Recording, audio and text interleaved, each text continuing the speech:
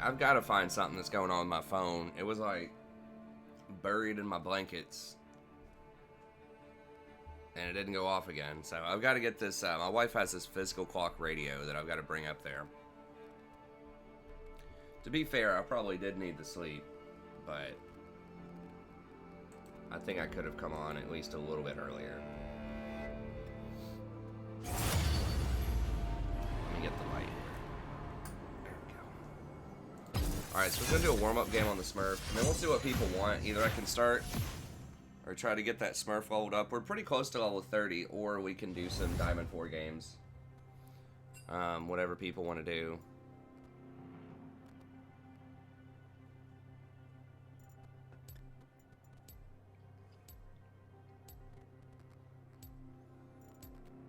Callisto would be an interesting one, because she is pretty strong right now. It's like, does she have the 1v9 potential, though?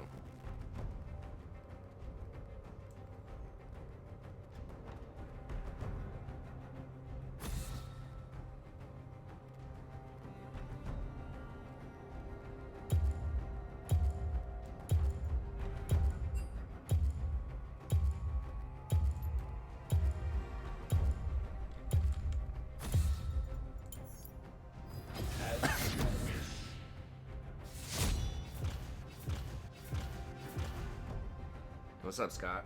Now, let me move. There we go.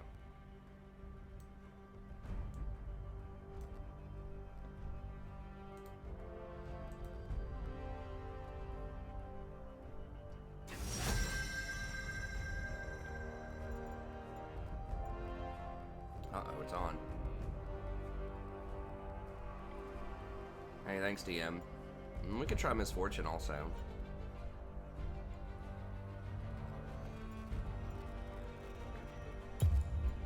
Against Rengar, though?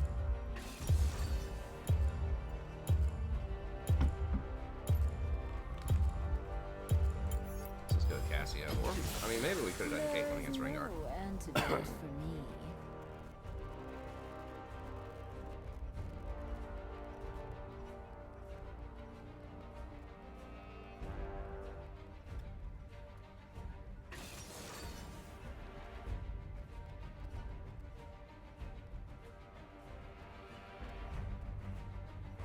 Oh, okay.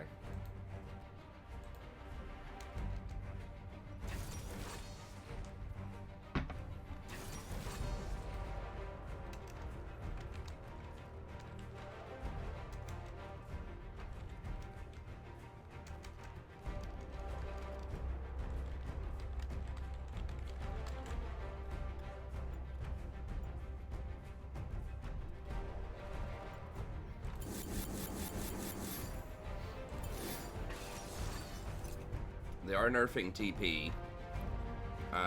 What seems to be pretty hard to me, so I'll have to think about how it shakes up the meta a lot. Obviously, the easiest things, it's going to be a buff to champs that already don't take TP. Top lane, so like your Darius, almost always taking Ghost, because Darius, you know, needs a buff.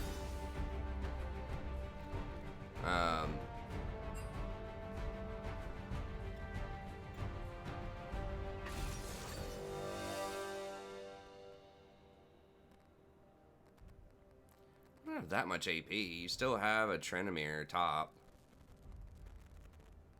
I mean, who's building tank over there? Nobody. It doesn't matter. Even if they build magic resist, Cassiopeia can still just shred through them most of the time.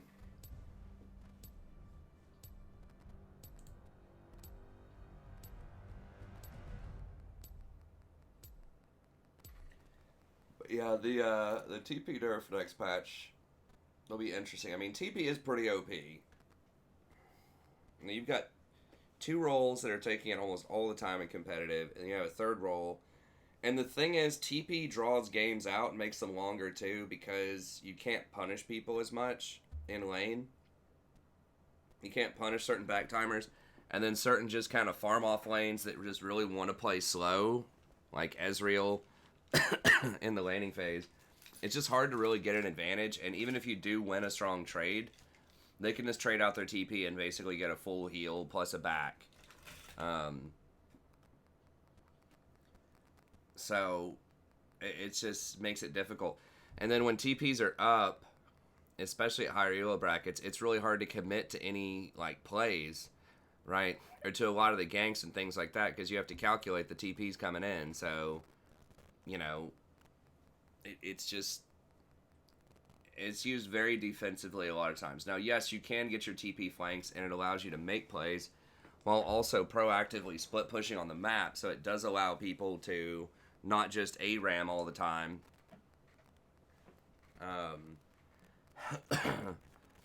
But I think overall it does slow the game more.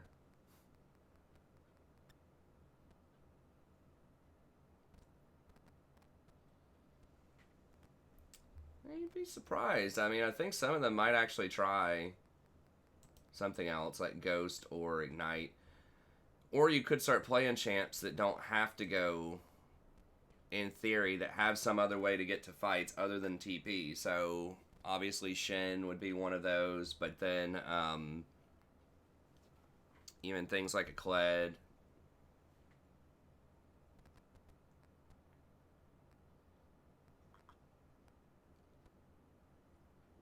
I mean, that's right, John. Well, at lower elo brackets, the reason that people take that is they aren't even thinking about waves at all. They're just thinking, I want to kill the other person. That's how you win League of Legends. You kill people. A lot of people aren't thinking of wave management or anything else. They're thinking, if I don't have Ignite, I can't fight them. I mean, if you are sort of in an all-in kill lane, it can put you at a severe disadvantage if they have Ignite and you don't. In the early game, if they know what they're doing and they pressure you hard.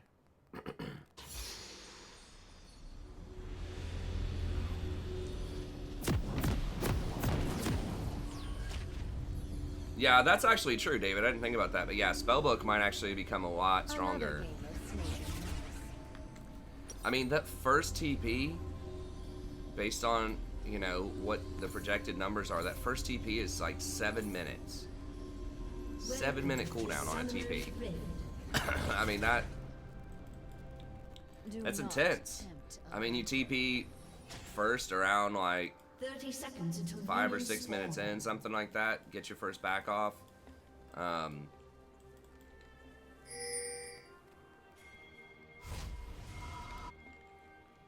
you can't TP again till like 13 or 14 minutes. Close, and me closer.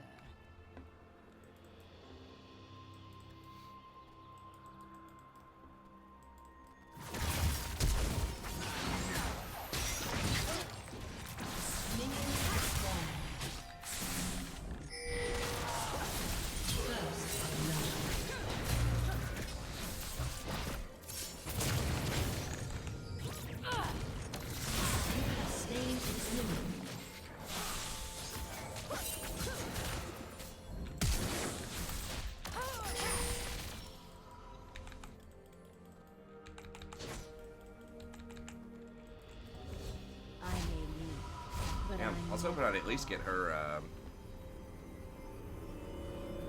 flash, but I guess I didn't.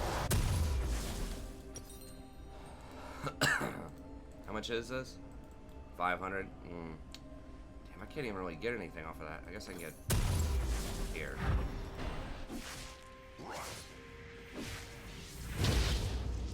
Oh, it's a Rengar bottom. What is with all these weird bottoms in our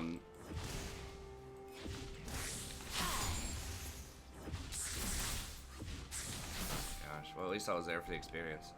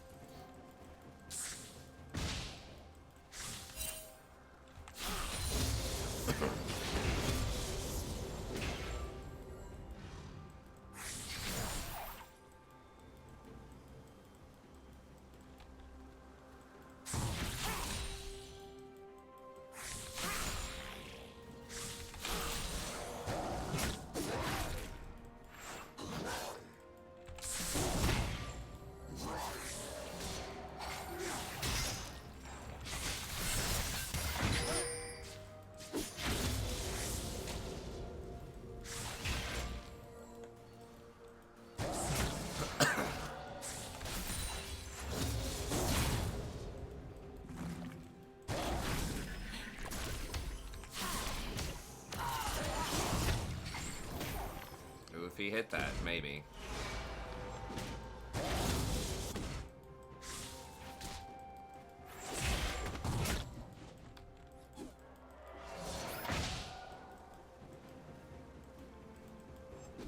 I'll take care of everything.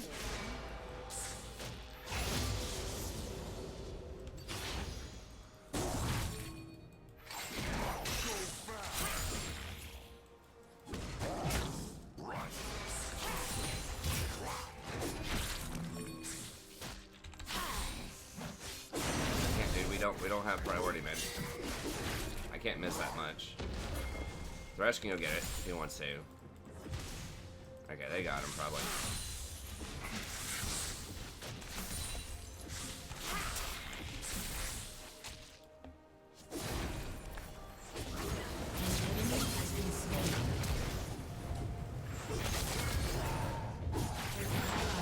This could be, yeah, it's bad.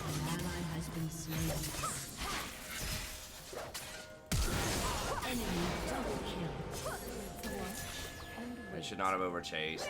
I mean, it's gotta get, like, I can't give up a whole wave at the tower on, like, a chance, maybe, to rotate over there.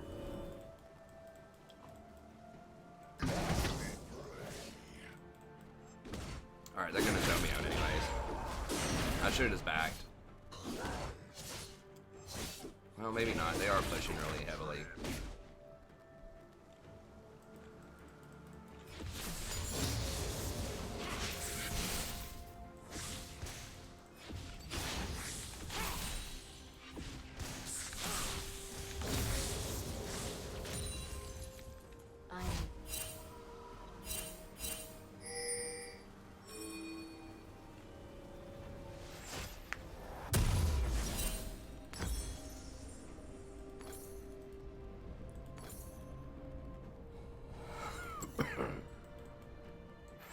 Secrets are sharper than blades.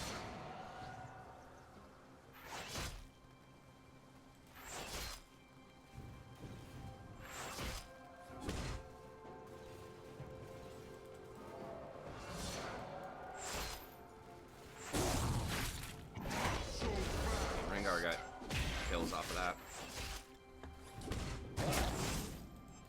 That last little The last drop. skirmish.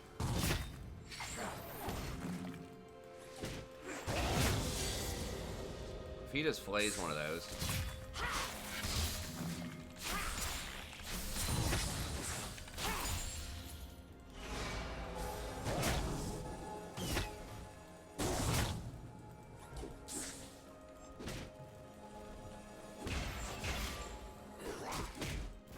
Basically doing like pushes of doom. Come, look me in the eye.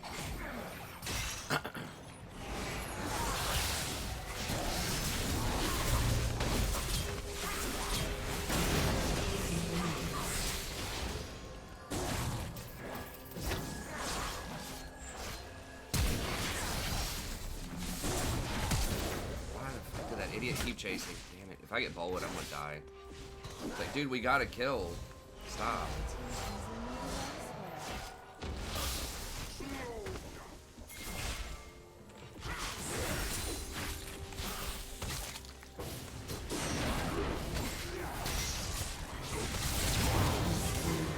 Okay.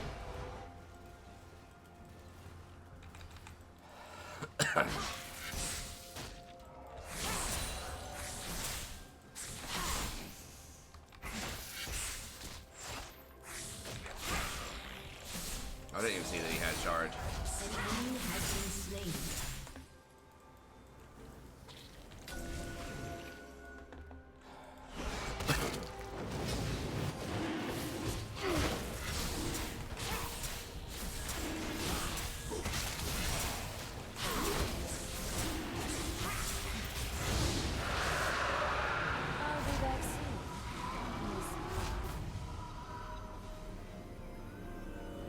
I don't know what Rengar.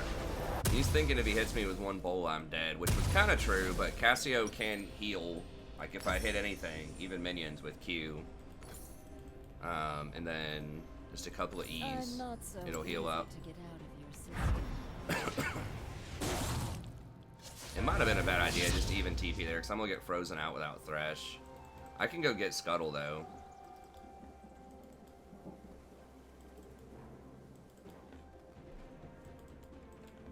Patience, darling.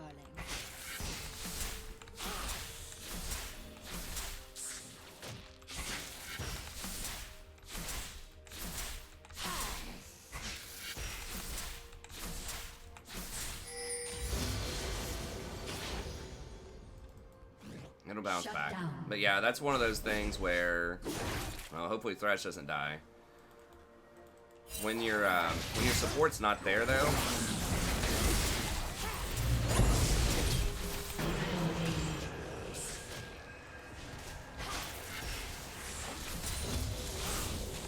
you gotta chill, you know?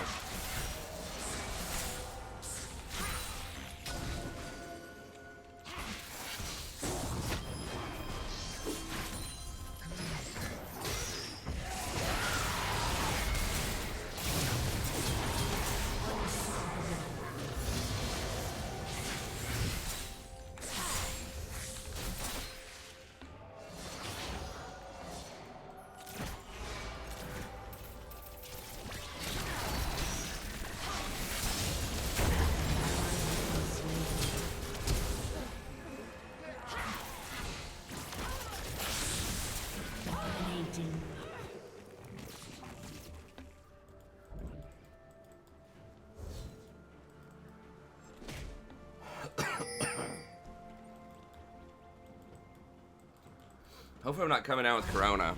I've got some sort of little cold or something going on, but there aren't any reported cases in my area. An ally has been slain. We'll see, maybe I'm number one.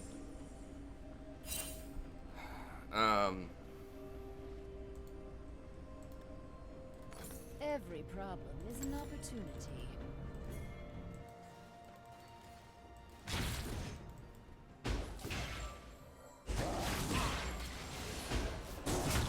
Please don't feed him. Can y'all beat him?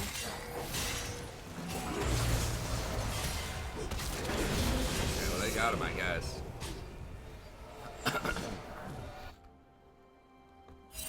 Many wars begin with a whisper. That's wise, John. John Silver.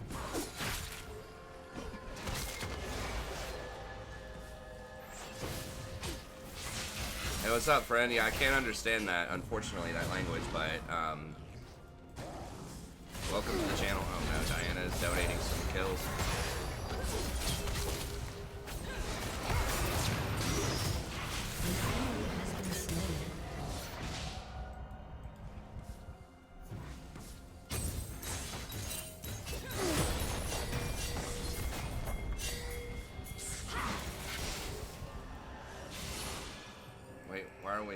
What are we doing? I need this. Let's just get the farm, man.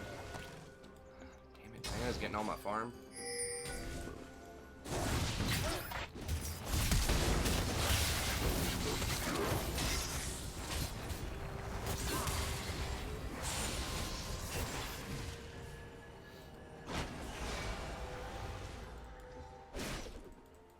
An ally has been slain.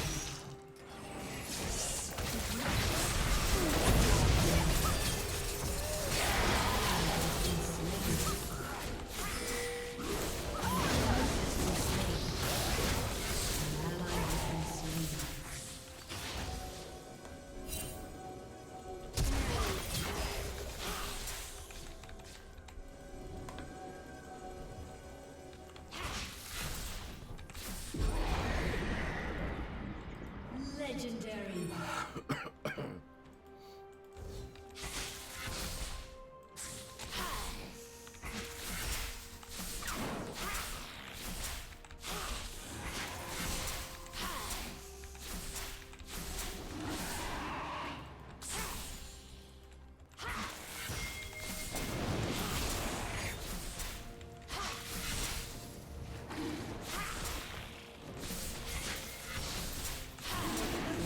Destroyed.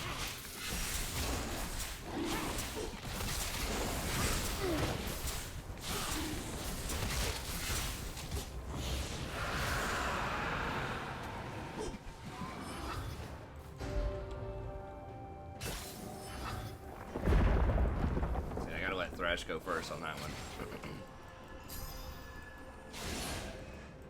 Turret plating will soon fall.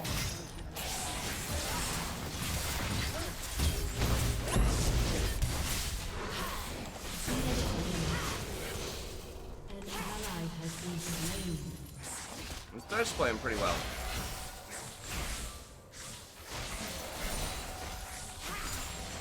Where was that? Oh, they're top lane.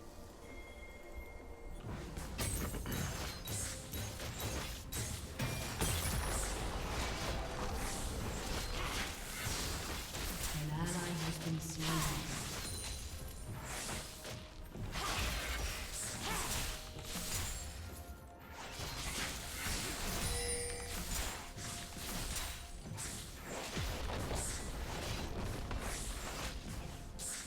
Your team has destroyed Attentions are needed elsewhere.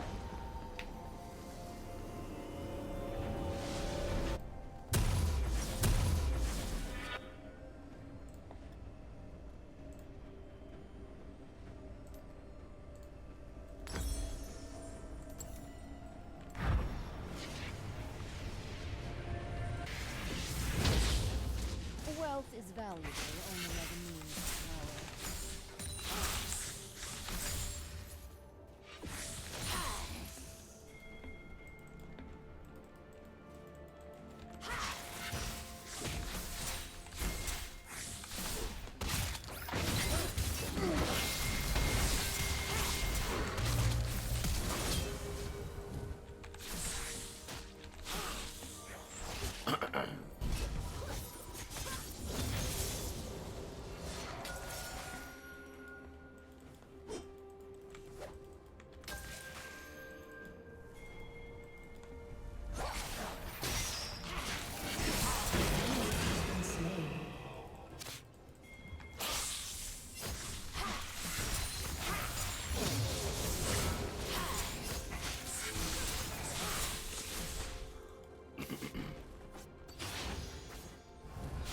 Your team has destroyed a turret.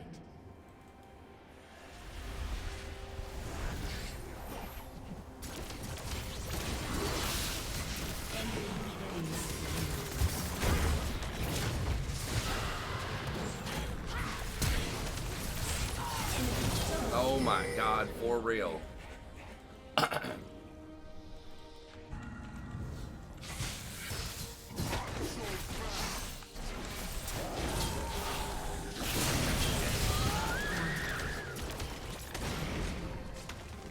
Your team has destroyed a turret.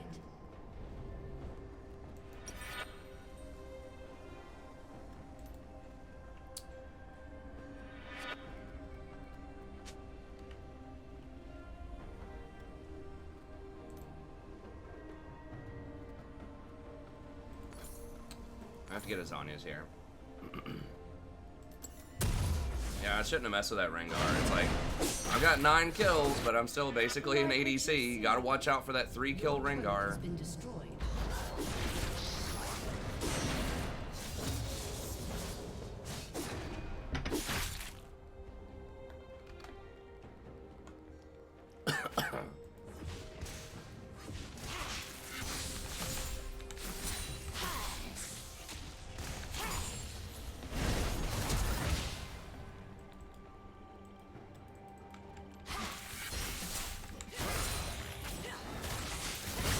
Gotta have 15 kills before you can maybe fight him. It's really the Kaisa was like the huge problem there though. God, that mushroom though.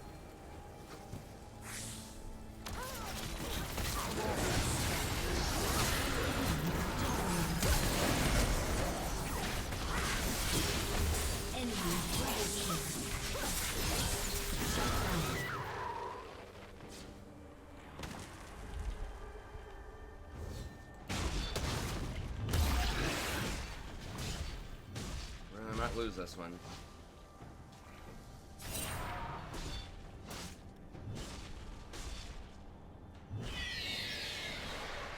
Money's not really finite.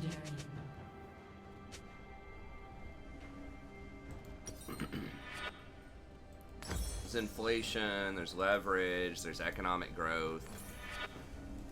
Violence is so messy.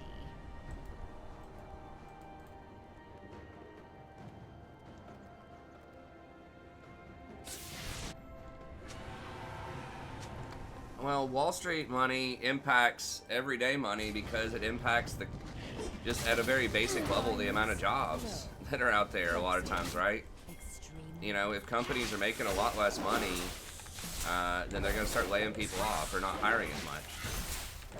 Like if you were just an everyday person, like an airline mechanic, or if you worked as a janitor in an NBA arena, you don't have a job right now, or it's very likely that you're not going to have a job. So that's one way. But then you also have retirement plans that Carlos said, which isn't, you know, that's not the person who's the hello greeter at Walmart. Probably not going to have a retirement plan, although they might. But there are 401k anyways, but there are a lot of people that, like union jobs. I mean, there's some areas around here that are very heavily unionized, government type of operations, and even like the lawnmowers, like the unionized lawnmowers have a pension, you know? Even like the lawnmowers, the forklift drivers, all that stuff, they have pensions. They might have 401ks, I don't know. But, so it's not like everybody, especially in the services industry, but a lot of union workers, a lot of middle class type of jobs, entry-level office jobs and up, are typically going to have some kind of retirement. So,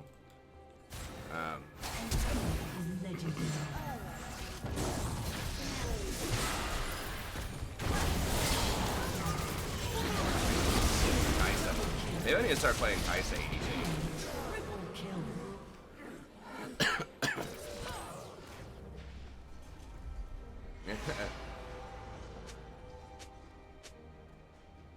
I know, me too, John.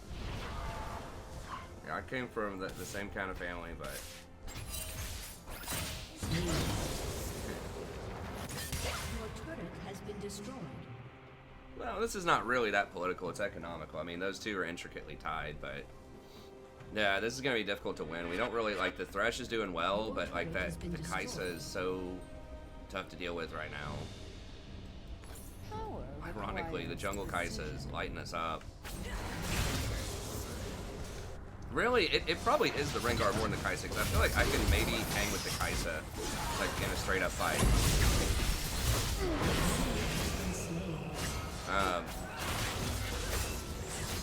Yeah, I mean, if this coronavirus thing goes on, like, for a while, which a lot of experts are saying it will, like, it definitely will impact, like, jobs. People are going to be getting laid off. I mean, early on, employers, you know, might think this is going to be, like, a really temporary thing, so they're not going to lay that many people off. But some of these closures and stuff like that, you know, they are already affecting sort of hourly people, right? Like the NBA, the arena workers and things like that. Keep your eyes open. School workers.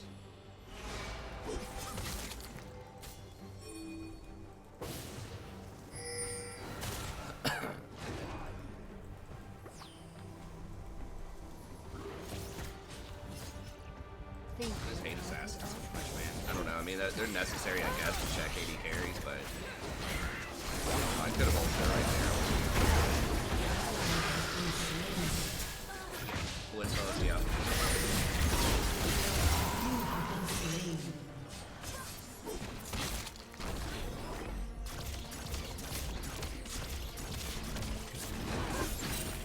Well, people are fixated too much on death rates.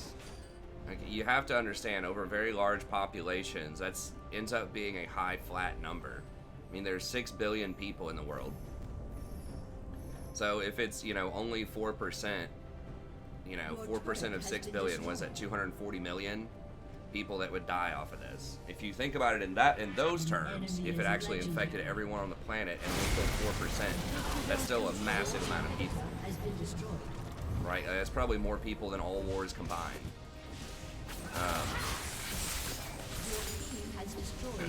So, you know, the people say the Spanish flu, which is what people think of as one of the deadliest, if not the deadliest disease of all time, was a 4% rate.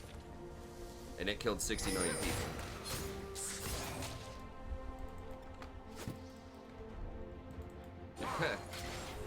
No, that's... The thing is, like, with normal flu, a lot of the population doesn't get it because they have built up, like, immunity to that type of thing. You have slain an enemy. Shut down. They might get Baron. I don't know. No, we're gonna get it. So that's the difference, is people just don't have as much immunity to this, and there's no vaccine. Very limited treatments. With flu, there are treatments. And there are a lot of people that don't get it because of vaccines or, you know, whatever reason.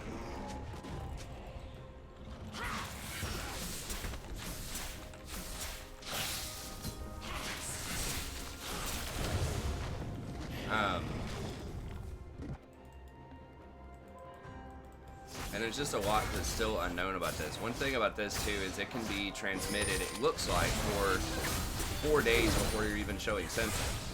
And just through, like, I listened to a podcast with, like, one of the leading epidemiologists, and it can be transmitted through just, like, he was saying just breathing or talking. Like, you don't even have to be coughing or sneezing. And this can be before you're really, like, that symptomatic. So that's like some of the key differences and why it spread so fast. And it's very hard to identify. The testing in the U.S. is terrible right now.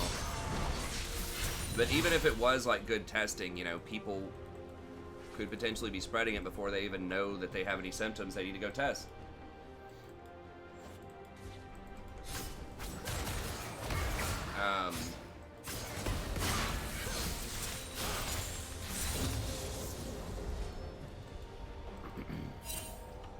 We can still win if we can get the Kaisa. Now the problem is she got Quicksilver Sash. That's a huge problem because then I can't stone her.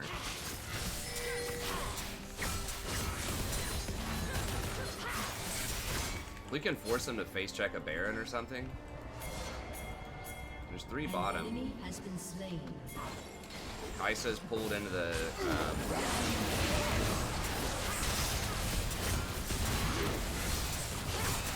Ren did a great job taking top for us. That pressure is really something that we need.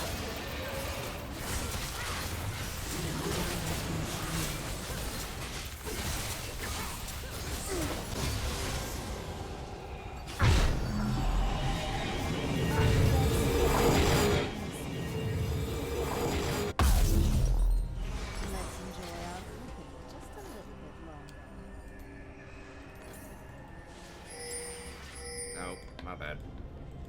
Wasn't paying attention. Yeah, so I mean, I feel you, Wings. It doesn't sound like much. I thought like that too. I'm like, oh, you know, it's only like 3 or 4%. Where you hear something like Ebola, it's 50%, you know, mortality rate or something. You're like, oh, this is nothing. But it's like, but it is just because it's affecting so many people, and just the flat number is going to be a lot. So are you, it's like one of those things, are you personally, if you get it, likely to die? Probably not. Personally, but on a large scale, you know, if millions and millions of people get it, that's still millions and millions of people dying. Yeah, I mean that is one thing that I've considered too, is it's like,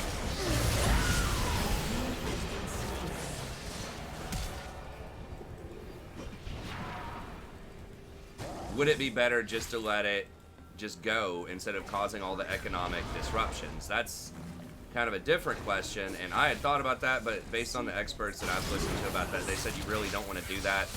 And a big part of it is hospital capacity. If everybody gets it at the same time, then hospitals will be overwhelmed and they can't handle it. Like, our system just can't treat that many people at the same time. But if you flatten it out by doing these social distancing programs, even if the same number of people ultimately get it, if you spread that out over like a year versus like 2 months, everybody getting it, then that gives, you know, that gives the hospital workers a lot more time, right? Frees up some beds, frees up some resources. If they get sick, which almost all of them probably will, Your team has destroyed an inhibitor. if they get sick, then, Patience. you know, now they can get healed up, get ready. And hats off to those workers, man. Fighting in the middle of a crazy plague like this, coming into work knowing you're going to get it, almost certainly. You know, a lot of times, sometimes people in the discussion about healthcare are thinking that, you know, doctors or nurses or whatever are making too much money on everything. It's like, well, there are definitely some cases where things are probably more expensive than they need to be, but by and large, you know, a lot of them work very hard, you know, for their money and risk a lot. Now, this is like particularly risky, but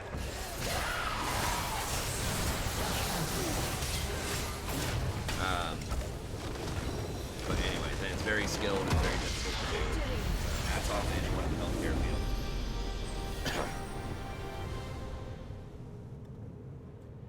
field. That's what I watched, Ian. That Joe Rogan with the epidemiologist guy.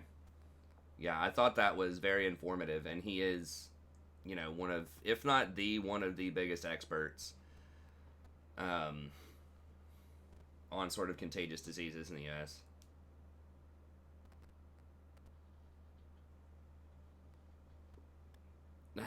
I agree, Aaron. I mean, yeah.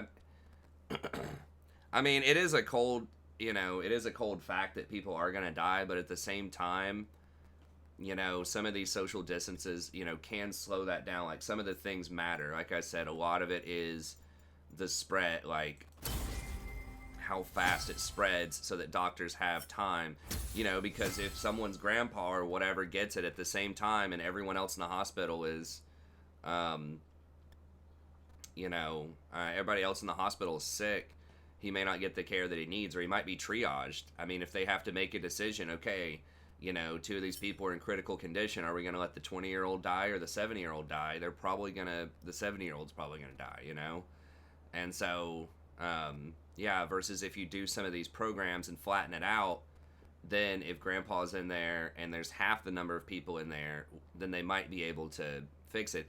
And if it's delayed, they might have better treatments. Now, the treatments and the vaccines are still taking a while, but if you push it down there like 6 months, you better believe all the drug companies and everybody's working on something for this.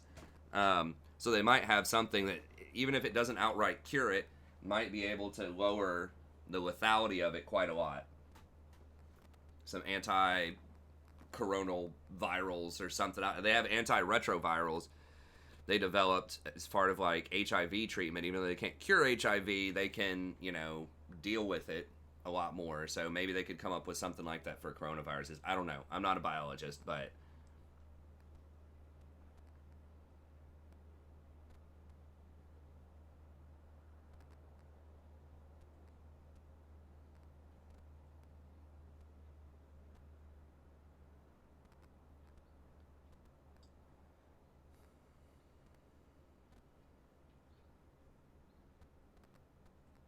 it's not going to get to 400K, man. A lot of, like, it's going to go way, way past that. A lot of epidemiologists, like that guy on the Joe Rogan podcast that Ian mentioned there, you know, he was saying it was going to be probably closer to 80 million, like, worldwide. He was saying U.S., I forgot what his number was. It might have been, like, 40 or something million. I think he was thinking that it was going to infect like a quarter of the population, so that would be like 100 million people.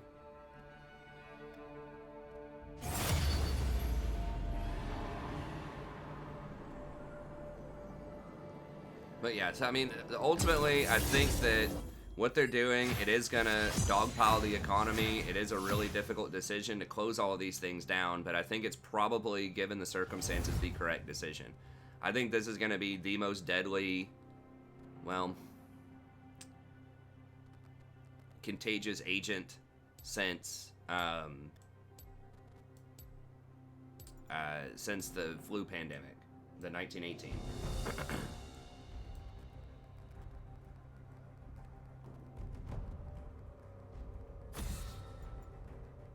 Even with like a 3% mortality rate. But well, it's not a matter of stopping it. Yeah, I agree, the government's not doing it very well. But it's not a matter of stopping it. Once again, I agree, it's going to probably saturate almost everybody at some point, but it's the speed at which it happens. Because you got to remember, hospitals are actual physical places with physical limits. There are only so many rooms, there are only so many doctors and nurses that can handle this. So, you know, if a hospital has a capacity of 5,000 or something, and there's, you know, 20,000 people that are sick around it, then there's going to be a lot more people that die. There's going to be a lot worse outcomes if that happens. However, if there's only like 4,000 people at a time that are sick, if you spread it out from like a massive, you know, bell curve looking spike over like 2 or 3 months, you spread that out to, you know, 6 to 12 months, where people, even if you have the exact same number of people getting sick, a quarter of the worldwide population or something like that getting sick, then you're allowing much more time for the initial people to get sick to start recovering, get out of the hospital, and make room for the new people that are getting sick to come in and get that treatment. And the healthcare workers, you're allowing them time to get sick, recover, come back, and get back to work. So I think that's ultimately what the goal is. I don't think anyone thinks this is gonna like stop it, the social distancing, like 100%. You know, if all these places go on hiatus for like 3 months, I don't think many professionals are thinking, okay, well, that's it. There's not going to be any more deaths. That's going to cure it, right? I don't think anyone thinks that. It's just spreading it out over time. And I hadn't thought about this until I heard it from multiple kind of videos and podcasts about it. I've been listening to it a lot. I've been doing student conferences. A lot of students didn't sign up for it. A lot of students didn't show up for it. So I had some free time to kind of just walk around campus, try to get a little exercise, and listen to some stuff about this.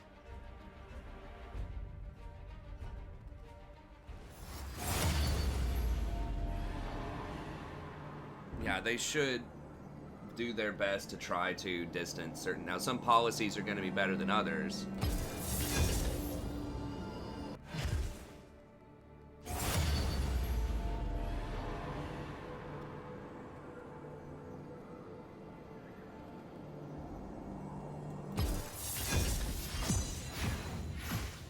It is. I mean, that's a little extreme, probably. I mean, yeah, if it circulates in the air, it could be. But really, it is like 6 feet is, if you're not within 6 feet of somebody, that does help. That doesn't fully prevent it, but it does help. If you're like sanitizing doorknobs, because the thing is, it lives on doorknobs and other like hard surfaces for, you know, usually about 2 or 3 hours.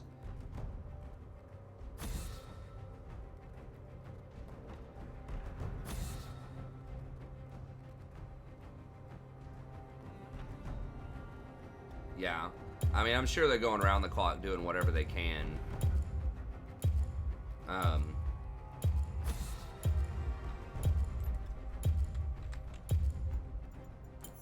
I mean, someone made a political point too, which I think, I mean, I would just look at the hospital standpoint, but someone else made a point that politicians are not gonna like try to resist anything that does these distancings, because a lot of the voting bloc is an older generation who are the most at risk for this, and who often will have more disposable income than a younger generation, so they can kind of wait this out a bit more and not have to go to work as much. That's obviously a huge generalization. Lots of seniors work, and things like that. But someone did just point out the political element to it as well, which isn't really necessary. I mean, the hospitalization point is enough to make the point, but if you also layer on top of that the political reality of it, most vulnerable population, people who can afford to get, you know, a 2-week at least chill kind of thing, then they're gonna keep doing the social distancing stuff. My school just shut down for at least a couple of weeks. Hey, what's up, Emiliano? And they're probably gonna end up doing it all semester, which we'll see. They have this like janky tele-teaching thing. What I'm going to end up doing is probably just opening a web page for the class, a YouTube page, and like just creating a lecture that's like maybe 20-25 minutes long, and then just giving them some daily writing and a bigger project to work on.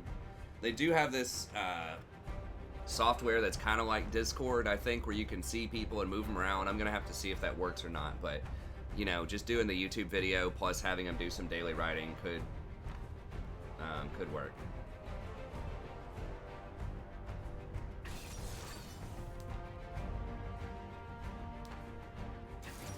Yeah, the masks don't work. People think the mask... Like, the thing about the mask that the epidemiologist pointed out is you still breathe in from the side, so you're still creating airflow. He said it's really just if you are sick, whenever you cough or sneeze or something like that, then it would, you know, stop some of that from coming out. It'll still come out the sides a little bit, but it sort of stops the velocity of it from getting out there. But he said, you know, just sneezing into your elbow or like a tissue or something like that can have a similar effect. I know, Dave. I hope I don't have it. There haven't been any detected cases around here, but I've had some kind of respiratory thing for just off and on for a while. So I don't know. Hopefully it's just like a cold or something. Hey, thanks, Ranger. I appreciate it.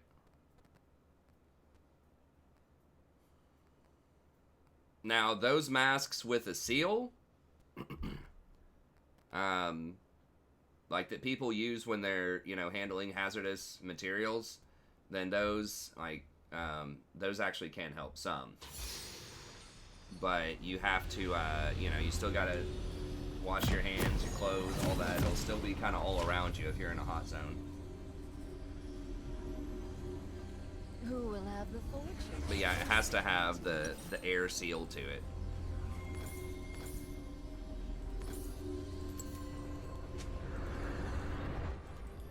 There are some, but not around where I live, in theory, that have been detected. I live in one of the smaller cities. 30 seconds until It's not like a really small city, but it's not like Nashville or Memphis.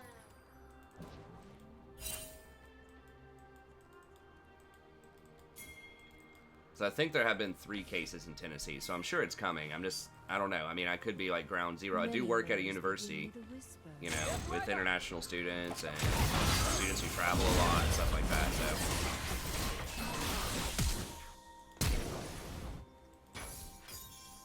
Minions have spawned. You gotta be careful. Blitz could like flash grab or something. Whoa, whoa, whoa, whoa, whoa, dude. What? Okay, well, I guess he's gonna get a kill, but... Is he, though? Oh my gosh, he just used heal. He's like, oh, I forgot. The ADC has summoner heal. Yeah, if you work in a hospital, it's gonna be... You're gonna get it. Basically. I mean, the good news is, for individuals that are kind of young, healthy individuals, it appears like it's not that dangerous. Echo, we can't help you with that, man. It's too late because you tried to invade. You're gonna have to just smite early and just move on. So it appears that on like a smaller scale, it'll probably be like okay, you know. An ally has been slain. But yeah, I feel ya. That's what I was just saying earlier, man. The hospital workers are the true soldiers here. And they come in every day knowing you're gonna be dealing with that.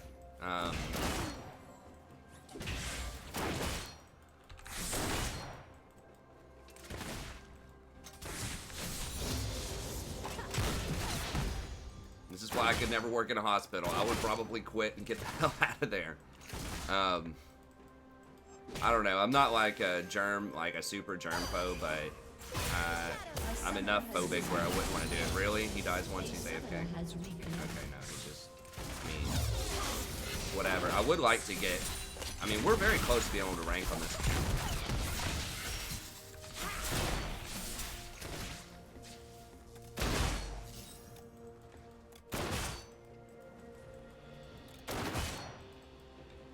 Yeah, you're dead. Well, I don't think, I mean, like I said, if you're really, I think among like a young, healthy population, especially if you work in a hospital or something, you probably have a pretty good immune system because you're exposed to a lot of stuff. So, you know, this will still probably get you a little bit. It'll probably be a much more mild case. It seems like among the really healthy population, it's well under 1%. It's a little bit stronger than a normal flu, but not much. So whereas you may not even get a normal flu, if you're like a normal healthy population, you'll probably get something that's akin to like a normal flu, if you get it. It's really just From what I've heard, older people are at special risk, and then people that have pre-existing conditions or are overweight or smoke or things like that. Of course, I guess a lot of hospital workers probably smoke. I've heard the nurse smoking rate's actually pretty high, which seems strange to me. I mean, it is a very high-stress job, I suppose, but the fact that, like, they're so educated about health seems strange, but I've heard that nursing is actually a pretty high smoke population.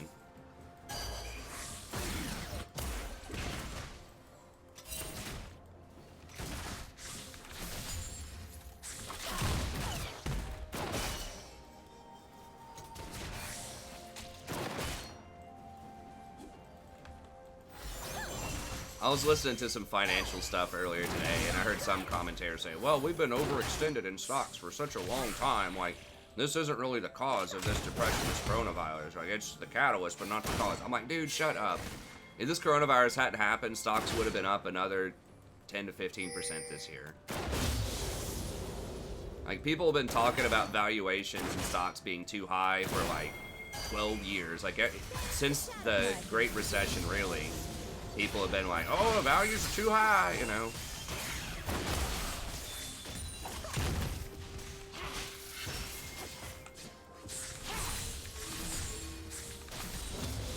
Like one of those people that's been like, you know, like if a champion gets buffed and does like 50% more damage, it's like those people that are like, oh, this champion, Callista's been OP for 5 years, people just haven't been playing her. You know, or something like that. It's like, dude, there have been very specific things that changed about the champ. Or like a pre-rework champ or something like that. Urgot's been OP since season 2. You know, like right when he gets reworked. It's like, no, dude. He was OP for a little bit because of the rework. Yeah, I mean, one thing that kind of sucks in the U.S. that people are sort of hitting on here is we don't have very good sick leave at all in most jobs. So, there's going to be a lot of people going to work sick because they can't pay their rent. I mean, so many people live day to day, paycheck to paycheck. You know, the savings rate is extremely low in the U.S. And so, there will be people, they're like, I have to go in sick or I will get evicted. You know, in some industries, and you can't, you know, you can't really blame them for that. I think, like, hey, I got kids to feed, you know, I got rent, you know, all this other stuff going on, like, it's gonna be, like, a big financial disaster. There will be lots of people that die, and that's obviously the worst case scenario, but it's gonna be a much bigger financial problem, even in the long run, than people think it is. Because it, you know, the epidemiologist on Joe Rogan was saying, he was saying people are preparing for this like it's a blizzard. He says it's a winter, was one of his famous sort of sayings on that podcast. So he was saying this is going to last at least 6 to 12 months. He's like, and it's going to get a lot worse before it gets better. That was his prediction. He was saying that it's not going to, the cases are not going to go down significantly in the summer. So he was saying this type of disease is similar to like MERS, which was another coronavirus in the Middle East that, you know, was able to sustain in really hot temperatures. So, I don't know. We'll see. There are a lot of unknowns, but hopefully. I mean, China, that's one thing about a centralized government like that. Like, they could mandate a lot more stuff, probably, than the U.S. can.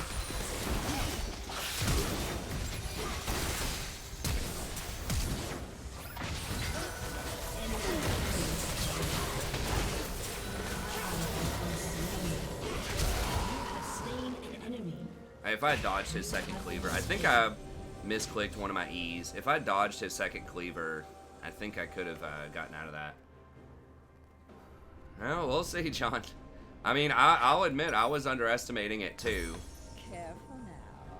I mean, I hope you're right. I hope it's not as bad as people think. I'm obviously rooting to be wrong on this, but, you know, I've listened to several experts, and based on kind of what I'm gaining from it, it seems like it's gonna be rough. And I was underestimating it too. I was kind of writing it off in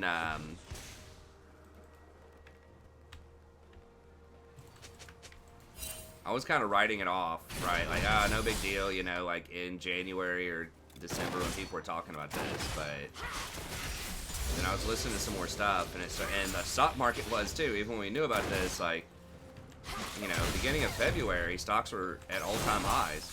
I actually got out of the market early on in the year because I was kind of worried about it, and there was some other stuff. There was like that tension with Iran over the assassinating their general. So there was that. There was coronavirus. Stocks were at a really high value.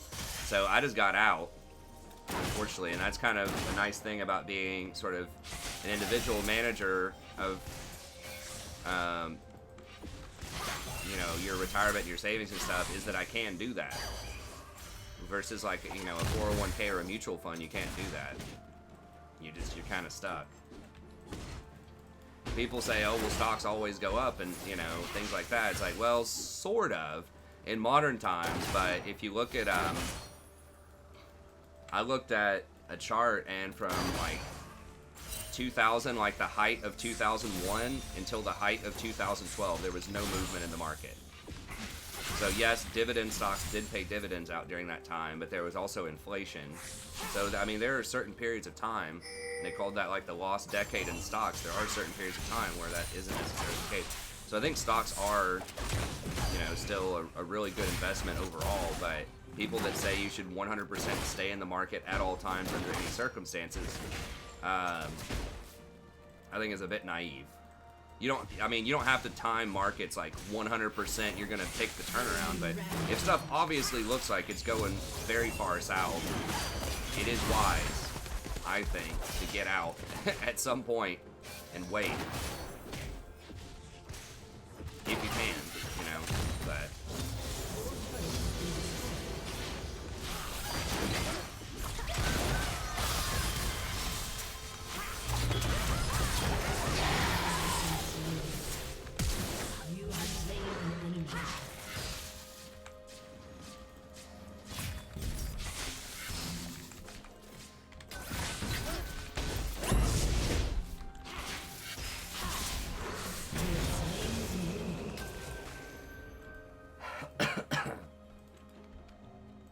Yep, you can't.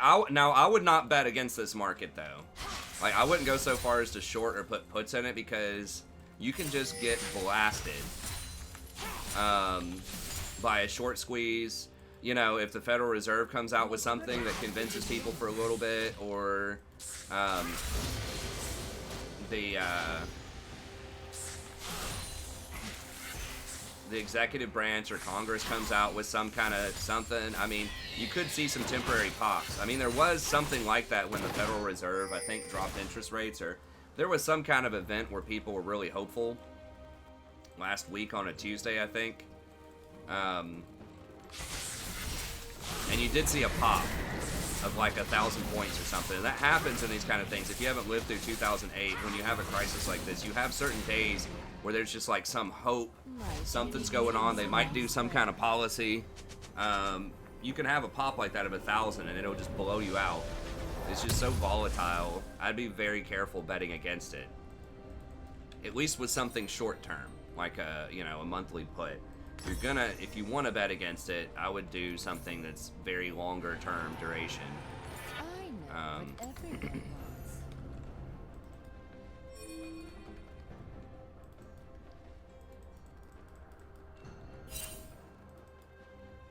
Well, I mean, that's true, DM, but it is possible. I mean, when people say timing, you don't have to pick the exact bottom, right? But if you can just shave off 10% of the decline,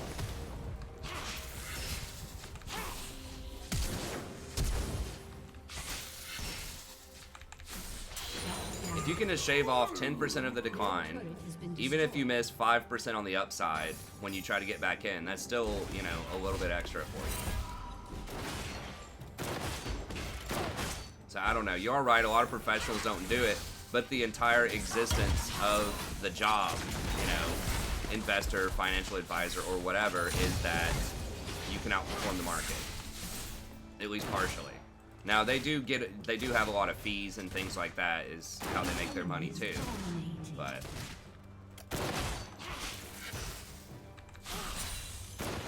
you gotta remember that a lot of these places have a vested interest that are telling you to stay invested.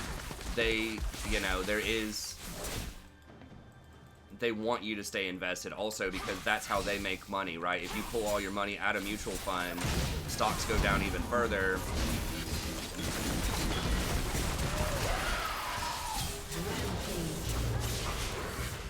And, you know, then all of a sudden they're not making money anymore.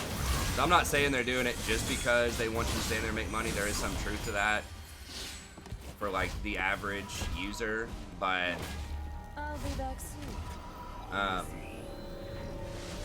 you know, I think it's not hard to understand that, like, if you see the writing on the wall and there's, like, some crazy sustained downside, that you should at least lighten up a little bit or diversify in some ways. You should do something. I think. I mean, there is, you know, kind of the old, like, just buy and hold till you retire, the S&P index, and, you know, there is some truth to that, but No. that can work over time. But, Enemy. what is going on over here? I forgot to, well, I didn't forget to ban Yasuo. I banned Kassadin. You just can't ban out Turret has been destroyed. Smurfs, you know? Oh my god, what the hell is going on in this game? I just noticed I have all 5 of our kills. I mean, I can carry quite a bit on this account, but it's definitely going to be a challenge. They're almost on our inhibitors at 15 minutes in.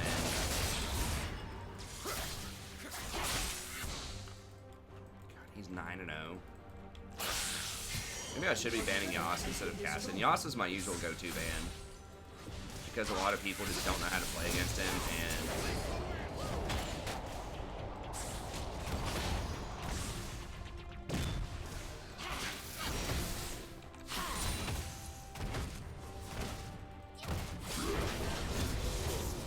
Ally has been slain.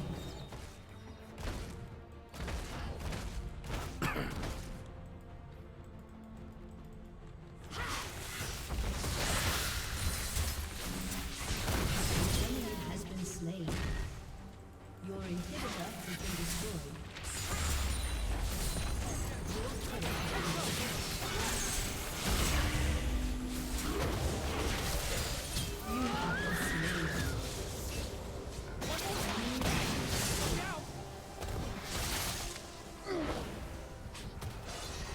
An enemy has been slain. yeah. I mean, that's true, DM. Yeah, I mean, people got to be realistic with themselves about it. At least lighten up.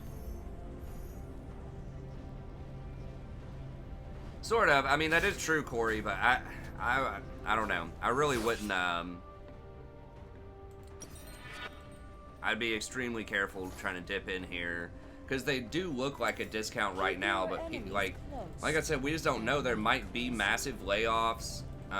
You know, a bunch of people might start, like, so if you're thinking of investing in something like a bank, Bank of America or JP Morgan or something like that, you know, yes, they had been very good, but if, you know, if the yield is going to stay down for quite a while on the 10-year, if people might start foreclosing on their houses because they can't go into work or they're getting laid off or something, like, you know, all of a sudden it's like, you know, it's not looking like that much of a bargain. Or like Carnival Cruise, you know, it's down like 80% on the year. Legendary. It's got a 9% dividend yield. It's trading at like 4 times earnings. It's like, yeah, that looks insane, like an insane bargain, but it's like, is it if it actually goes bankrupt? You know? Like Lehman Brothers looked like a fantastic deal too, I'm sure. So it's like, yeah, some things definitely can be bargains. But you got to be a little careful too with it. I think it's gonna get a lot worse than it gets better from here on out. So I would wait at least a little bit, because I really don't think stocks are gonna have sustained movement upward until coronaviruses look like they peaked, or at least are like not as bad as they could be. And yeah, you might miss some of the upside there, but I would wait until it looks like it's turning. Some stocks, I mean, ExxonMobil, I was looking at that. That is kind of like making a deal with the devil to some extent, but it was looking really tempting because it's got like a triple whammy, actually like a quadruple whammy going on with it, because it's got the price war from Russia and Saudi Arabia, which that will go away. I think they will get a deal eventually in the relative short term. So you've got that going on, and then you have just being down with the overall market, and there being a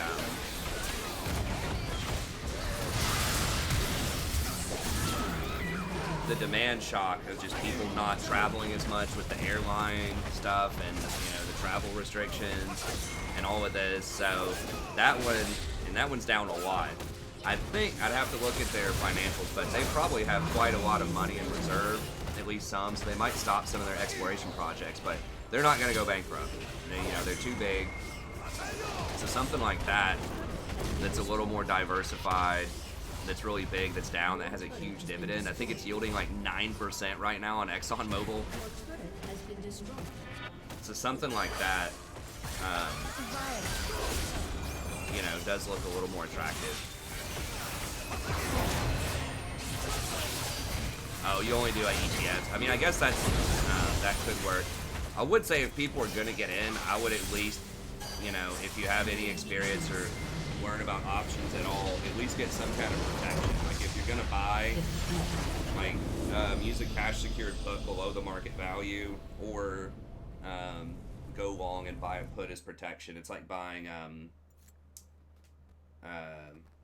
insurance on your socks. It's boring. Okay, man.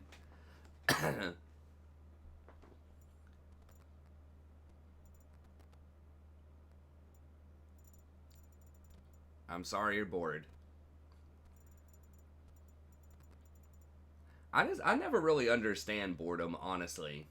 Like, there's just so much to do and so much to think about. I don't remember the last time I actually felt bored.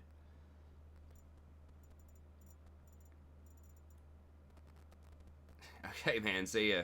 Hope you go find something exciting.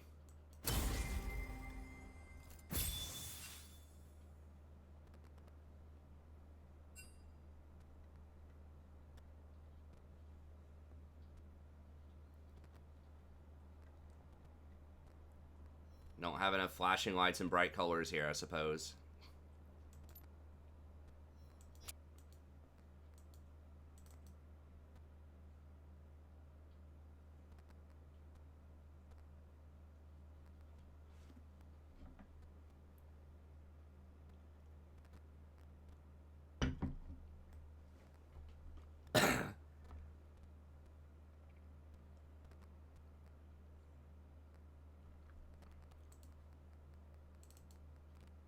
I mean, there's not like too much commentary on League to be done in that game. I mean, it was like whatever, 5-30.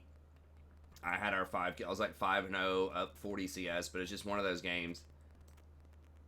I don't know. Some people just, who knows? It's like, if you're bored of me talking about whatever stocks, or you want to know something, just ask me another question about a different topic. Or about League. That's just what everyone's talking about right now. It's like if he wanted me to try to comment on something else. Well, yeah, but there's also like League of Legends going on, and you can ask me about something else if you want to. I'm just talking about what other people are talking about in the chat.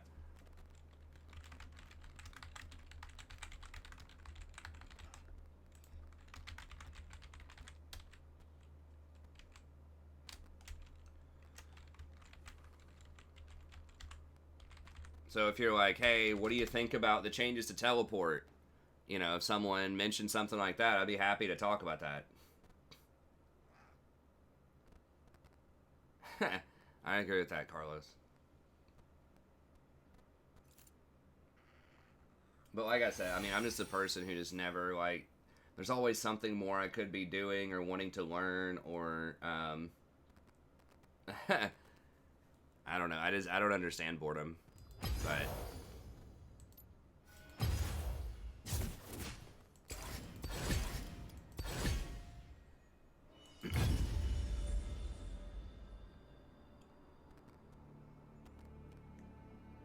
Diamond games look easy?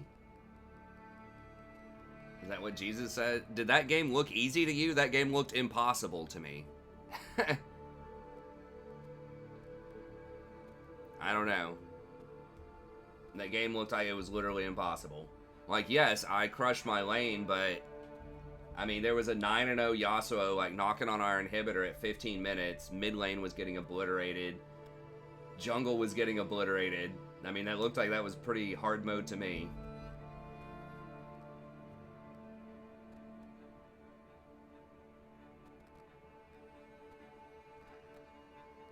Yeah, most of those people in that Smurf game are Smurfs. Like, it detects if you have a high win rate. I don't know. They don't tell you exactly what it detects. But, it detects something to tell you you're a Smurf. What did I use when I use stocks? What do you mean? Like, what kinds of investment strategies? Yeah,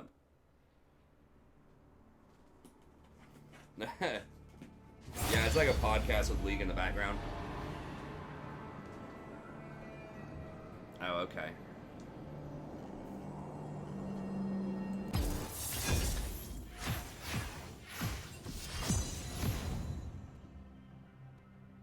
Oh, I just use a standard broker. Yeah, I mean, there's a ton of them out there you can get.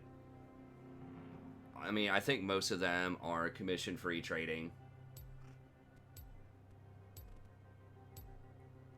Huh.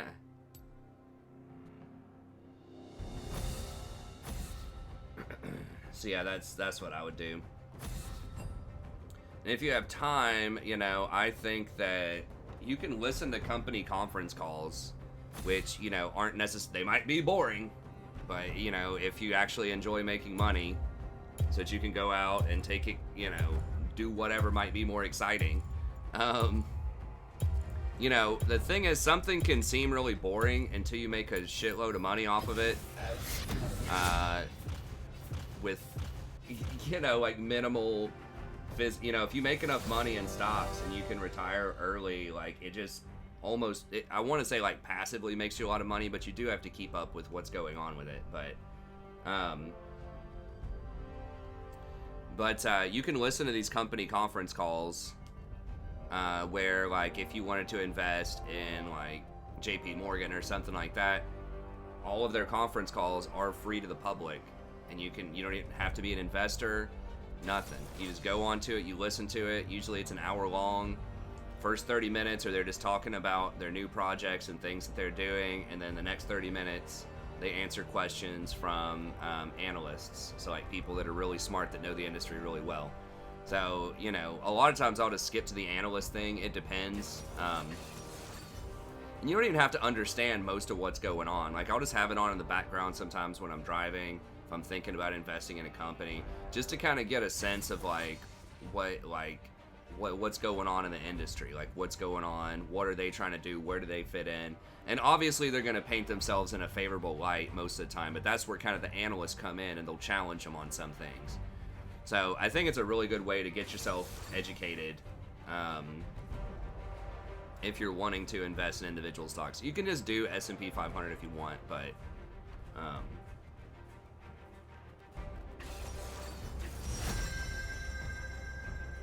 greatest achievement in leagues, turning the chat off.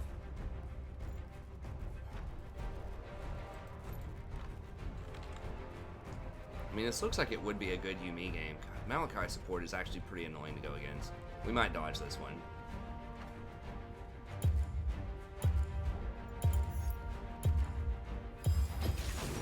Let's dance. For Rakan, because he can just like lock you down.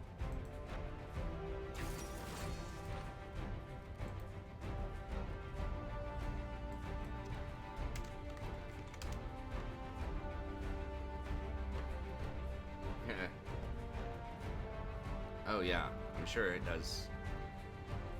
Good. I mean, that guy has a high win rate on Pike. This person has a very low win rate on Kaisa. Jungler's auto-filled playing Nidalee.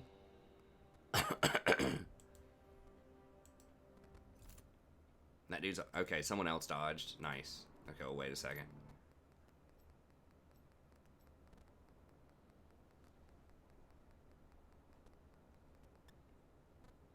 Well, maybe... I mean, it doesn't have to be JP Morgan. I was just using that as one thing. One question. America stops all flights from Europe.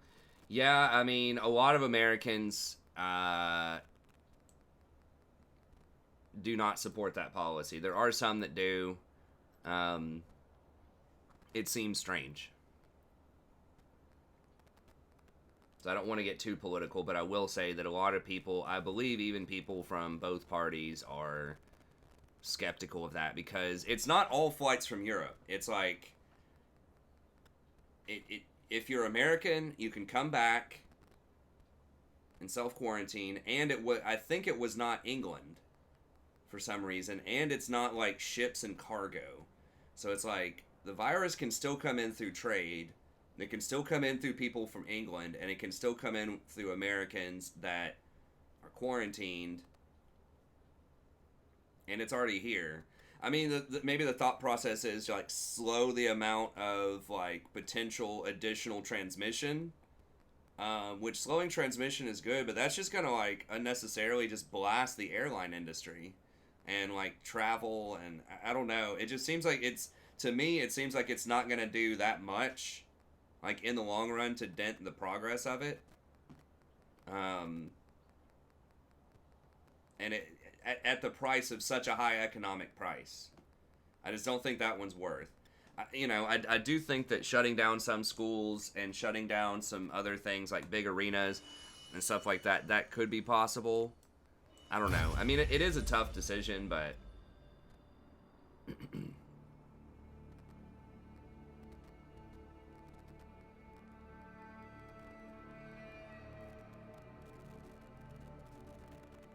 I don't know, but yeah, that's something that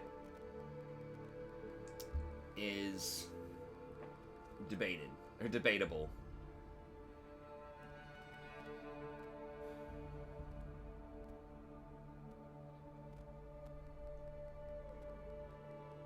Yeah, I mean, the thing is, if you dig down, I don't know all about JP Morgan per se, but they do give a lot to charity. I mean, I don't know all of the ethics and all the stories, but if you dig down on most large companies, there's going to be some dirt under the rug. So you gotta kind of decide when you're owning stocks and things like that.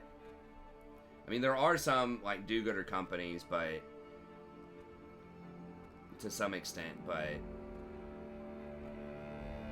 it just depends. I mean, you can kind of have a personal thing to it. Mine is like, mostly when I'm investing, I'm looking to make money on things. So that's why I was saying, the ExxonMobil thing is kind of like doing a deal with the devil. It's a 9% dividend, but it is, a heavy integrated oil stock, so,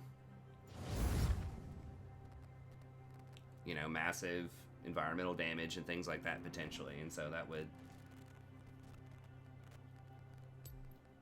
potentially make me pause. But if they're not going to do it as a company, would another company just do it anyways? Probably.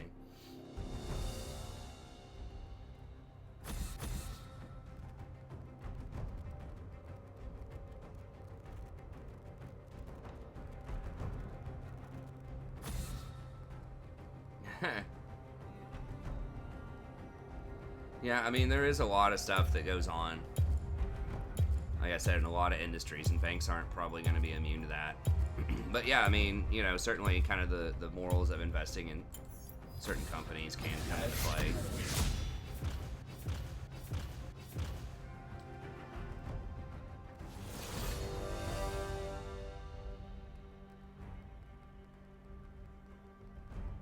Oh, I didn't know they had a documentary on JP Morgan. We'll see. That if I was going to invest in a bank, that would have been the one that I would have thought about, because Jamie Dimon is such a great leader, at least in terms of that specific company.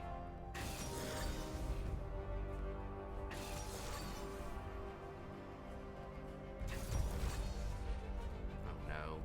Well, I mean, I do have a good win rate overall with Ezreal, as much as but that is skewed. I did mention this in my all tier list video. That is skewed a little bit because, oh god.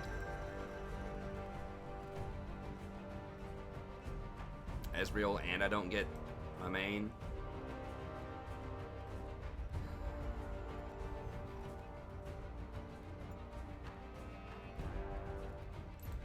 Oh, Yumi's banned also. Teemo top. I decide what the I mean, he is a tide will Teemo bring. main. Diamond 4, Teemo Smurf.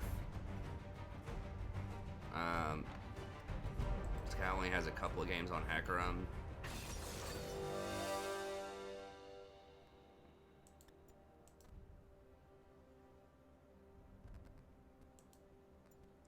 That guy's filled on Silas.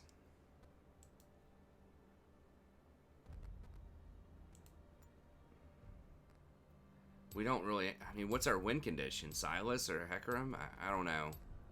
They have too many threats.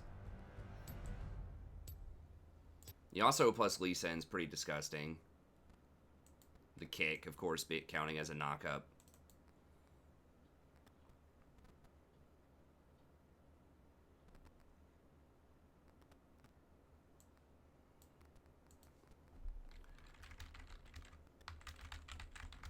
Alright, so we'll just dodge that one.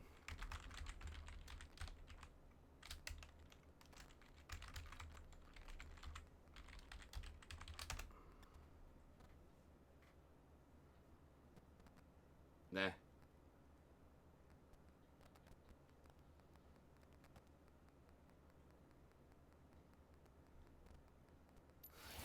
Coronavirus killed off the Hong Kong riots. I mean, I guess that's true. Maybe it prevented the... Maybe it delayed World War III.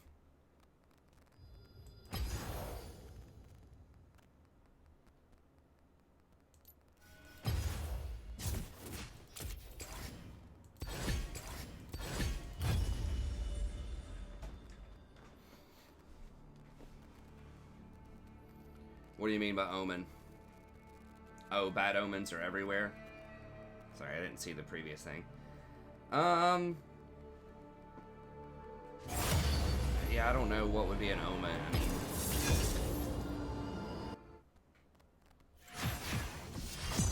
it's kind of like it's here. Like, there's bad stuff happening. Oh, I put support as my secondary. Dang it, I should have put mid. Okay.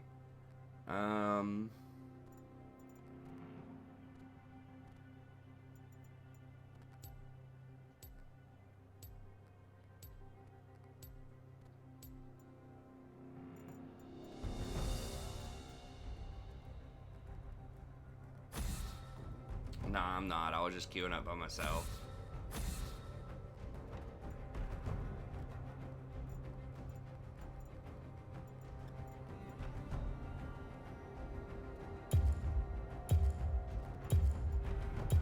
I think Zoe would be a really good person to learn. Like, I think that she can be a really great carry, but I think I tried her before and I wasn't like a massive fan of her, but...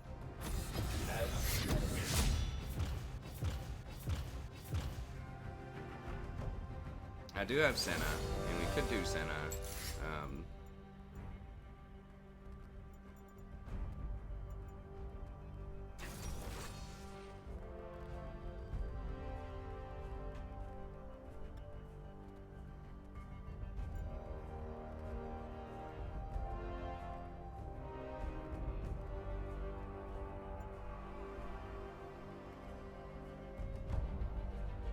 Hey, what's up, Francis? Best mid laner to one trick in silver. Hold on, let me blitzcrank.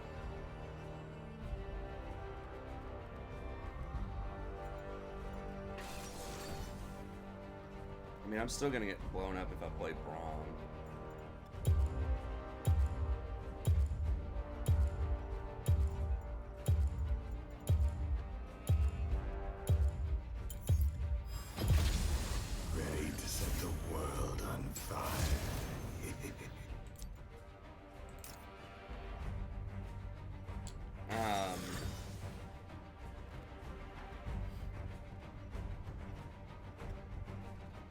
I think we still go Dark Harvest.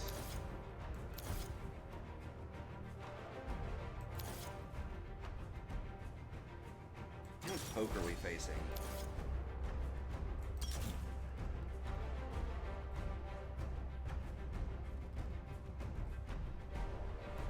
I think this is going to be better than Mana Flow.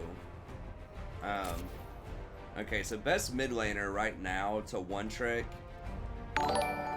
Hey, thanks for the sub. I appreciate it. Best mid laner to one trick, probably either... I don't know their ban rates, but like Diana or Echo, because they can also be flexed to jungle, just in case you're like off-rolled. So at least you have a lot of experience. So probably Echo. I think he's the better of the two junglers, and I think they're similar in terms of mid. It's going to be a disaster, but whatever. We'll play it. Let me get some stats here.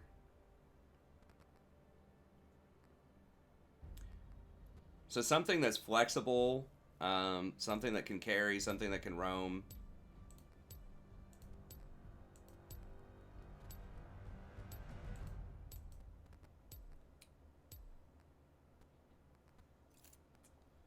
Diana is higher at 53. Her ban rate's 21. Because if you're talking about one-tricking, I have a whole video on one-tricking on the channel, but that's different from normal picks because it needs to be something that's also not banned a ton, and ideally something that's not picked a ton, so that you can actually play it. But I do think that Diana's pretty good. She has, she only has 30% presence, which is still pretty high, but there's high presence is just pick plus ban. So she has 30% presence at about a 53% win rate. So I think she's solid.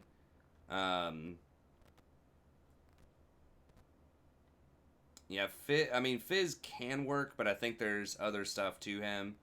And Echo is similar. Echo is picked less, but he's banned more.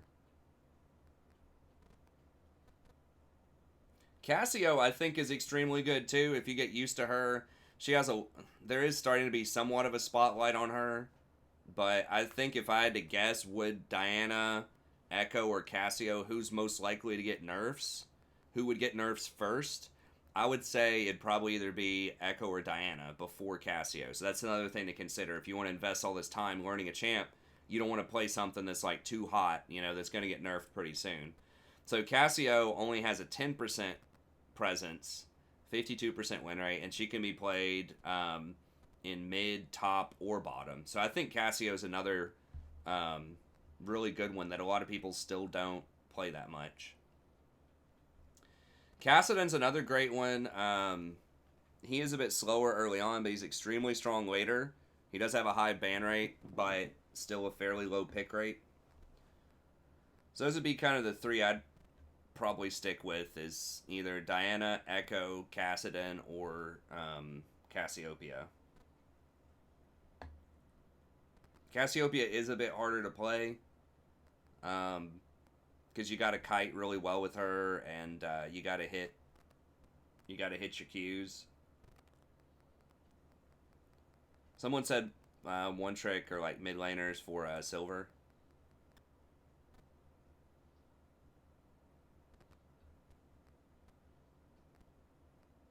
Got the Comet Blitzcrank. Okay.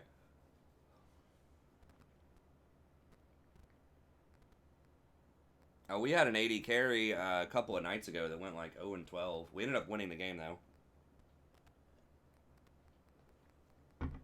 That was a diamond player on the main account.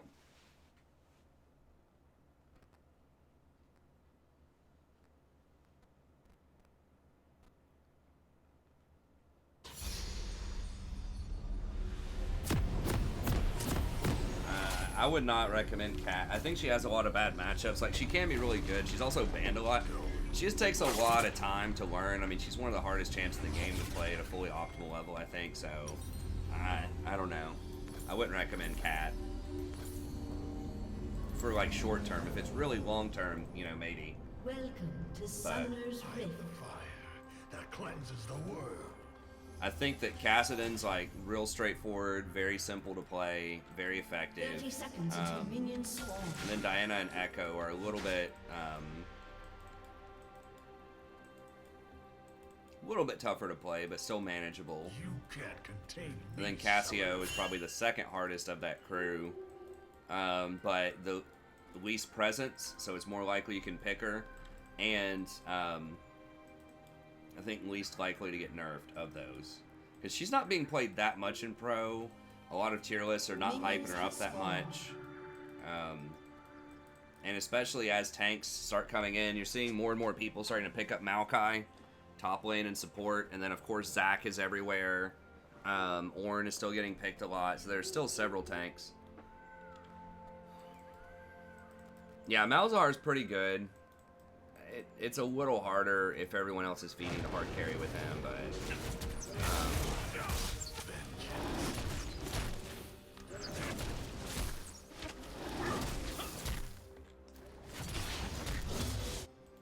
I could bot it. I mean, I don't know. I still have a lot of stuff I need to release. Still have like 15 coaching sessions or something that I need to add to the playlist and keep going. Been so busy, falling behind on so many things.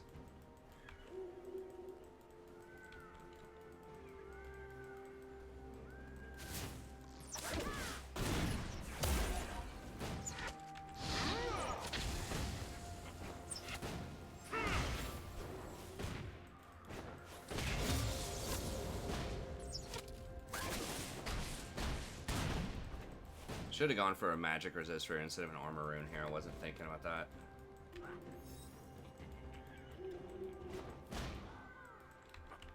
Validity Varus mid. I would not go with spicy if your goal is to win. Most of the time, it depends on what what you want. Whether you want to do something that's a little bit different, it may be fun, or if you're really wanting to win. Those don't necessarily have to be mutually exclusive.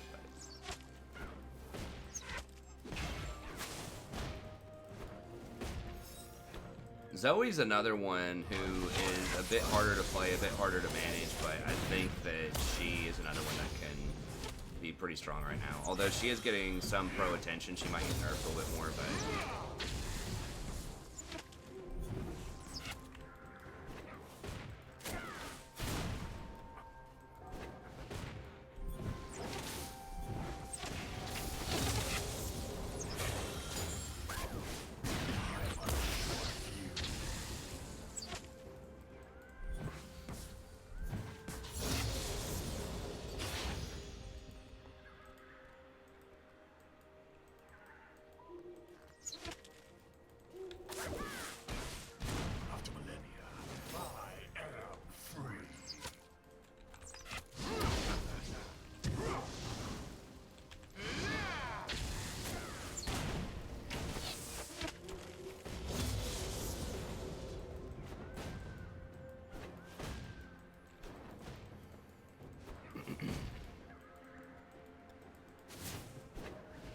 This body is one of them.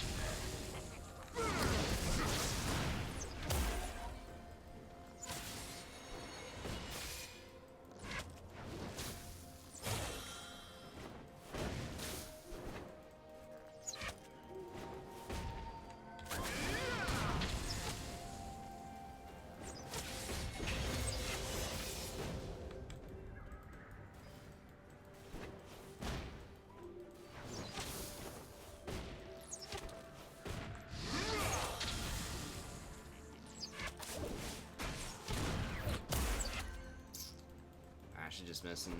List wide open free CS.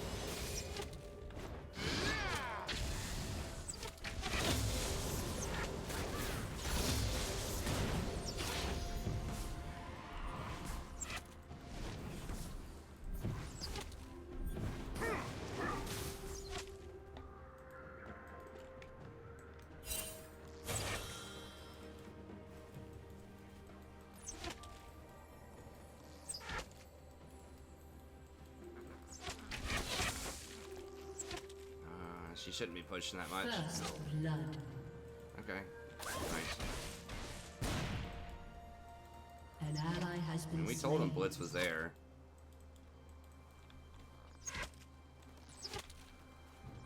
An enemy has been slain.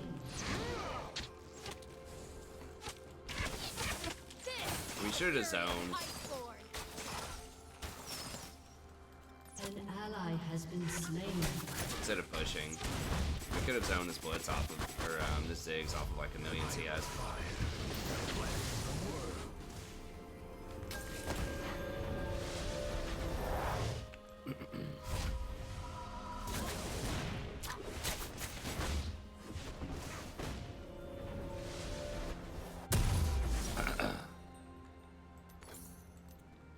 Definitely want to get boots early on against the Blitz. Me, summoner.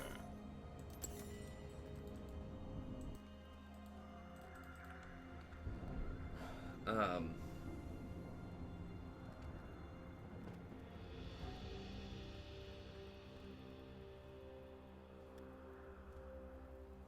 hey, Corey. It's difficult to say because a lot of the people in this game are smurfing, so I think when we looked, it's the average person playing in these games is usually about silver, gold. It's almost everybody in there is some kind of smurf, though, because I'm in a smurf queue, so I had such a high win rate. And, just like stats and things like that, just like so many blowout games, they end up putting you in there. Oh, I got you. Yeah, I think we ended up dodging on our main.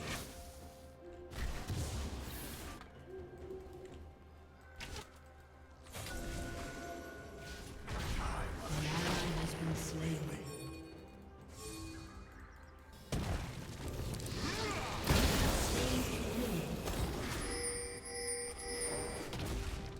Yeah, he didn't move.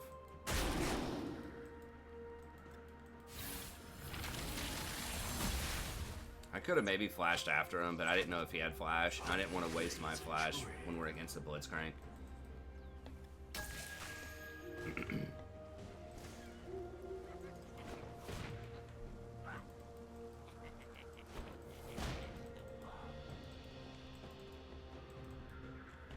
This body is just one of many.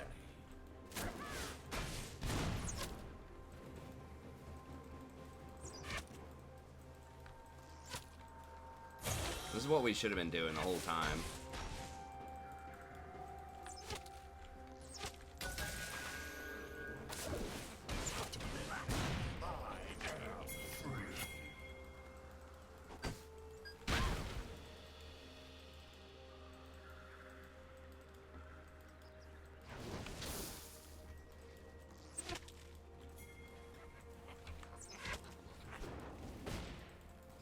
I am the fire that cleanses the world.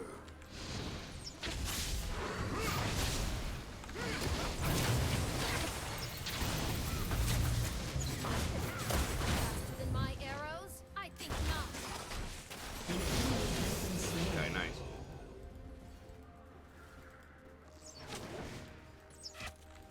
An enemy has been slain. You can't contain me, summoner.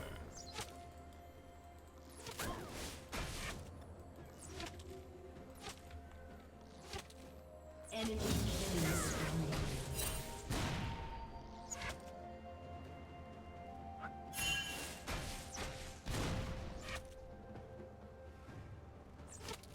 No, she started pushing it up. We could have zoned better.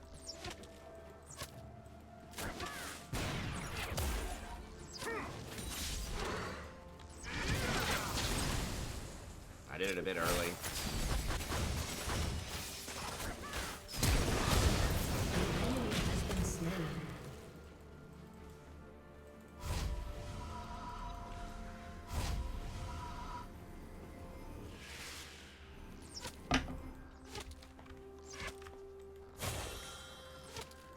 Garner could come rolling up in theory.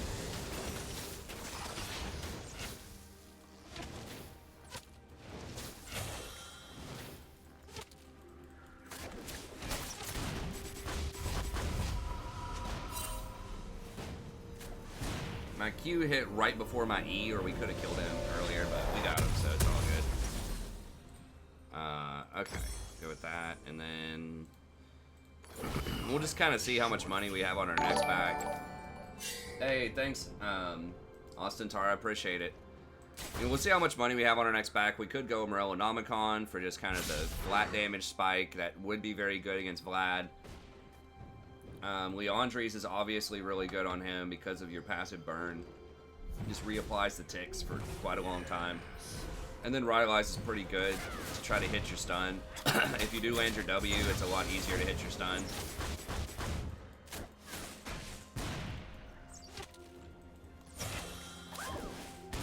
Shut down.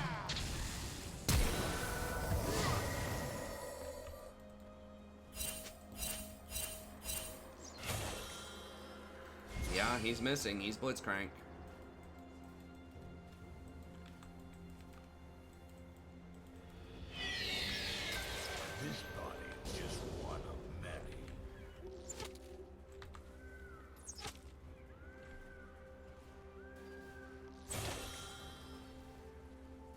Yeah, my university just went to online classes.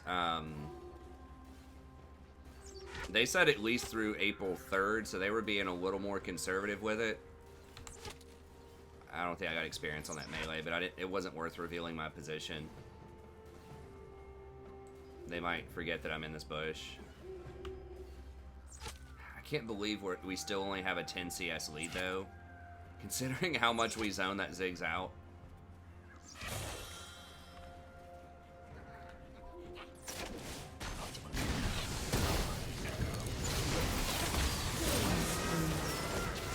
See, he just totally forgot I was in that bush. I'm gonna get the E because it helps you wave clear a little bit better. Can we do this?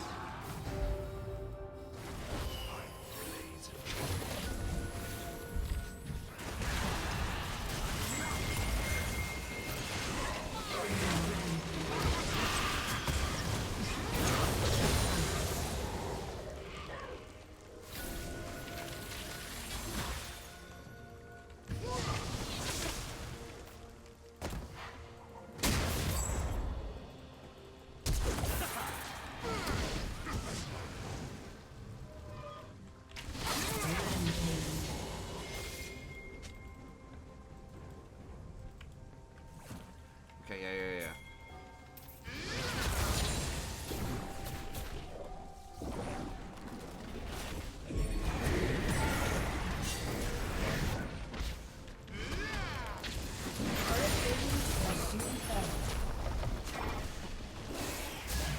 Blitz is probably coming. Yeah, that should be fine though.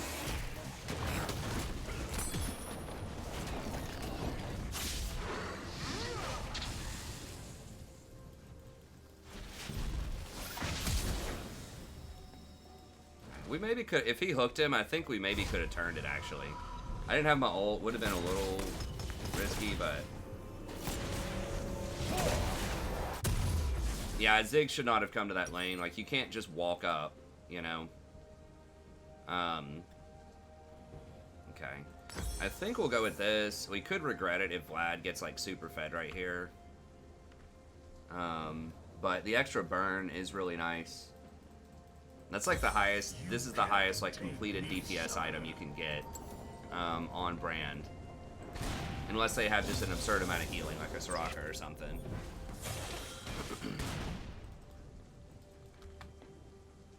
An ally has been slain. Oh, Vlad's getting those kills. We'll see, but...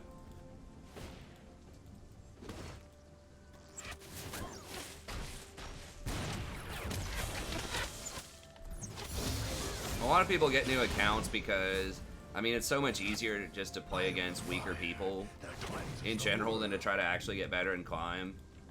So that is a real thing, is that psychologically it can just be very difficult to just kind of, you know, tread water for hundreds of games while you're trying to figure out what you need to do to improve and to execute on it, versus just play on a Smurf and just beat a bunch of people. Pop quiz. Anyone know the origin of the word Smurf?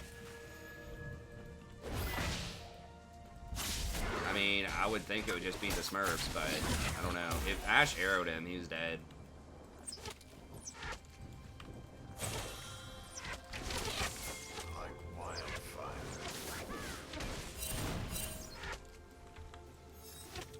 If she just hits him with an arrow, he's totally dead. Dude, just throw the arrow at least. Like, why not? An ally has been slain. Like, if you hit it, 100% he's dead. An enemy has been slain.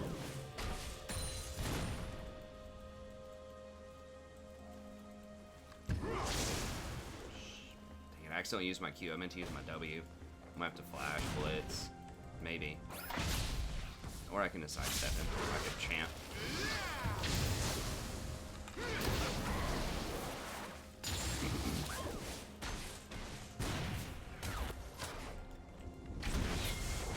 Oof, that was rough.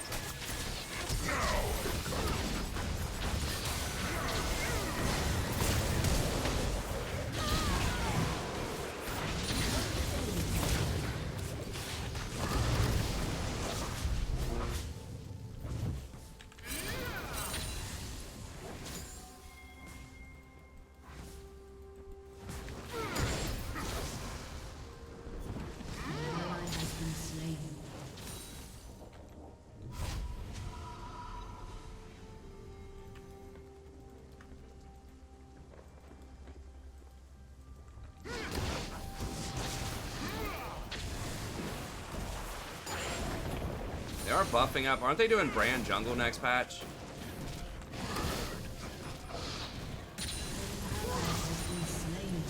That could get interesting.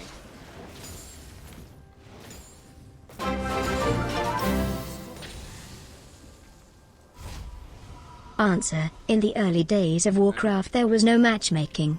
No one would invite the best players, so they made alternate accounts. Mama Smurf and Papa Smurf. Nice. That's funny. This body is just one of many.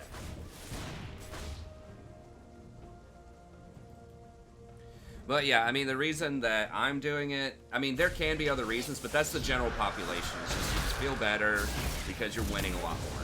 Like, obviously, you're just going to feel better to have an 80% win rate than, you know, like a 50% win rate. Oops. We're about to get fucked up.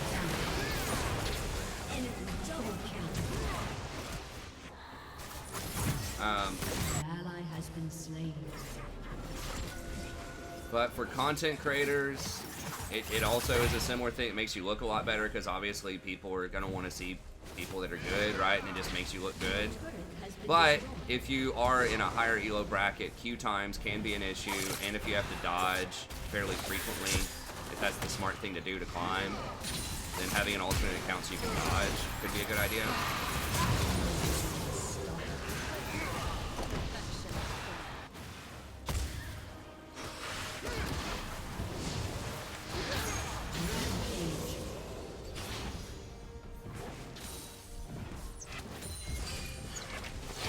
I mean, I could just do like Brand AP carry too.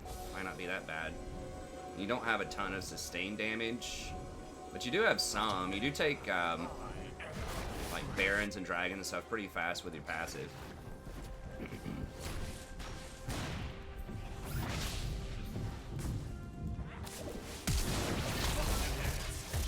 You got a tackle?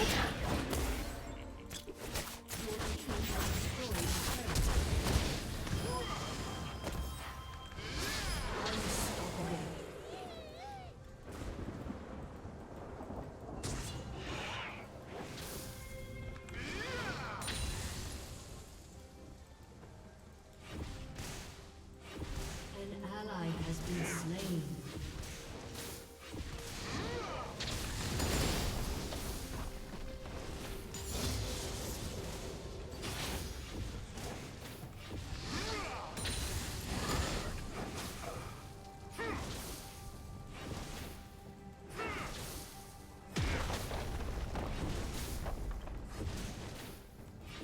Your team has destroyed a turret.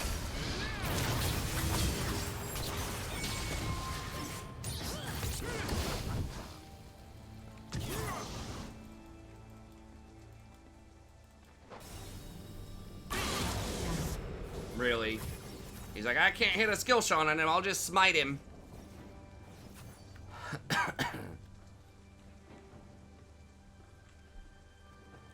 Yeah, you can do it to learn new roles as well. That's also legit.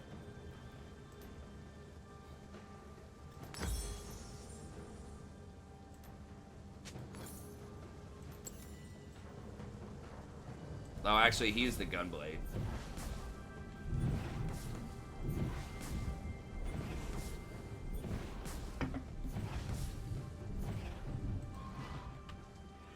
Going.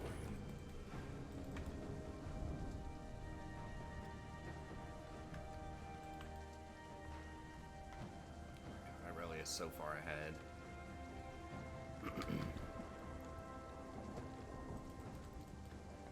You can't contain me, summoner.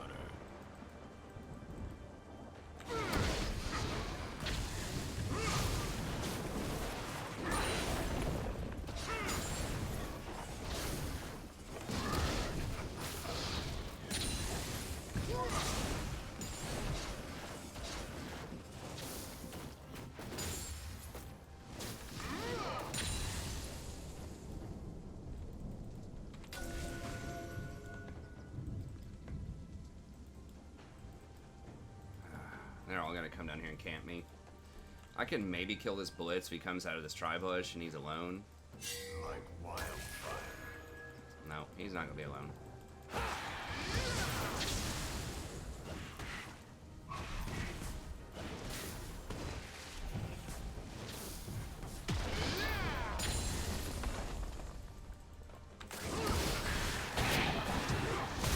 Enemy killing spree.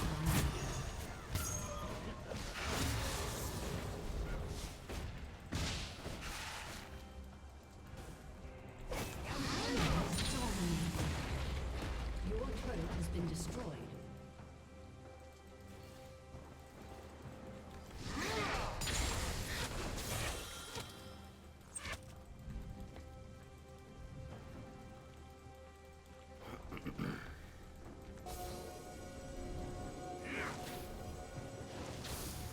Okay, blitz is not there.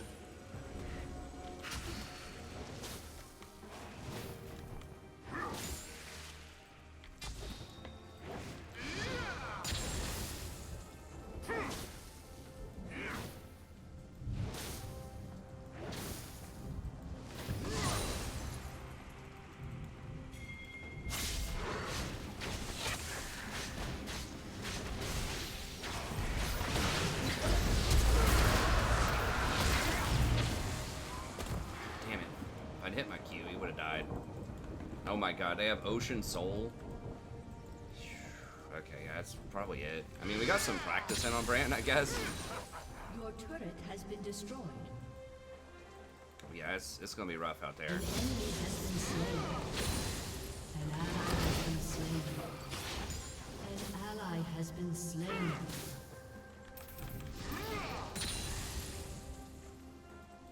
Wow, really? How many minions have I killed? I killed 57 minions and I'm getting the Your penalty. turret has been destroyed.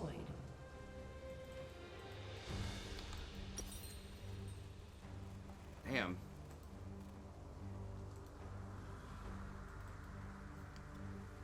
Well, that's rough. Your turret has been destroyed. I'm on a short fuse.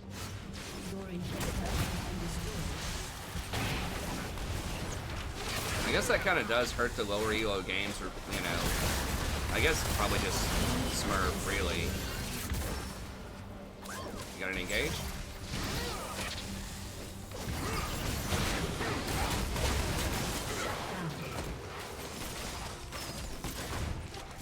Where you kind of have to farm it yourself on the side, but I guess, you know, they have to do that for the people that are abusing those things in other roles. Does that also apply to jungle? I think I'm getting the same amount for jungle, right? Okay, now the Monster Hunter buff is off.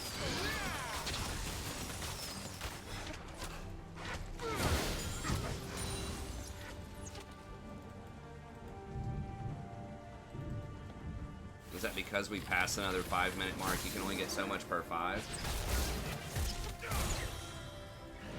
Can we do this? Never mind.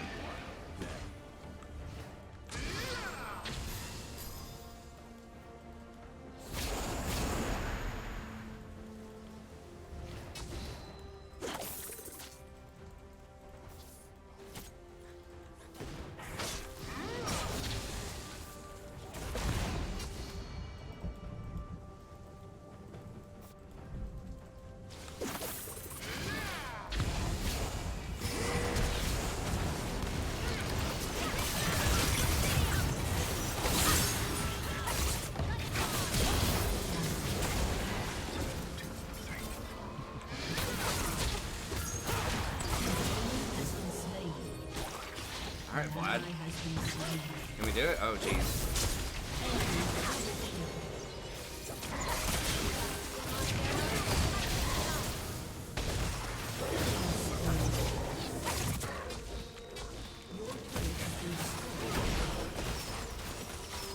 Ziggs is crushing all that stuff bottom. Dude, go.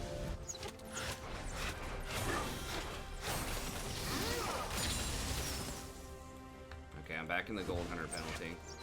Does that apply to monsters, or is it just lane minions? Turret has been destroyed. Your team has destroyed a turret.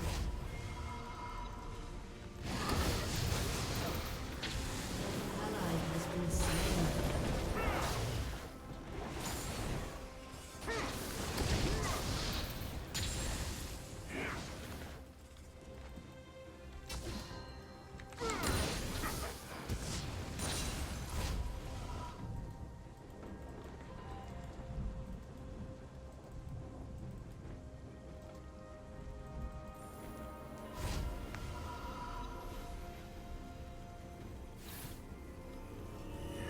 Dude.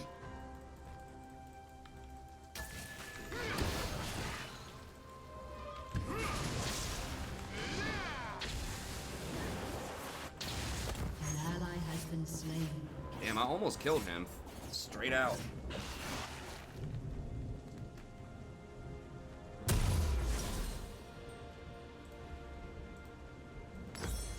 I am the fire that cleanses the world.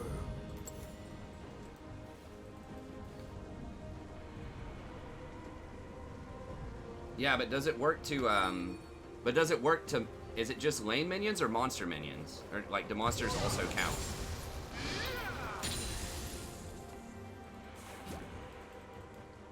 They're all dead, bottom. I just gotta push this. They're gonna get Baron off of that. Off that pick, probably.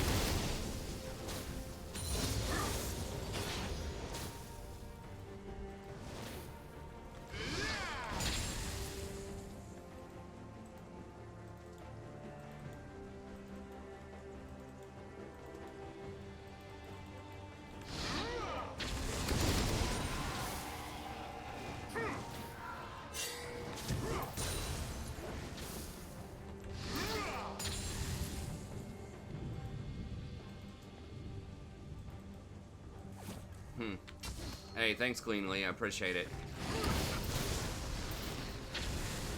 An ally has been slain.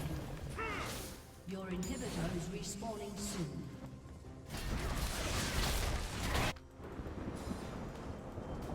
Enemy killing spree.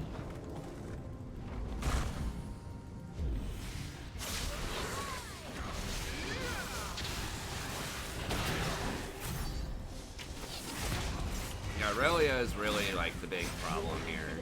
Has been destroyed.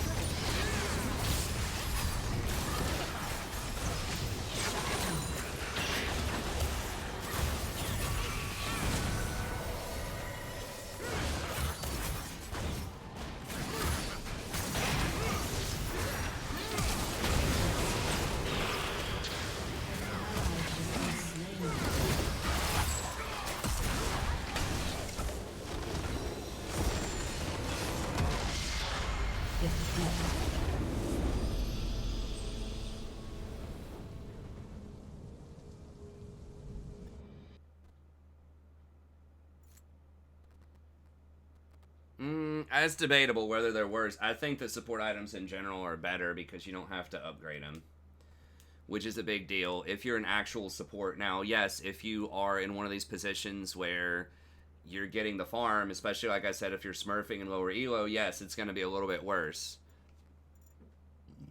You know, but that's not a lot of people. I mean, they had to do it because of top lane. And other lanes just, like, abusing the support items. That just comes with the territory. Are we try to play one on main here?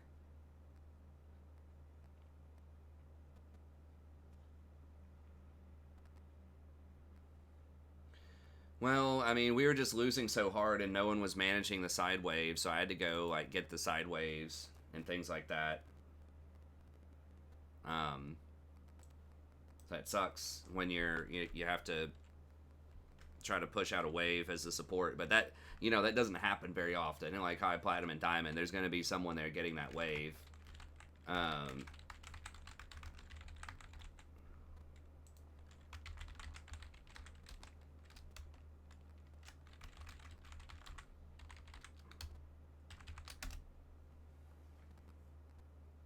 Well, you could, but then you're not going to have any vision. I mean, vision's really important also for making picks. If you sold the support item.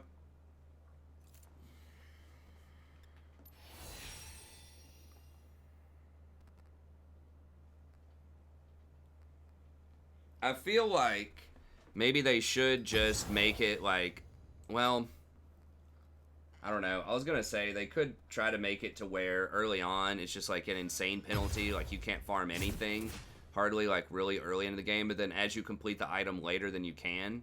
But people would probably still abuse that.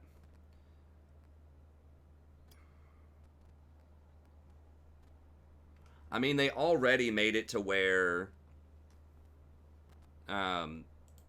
you can't get the gold off of Frostfang unless someone else is close by. So that already means it's not going to be useful in a solo lane. So do you really need the Monster Hunter buff on top of that? I guess you could have the scenario where you have 2 people getting double support items in the bot lane if you don't have the Monster Hunter, which is another scenario that's been common with like the double relic shield in the past, or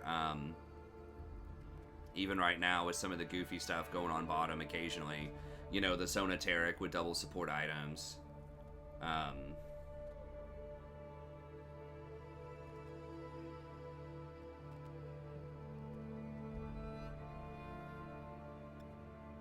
So, just so many scenarios where people can abuse the support items because they generate so much gold and they're so cheap that, unfortunately, you know, unless they just want to get rid of those items, then they're going to have to put some major stipulations on it, so.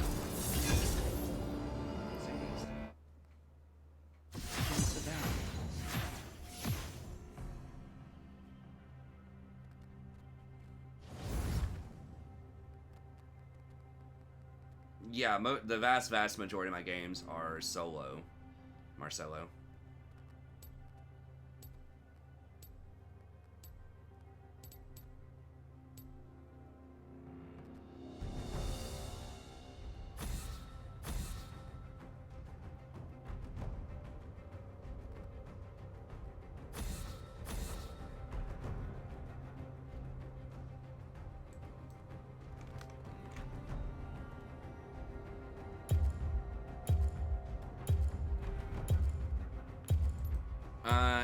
It depends. I don't think that just having a random duo queue is really going to improve your ability to climb.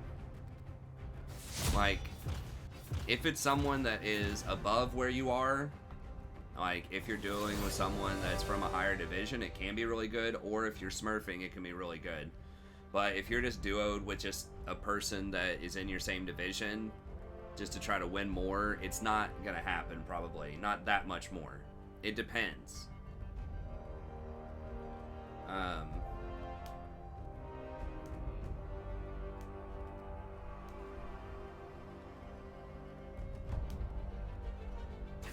got placed as support in that game. And you can't really do Cassio supports. I was actually brand support. I wasn't brand AD carry. I was the support that had that many kills and that much CS. So, like, if you duo with the right person in the right circumstances, yes, you can win a lot of games. But for most people, in most circumstances, it's not going to be that much different. Because they're the same rank you are. You know, like, you'll have the communication, but it does put you up against slightly more challenging opponents if you do that. I personally, over a sustained period of time, I've never had a higher win rate with duos. I mean, it's like off and on. I'll go through some streaks where I get some really good like win rates on them, but I've done that in solo queue too. So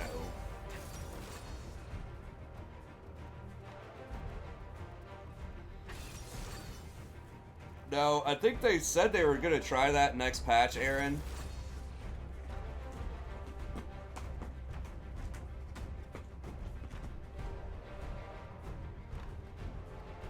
It's 10-5 right now. 10-6 is next week.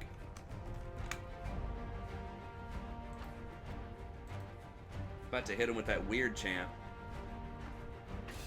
I don't even know what weird champ is.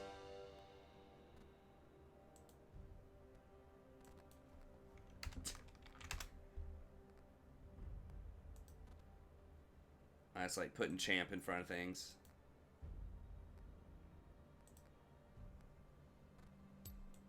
Okay, so they're potentially all AD.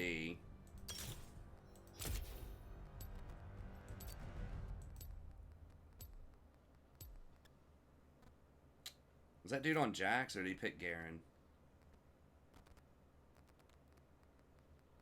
I don't know. Yeah, I mean, that happens.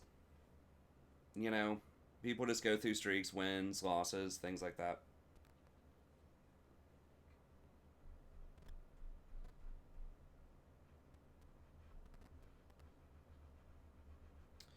Shaco might be going AP. It's hard to... Dark Harvest is usually AP Shaco. I mean, he would be wise to go AP, because he's the only AP threat on their team.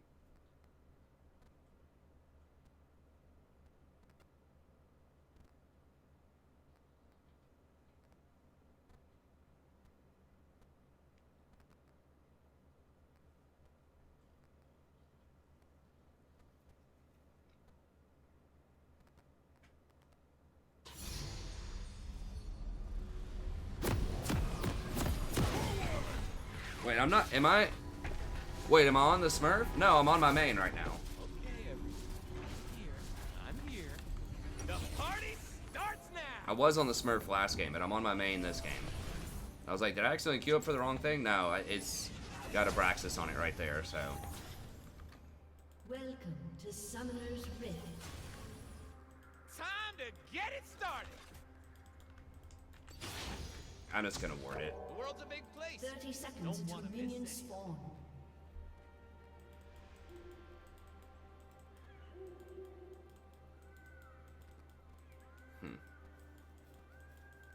I do have to get up and take care of my daughter in the morning. I realize I got a late start. I'm going to move that alarm clock upstairs.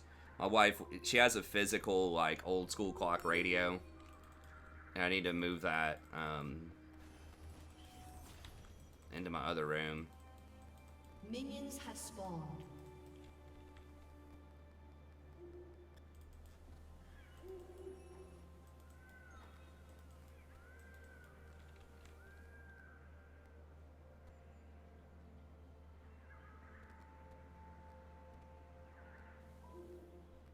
There's wildness in the bees and the flowers. Oh, it's all good. It's just a No, yeah, I did it off screen.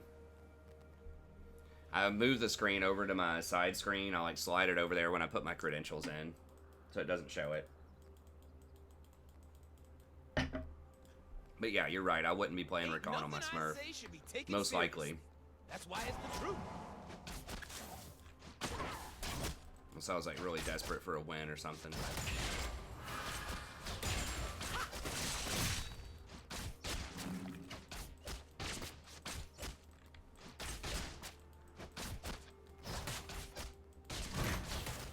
Boom. Headshot.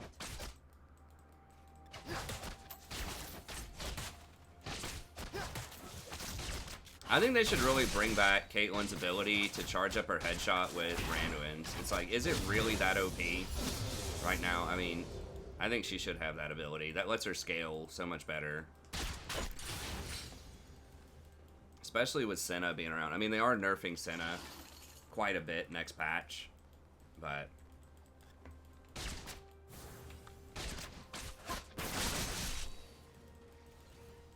They will remember my name.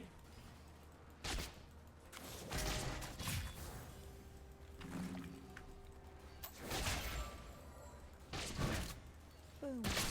Headshot. I don't want a world that's safe.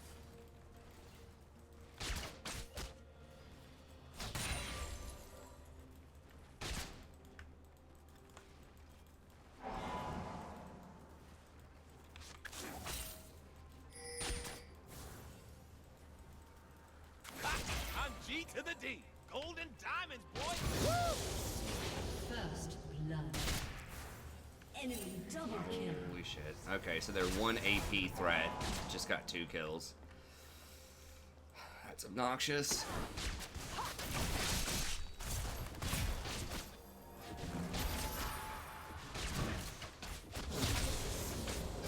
It's like the worst person. I mean, I guess Talon would be pretty bad too, but...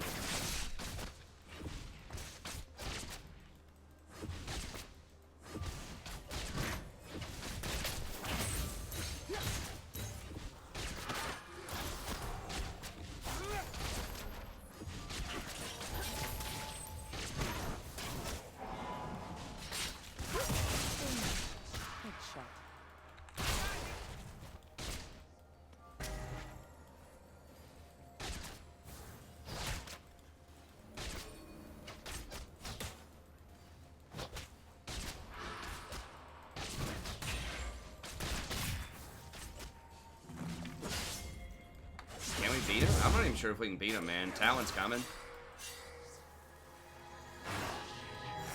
Humans think that to believe in something, you have to be serious about it. That's their problem. Ally has been slain.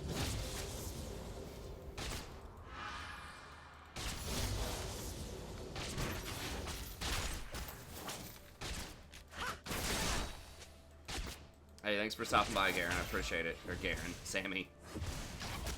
Reading Garen in the chat at the same time. Bring it on! You know, Vayne's really not that far behind on CS, and this is the problem with playing like a high-pressure champ. It's like, Enemy killing you just miss a lot of CS. An enemy has been slain. Or they just hit a lot of CS.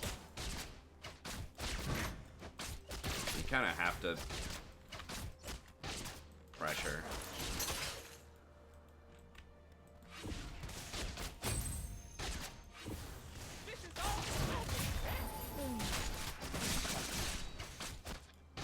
I mean, we are gaining some incremental advantages, but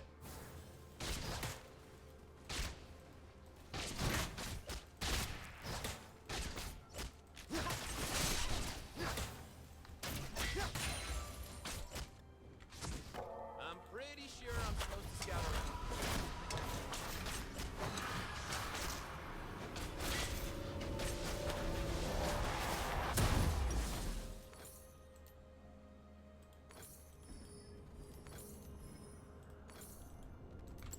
You're only given a little spark of madness. You mustn't lose it. hey, what's up, Drake? Sorry I didn't say it earlier.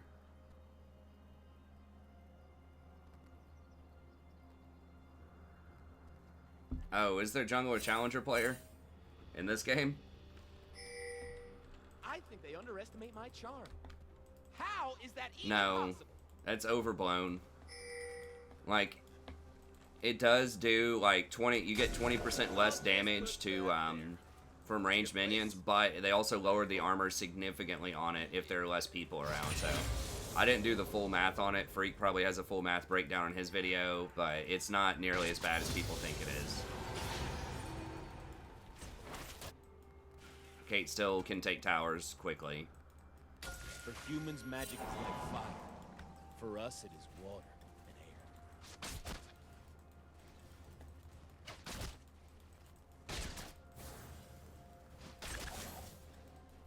Oh, it's Chase Shaco. Okay. Yeah, that's a problem. They think they can catch me. Boom. Headshot.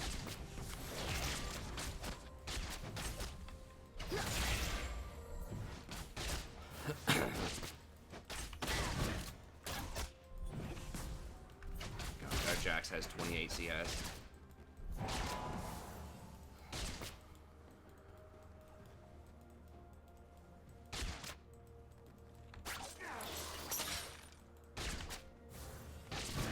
I don't do safe.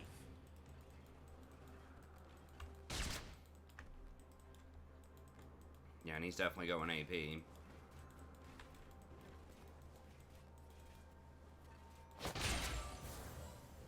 Why is it taking so long to get back to the action? And we're probably about to get ganked down here. We need to pressure Vayne, but we really can't. It's the Caitlyn dilemma. They've never seen moves like mine. Boom. Headshot.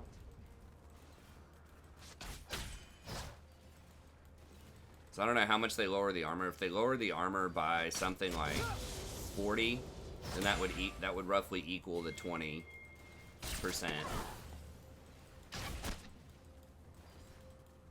I hit the wrong thing. Didn't have a charge for cannon. I can't die looking this good.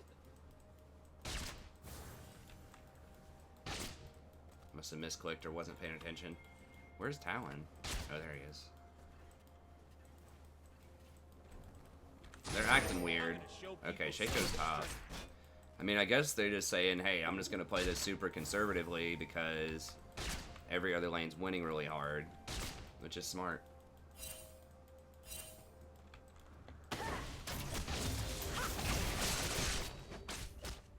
Look good, feel good, let's kick some ass.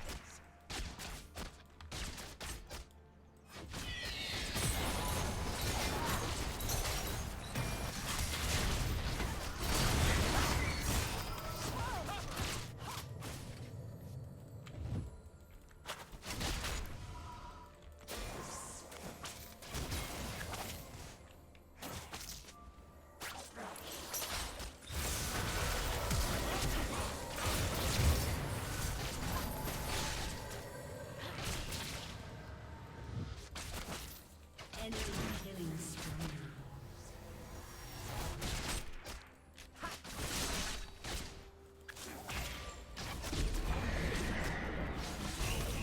Humans slain in slaves. They fence us away, cover it in refuse.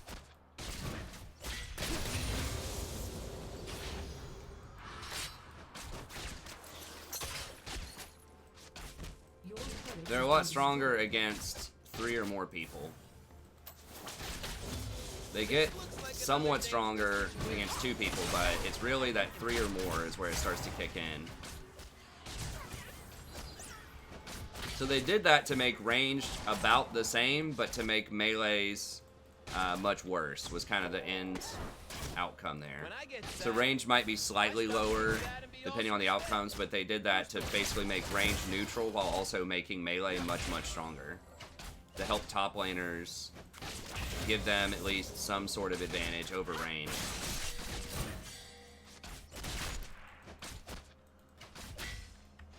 They ain't seen moves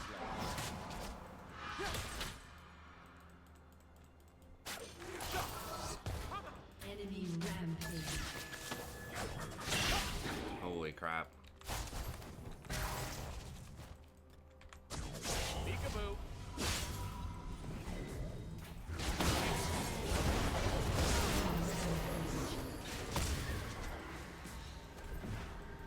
You have slain an enemy. Enemy double kill. Gosh.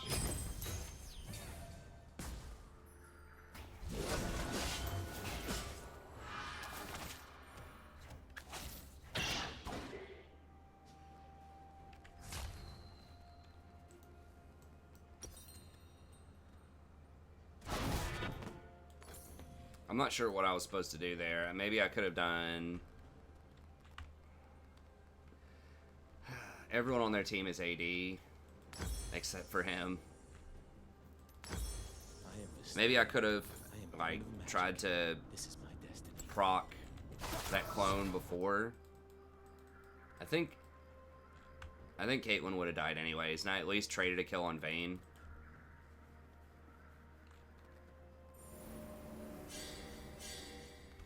I think Shaco is... I think Shaco's fine. He's pretty hard to play fully correctly. You know, he's a pretty high skill cap champ. He has a lot of tricks up his sleeve.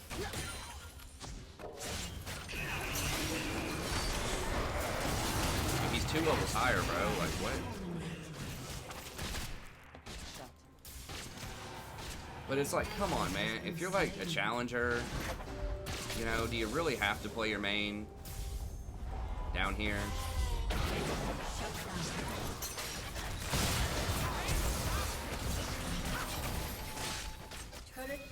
Like a challenger one-trick Shaco. Do you really have to play Shaco in D4? Like, come on, bro.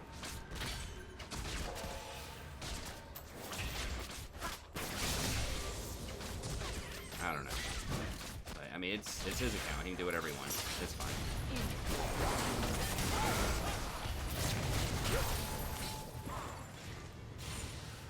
One more shot. You got an ult? Oh my god.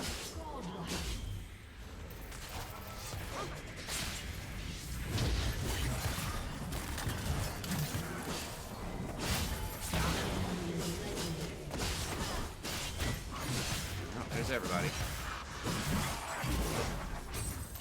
Where's the cooldown on that ult? I don't know. I like that. I mean, I would rather have someone like Shaco. I would rather you getting beat by someone like Shaco than Garen. You know, Garen just like runs at you, presses Q, and right clicks for the most part. Shaco at least requires a lot of prep, setup. He has, you know, a lot of fail scenarios. See what I'm gonna do. You know, if there's gonna be something that's strong, I think it, you know, I'd rather it be something that's higher skill cap, that has more counterplay, that has more fail scenarios. But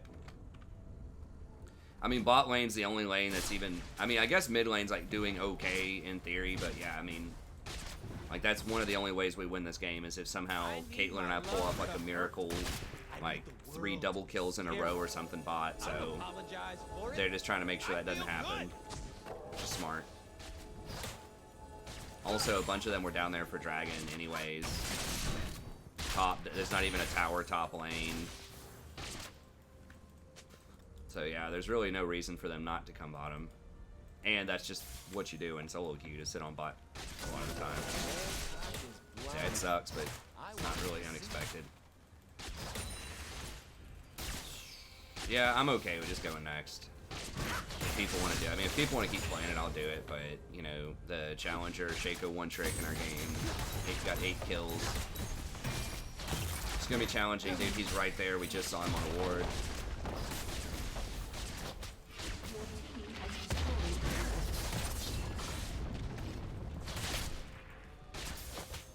It might have been a decent game without that, but... An enemy is legendary. An ally has been slain.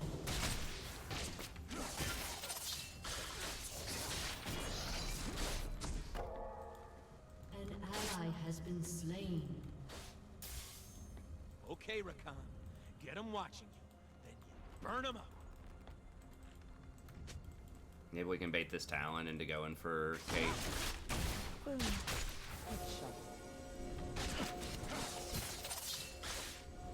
Your turret has been destroyed.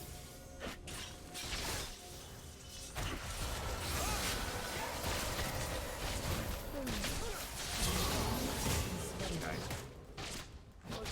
That's pretty disciplined of him not to go on her immediately, but he should have run. Like, he had the chance to ult and run away from me. Maybe. I don't know. I maybe could have run him down, but that would have given him a better chance, because there's no way he's killing her. He's not that fed. There's no way he's killing her right in front of me like that.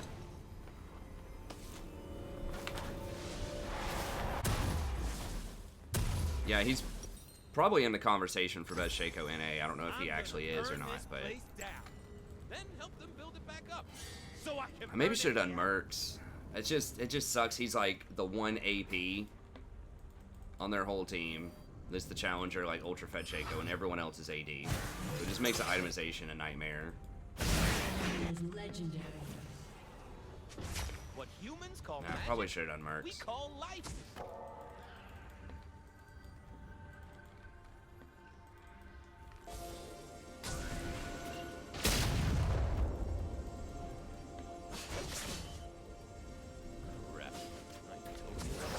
I mean, maybe it's just everyone expects him to play Shaco, or he just really likes playing Shaco, and the challenger, you know, queue times are just so long that he just has to, you know, play, or he just chooses to play on Smurfs because he doesn't want his viewers to, you know, have to wait for 15 minutes. I mean, it's understandable, but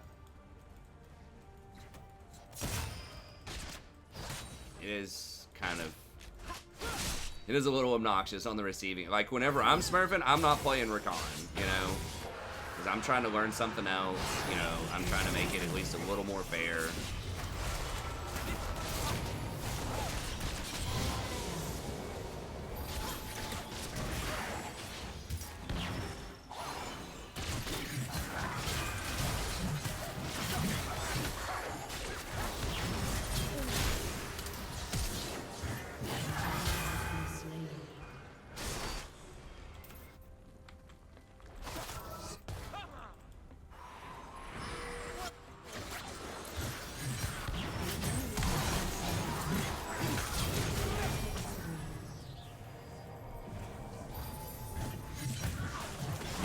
No.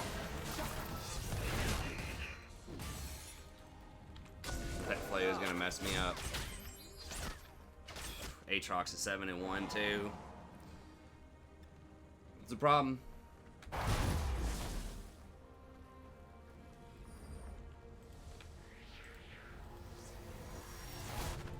I mean, well, his disappearance, like, you can still knock him back, and I mean, it depends on how fed he is. I think there's enough counterplay to shake him where he's fine. I mean, everybody has to have something.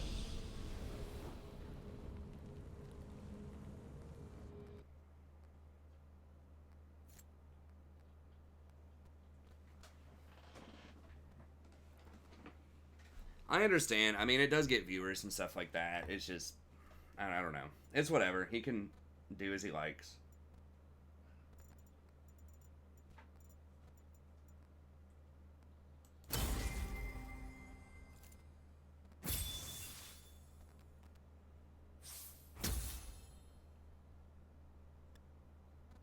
It's partially why they should. I mean, that would help prevent a lot of smurfing too, or partially slow it down, at least somewhat, if they showed you the names of enemy people. I guess Smurfs would just make names that were difficult to recognize, but...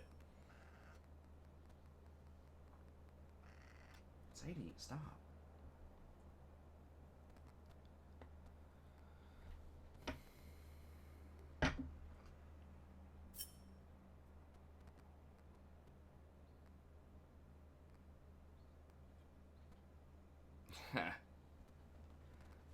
Alright, I'll put us back in queue. Let me use the bathroom real quick. So I may not make it back in time, but I'm just going to run one commercial. Some of y'all may see that. But yeah, I'll be back in just a second.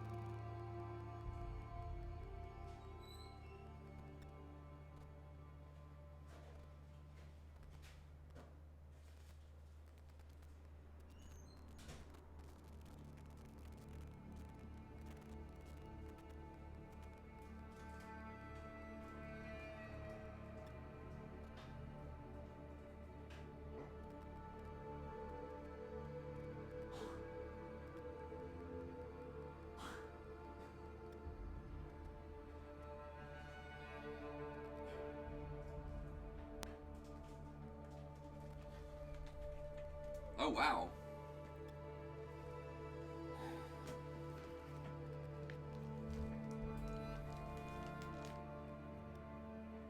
It's an act of applying mold to something.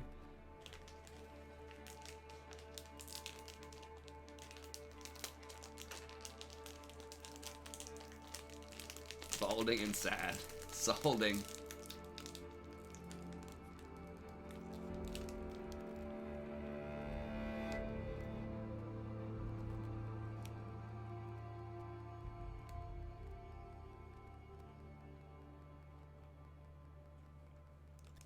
I know that YouTube runs their magic and decides who they're going to show commercials to. Like, they don't tell you what the exact formula is, so they don't show a commercial to every single person every single time.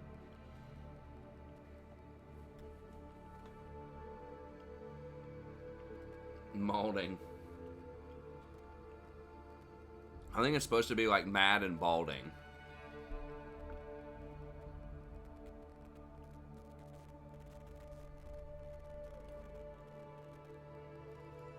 Yep, that's what's happening, Sean. My university just did it for a couple of weeks until April 3rd. They may extend it further. Yeah, it's going to get interesting because we were supposed to do like group presentations at the end of the semester, but I do have an alternate assignment I can give them.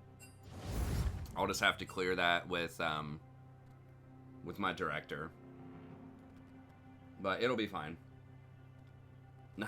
That's right, Corey. YouTube Premium always gives, I'm pretty sure that always gives me credit basically for the commercial.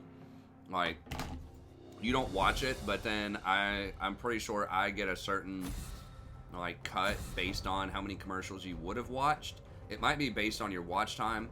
I'm not sure, but YouTube Red does give me quite a lot over time. I think it's very similar to the ad revenue. It might even be more. So YouTube Red is definitely really good for content creators, I think. I mean, I haven't done the math on it, but I think it's a great deal for content creators.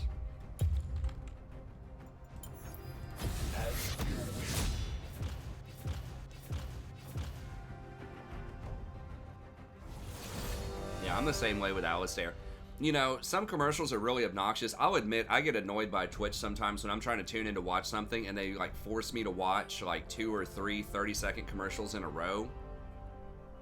That's annoying. And when they run an ad like, you know, those mid-roll ads on YouTube where it's, you know, a 10-minute video has 5 ads in it, like that's annoying.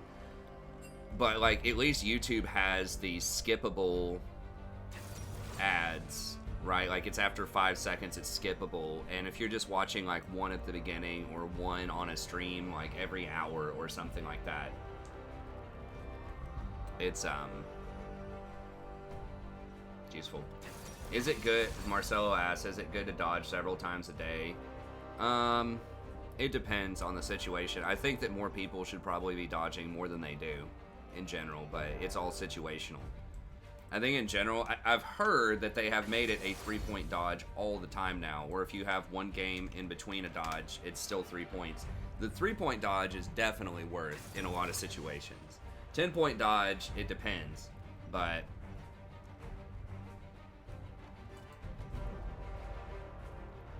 oh Jesus Christ, dude, I'm not doing 40. How do these kids have 44% win rates on accounts with like 100 games played? Like what? As far as the challenger Shaco, like it does suck, but to be fair, we have had Timo on our team before, the #1 Timo guy, or at least one of the top Timo guys on our team before, so it does end up evening out over time. It just, that one game was going to be very difficult. I'm probably dodging this. Let's dance. Oh, they're switching.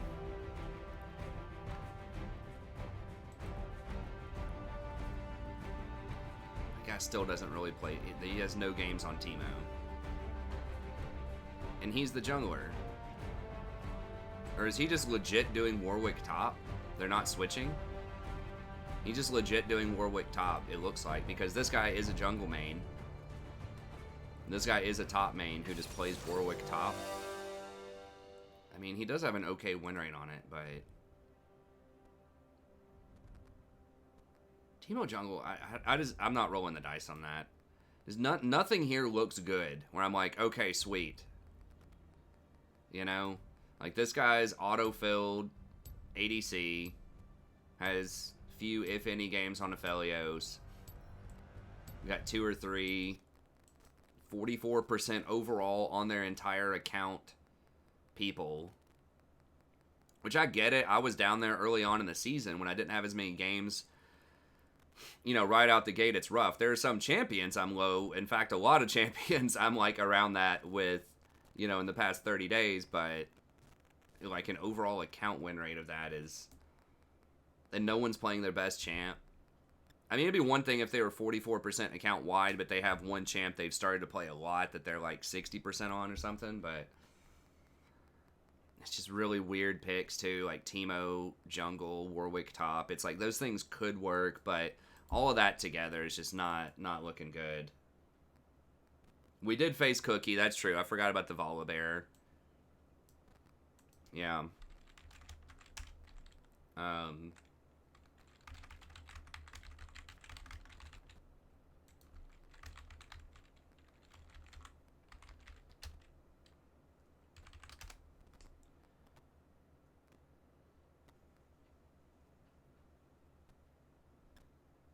I don't know. Some people see things in patch notes and they're like, I want to go ahead and practice that and get ready. Or they get excited about it and then they just don't want to wait. And so they play something when it's still bad. I mean, Diamond 4 is a cesspool. We've said this before over and over again. A lot of people get to D4 and they just don't give a flip anymore. Because they're just thinking, like, they're thinking, I'm never going to go to Masters. So I'm just going to play for fun.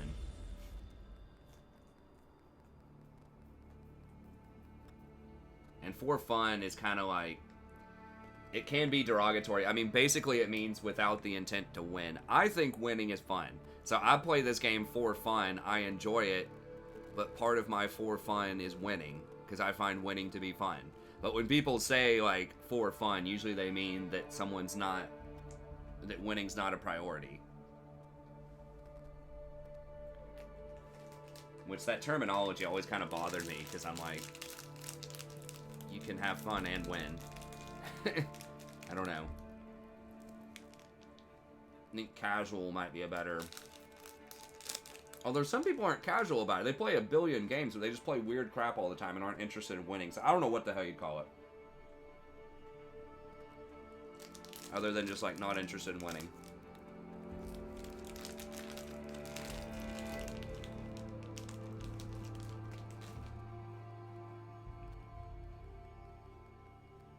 I'm the same way, Corey. I mean, I can have fun and lose. Sometimes I don't think I'm that bad of, like, a sore loser, but I'm not the type of person that's going to consistently be like, oh, sweet, here's this new build. Let me go try it out in ranked. Or this really funky thing, and I go 0-10. I'll be like, LOL, you know, that was so much fun. I'm glad I tried that out. You know, it's like...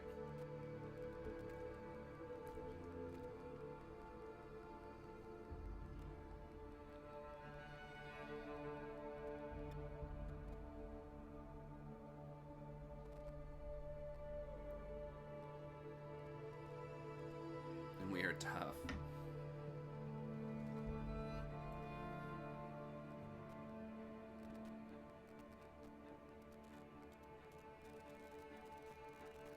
Genders are immune to soul steal.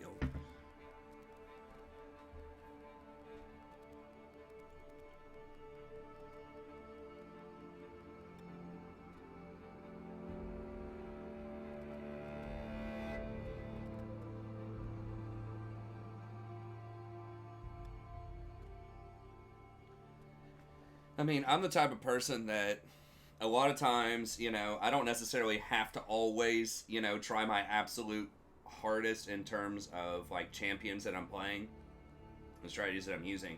But I want to be competitive. Like, my intent is always to try to win, even if I'm trying some other stuff out. And you're just completely confused. Yeah.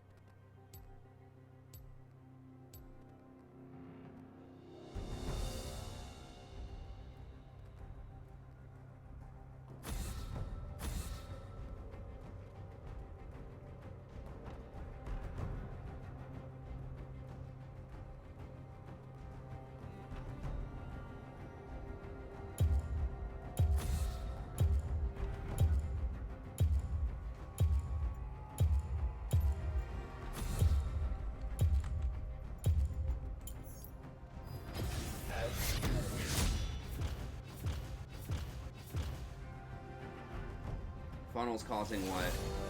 Oh, Tarek? Yeah, yeah, 100%. I mean, I think Tarek might be a little bit better than I give him credit for in support in some circumstances, but yeah, 100%. It's not 60% people playing a standard solo queue Tarek. That's 100% funnel.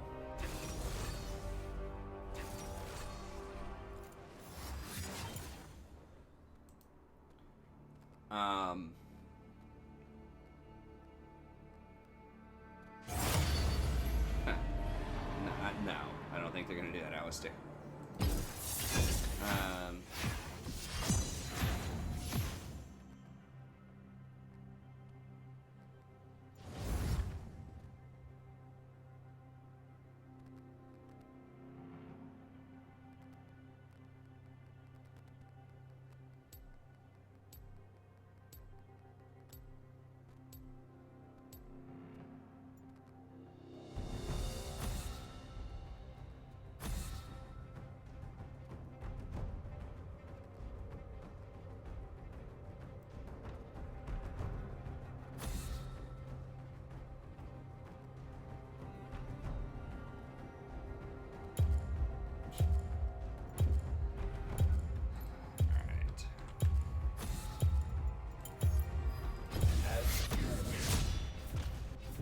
So Tarek is so good for funnel because his ult just completely makes someone immune to damage. I mean, that's basically it. They can't be damaged, and that's it. I mean, he also, you know, he has a heal and a shield, and he can, you know, potentially stun some people, but the biggest thing is it's just like full-on invulnerability. With Master Yi, and Master Yi can just run people down and kill them all. Everybody picks Blitzcrank in this elo.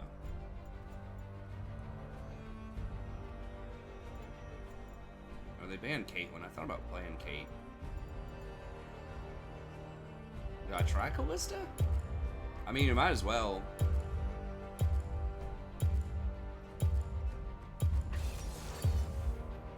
I'm probably not going to be that good on her, but Death to all betrayers. can kind of get a sense of what's going on with her, maybe. Now, are people still doing lethal? Or...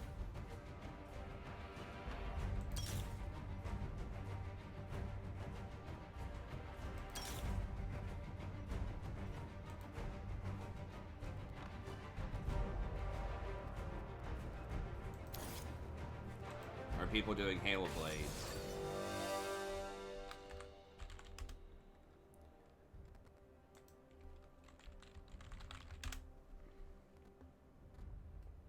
Halo Blades.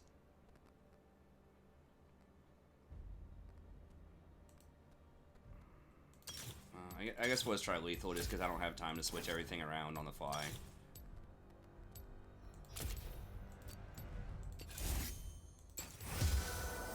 Oh, she took heal. Oops. Oh well, whatever. We have 2 heals.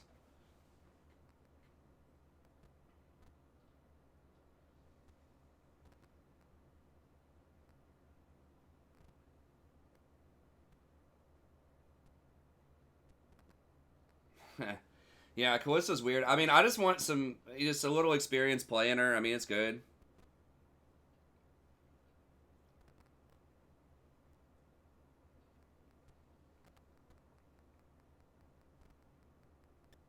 No, we don't share DNA with the flower. I mean, maybe. I don't know. Challenger. Hey, Tesseract. It's probably somewhere around silver or gold. I don't know. It's with a bunch of Smurfs. It's a normal game. I'm level 28, but we're not playing against other, like, you know, unranked people or iron people. No, I've never played Calista. I mean, she's just free this week, which is why I'm trying her out. I think she has the potential. She has, like, the kind of kit that could potentially hard carry.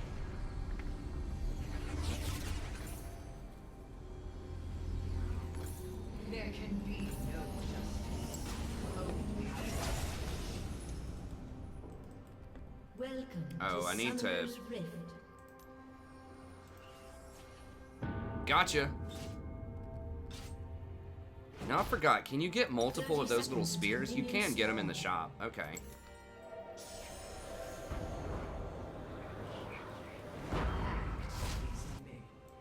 I need to get one of these.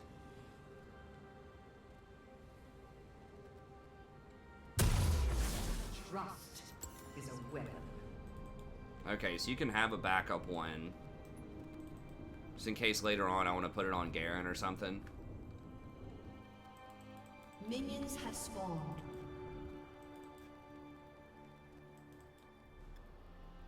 The wounds of betrayal never heal.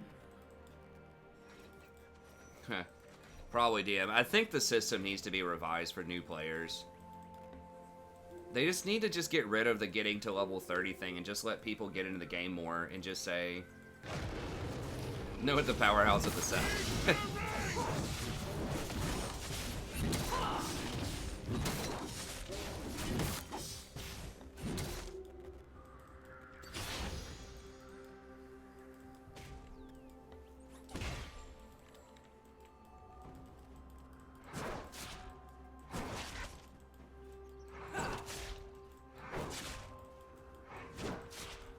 Holy crap, I'm missing like every CS.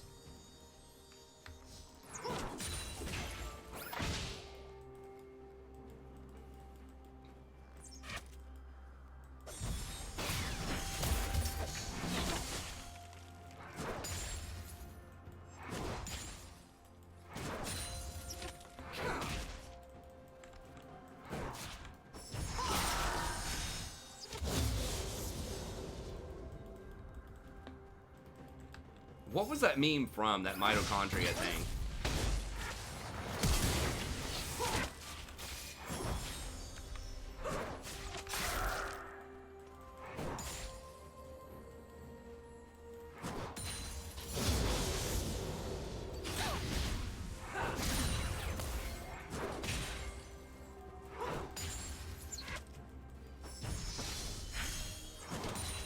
First blood.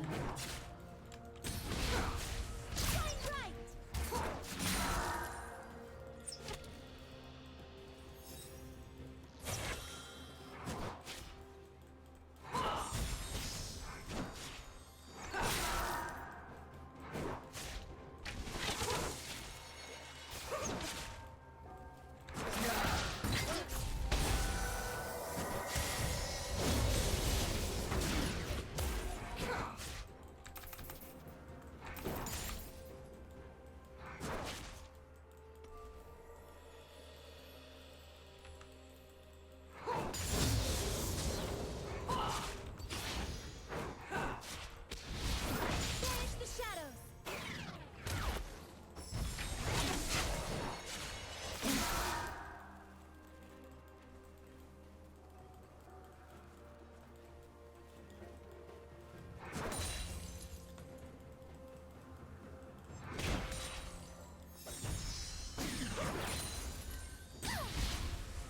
Shine bright.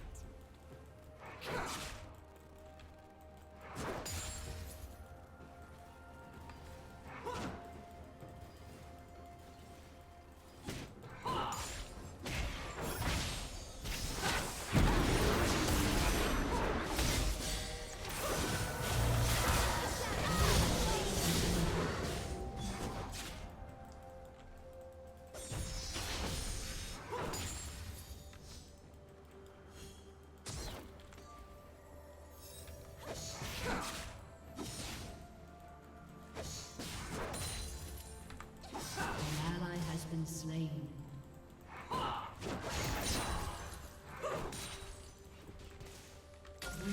Well, okay, yeah, it is pretty huge. God, it's huge.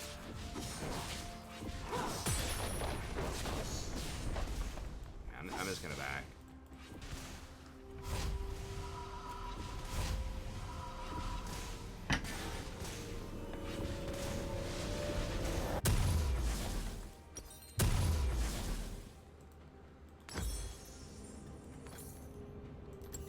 Nothing is more heinous than treachery.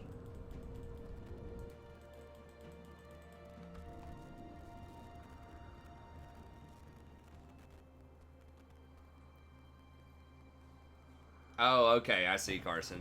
Thanks for clearing that up. Yeah, I'm a little out of touch with all of the memes. I try to keep up, but We remain mitochondria is the true to powerhouse our of the cell. purpose. I think some schools, I was like looking at like school curriculums for my daughter, just planning ahead, even though she's not going to be in high school for, you know, like a decade or something. Just at like what they have going on. No! I meant to complete my auto attack and then E. I canceled it.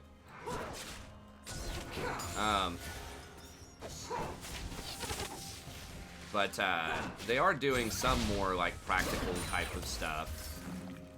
I think there is a time and a place to know just like general knowledge, but at the same time.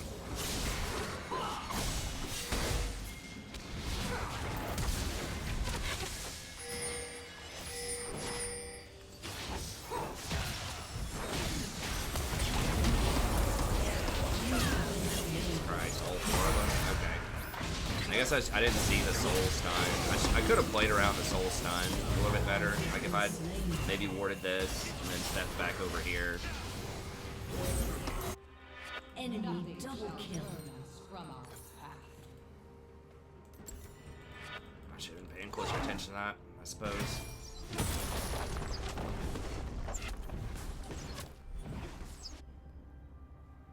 Curricula.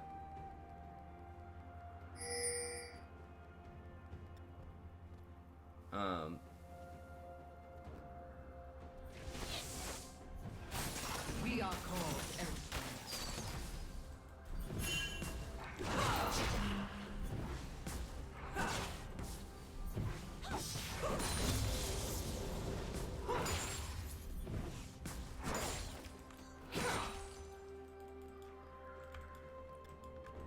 Damn, how are I'm just missing so much wide open CS.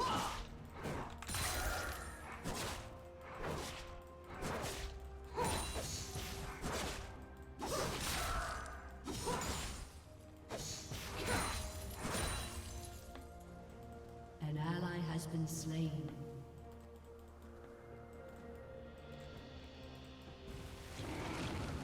We trust nothing to chance.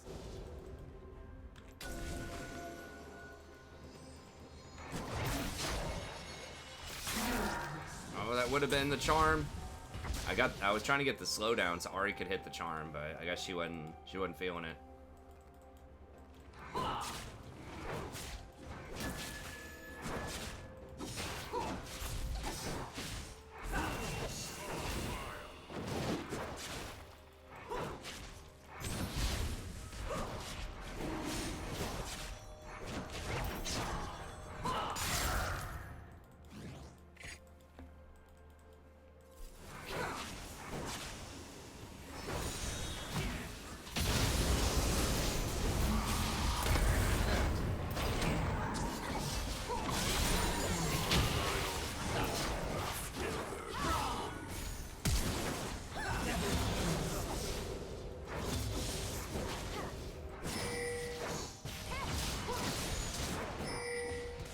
Shut down.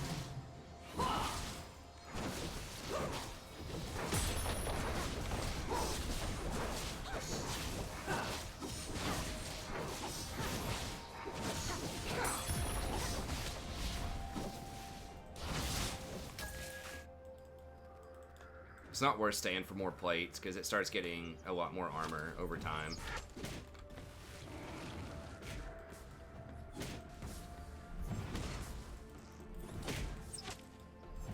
We are set in motion.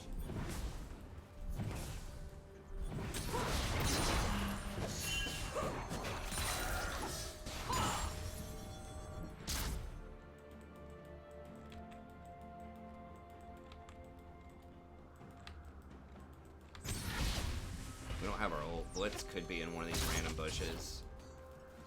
I do have heal. But okay, yeah, here comes Lee. Yeah.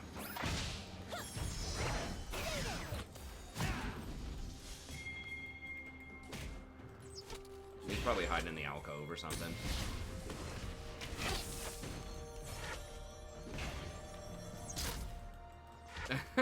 Clickbait player. That's right.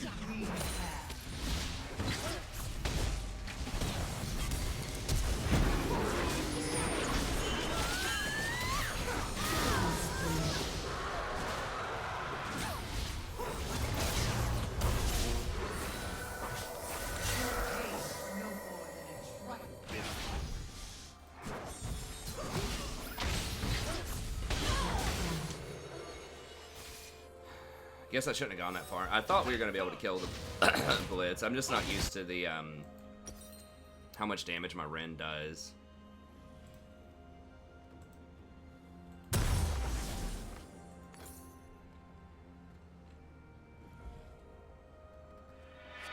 We are vengeance.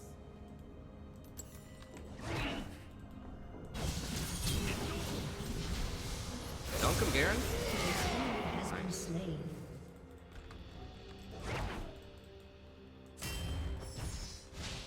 Lux does have heal. Yeah, I changed. That was my fault. I changed at the very last moment. I had been hovering Ignite and looking at my runes, and then I didn't see that she had changed it. She had heal because I had Ignite, so that's my fault. Finished.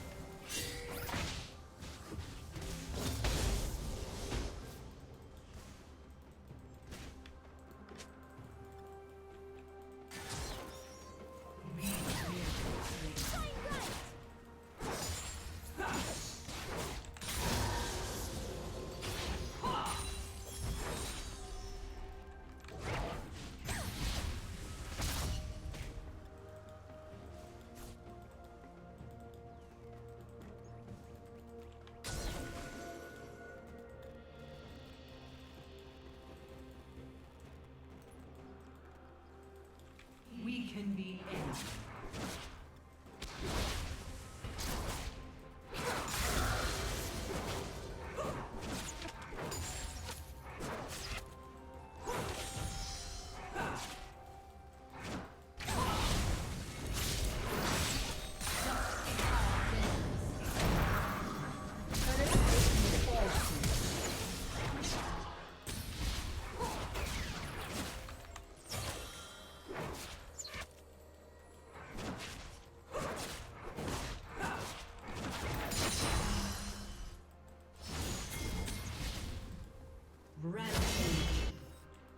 Do we already get Dragon, or they got Dragon?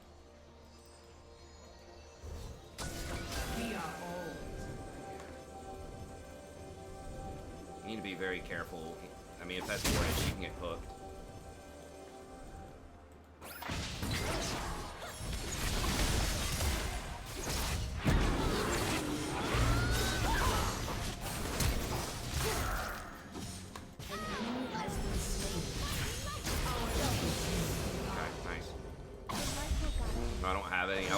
Emotes, I don't have any. I could have bilge watered there too. I gotta remember to use the bilge water. We could come down.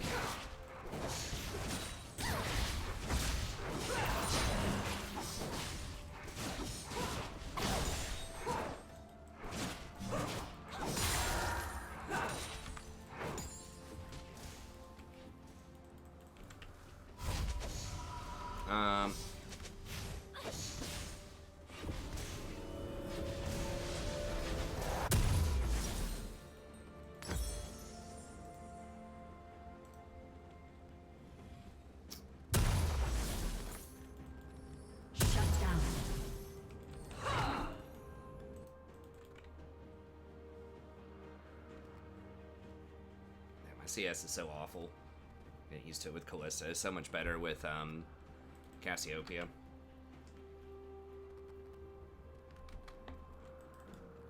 I can't go up that far without luck, so...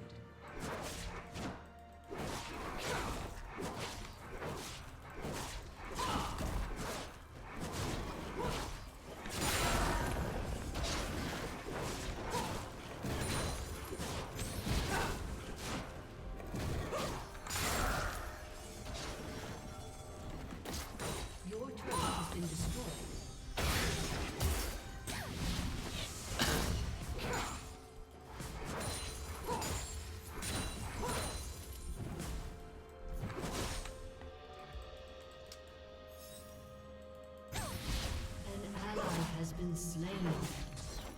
Banish the shadows.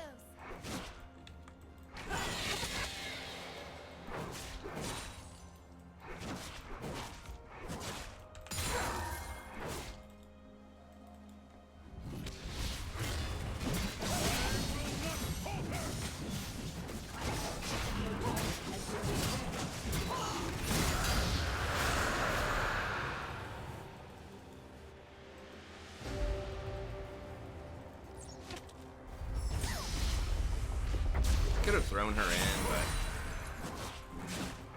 thought maybe we could find a better time.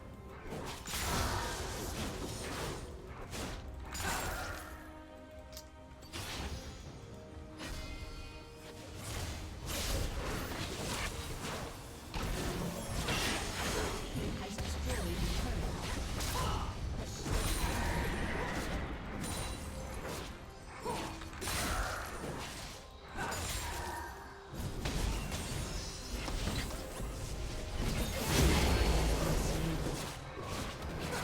Ally has been slain.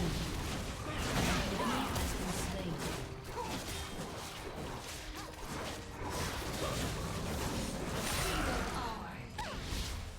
Banish the shadows.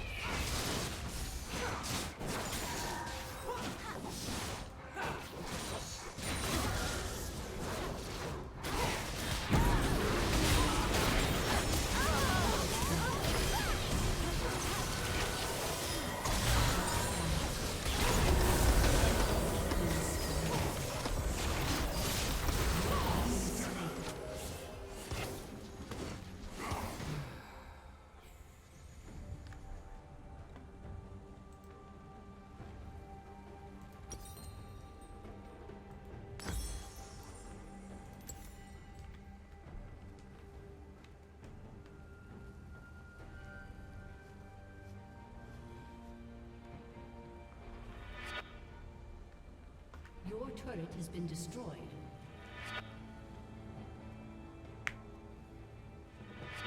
All things have consequences. So this is kind of our biggest power spike right now. We do kind of fall off a little bit after this.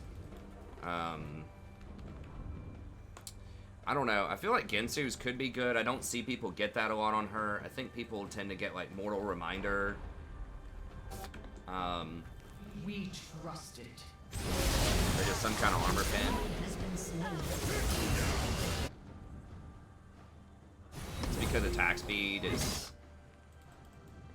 Well, the flat damage is so good on her. Shut down. Okay. Our task is done.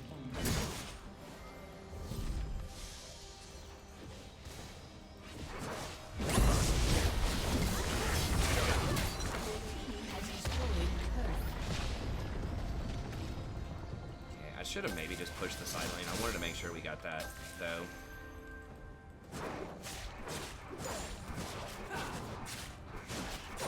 Ally has been slain.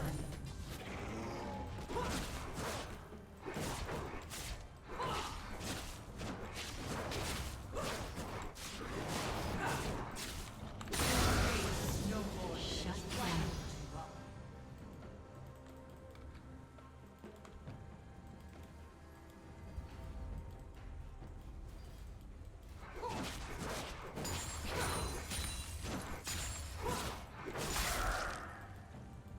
Killing spree. I want to get the golems, but I need to get this lane up. An ally has been slain.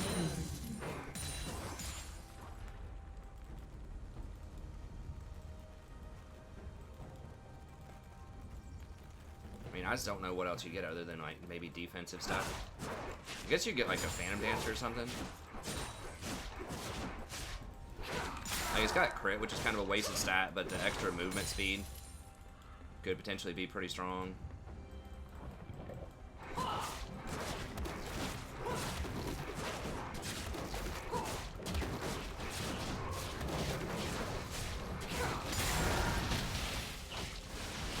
know how to play him? He's a level higher. I don't...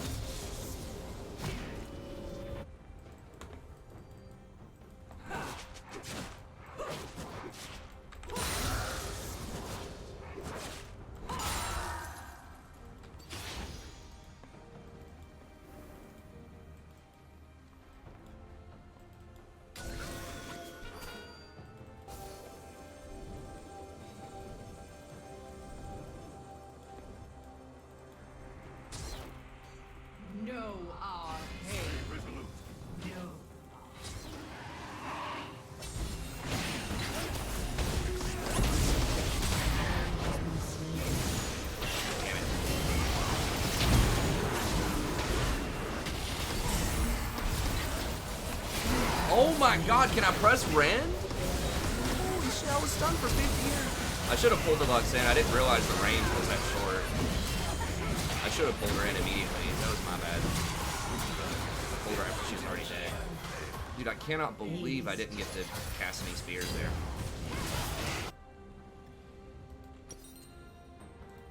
I think I probably should be going for Phantom Dancer next.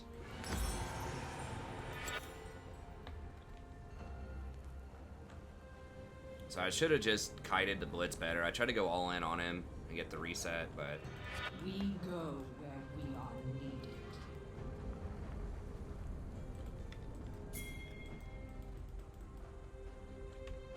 Garen might need to buy, but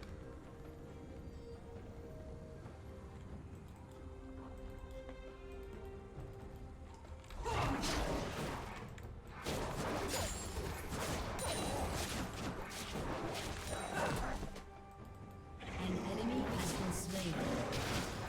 Shut down. An ally has been slain.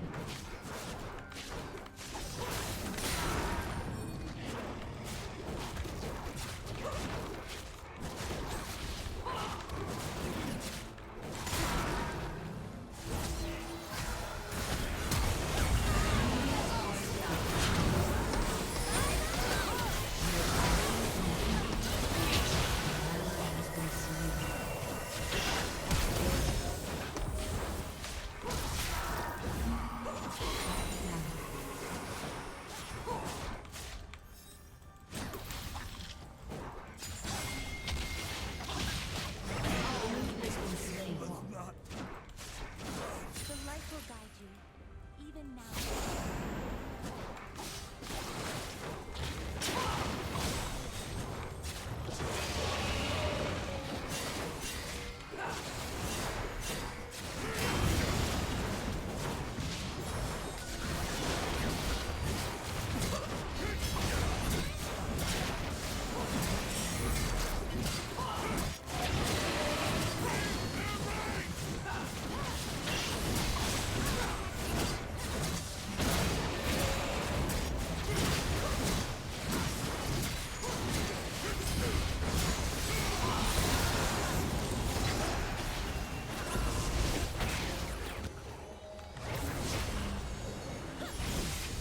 Ally has been slain.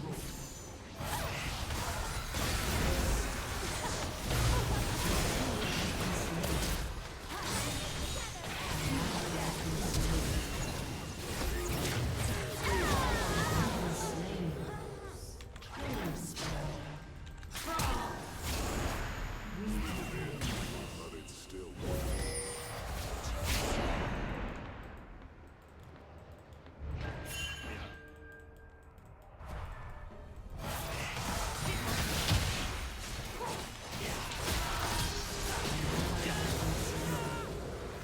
Rampage.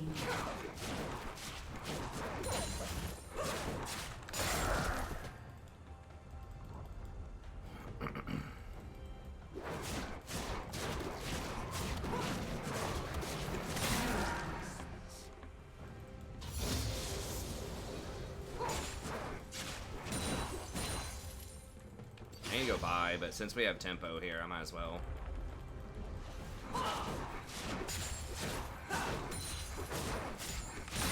Is our vengeance exacted?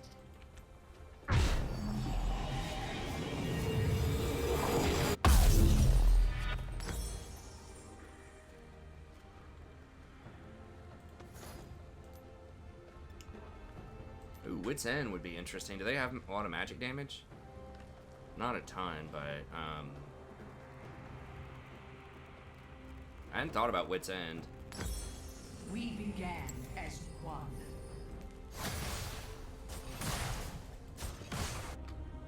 You'd apply it to multiple people with Hurricane, and that does give you a lot of extra life steal too.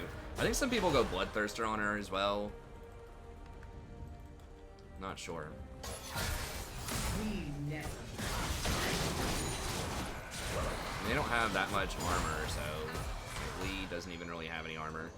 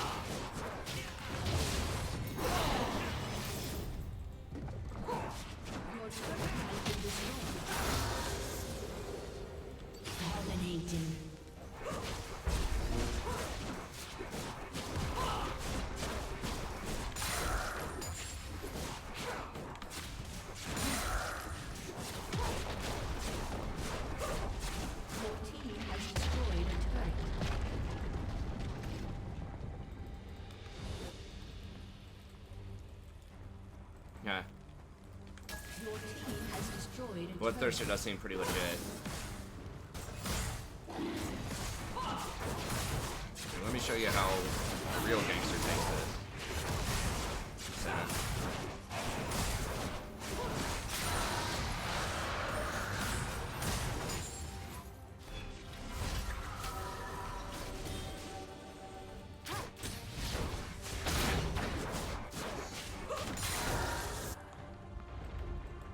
Shut down. Pretty sure I can beat her.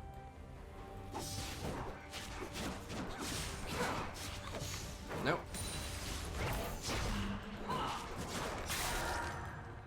I'm still canceling all kinds of autos and just not doing a lot of stuff correctly, but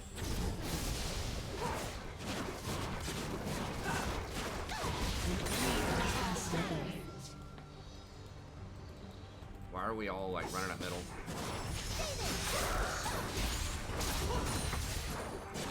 CS is so terrible with her though. I mean, I guess it's way better than Ash's right now, but I'm missing so much.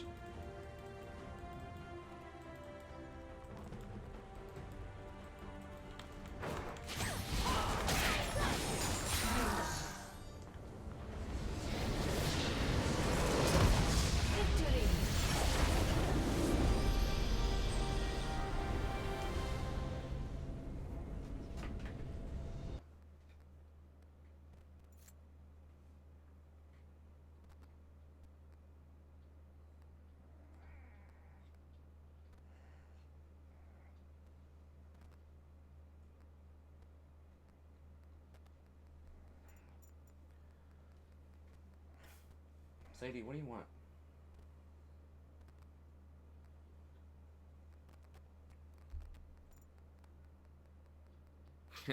When in doubt, ARAM. Senna, Callista's pretty fun. I like that. Seems like she does have a lot of carry potential because she can just like move around so many different situations. She can kite out a lot of nonsense.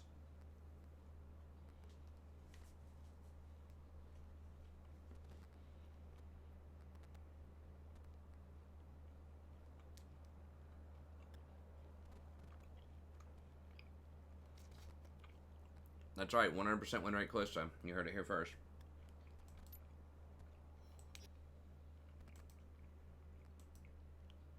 Alright, we can try to get one more on the main here.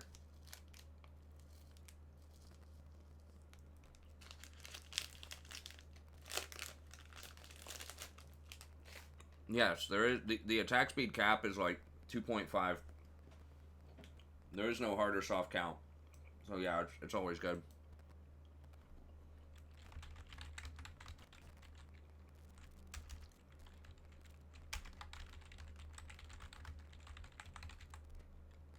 Yeah, there is no penalty for, like, it's just opportunity cost, right? You could be getting something else instead of attack speed, potentially, and is that just a higher quality item? On a lot of chance, that's what you could be asking yourself. But on Callista, it's just all about those attack speeds, really.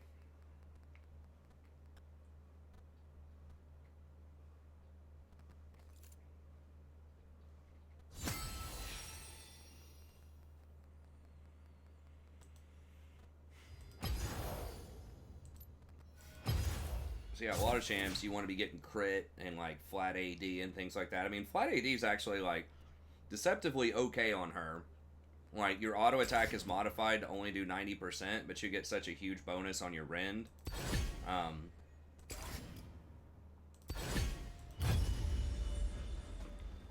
But it's kind of worth it. It's like each auto does, you know, 90 or like 10% less up front, but then the rend does like, I don't know, 40% more per or something like that. I don't remember. So it's not like you don't want a ton of like raw AD, but things like Bloodthirster can still be okay. Oh, just couldn't stay away. I see. Yeah, I mean, Cog could hit the cat, but I think his, yeah, he was kind of a weird case with that. I mean, Lethal Tempo can put you over the cap, but I think Lethal Tempo allows you to break the cap temporarily.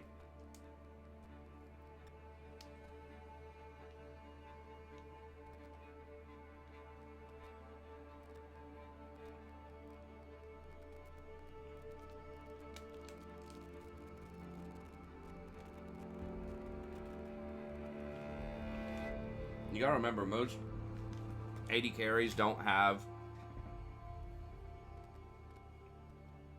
a 1.0 attack speed ratio. So even if you have 250% from items, you're not going to get to 2.5 per second. So it's not plus 250%. It's that you can't get to more than 2.5 attacks per second. So like a lot of 80 carries will have like a 0.7 or something like that, or that's kind of high, maybe like a 0.65. And so you would need I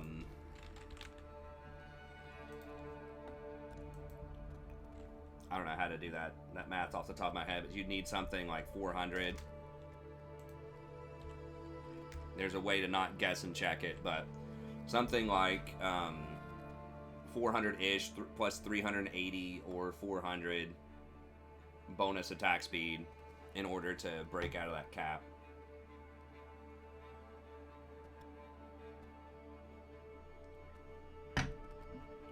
Oh, you mean Teemo, John?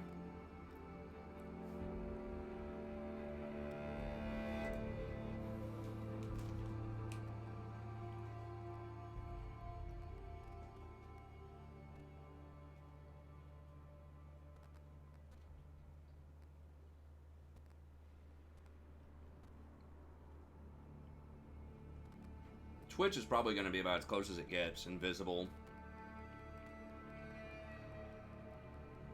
What do you mean am I playing?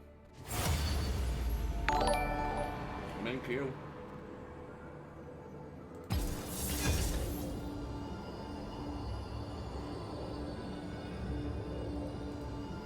Hey, what's up, Captain? Oh, you mean am I playing? Yeah, I am playing another one.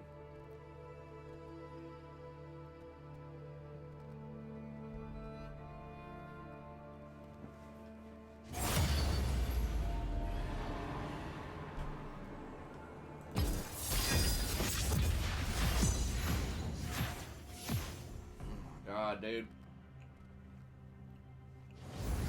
There's probably gonna be another dodge.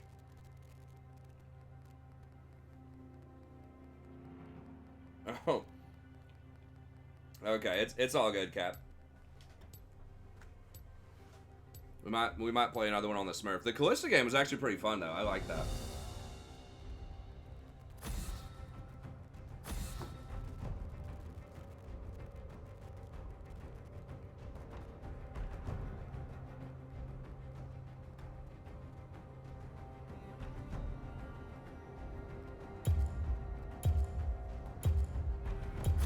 I can't play mid at this bracket though, unless everyone else is just like a god on their champion. I just pick mid because it's the most popular role.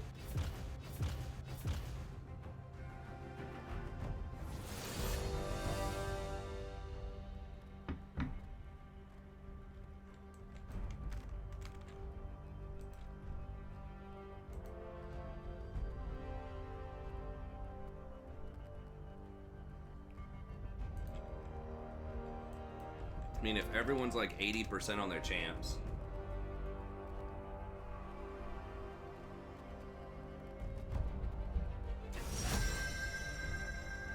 Giants autofilled.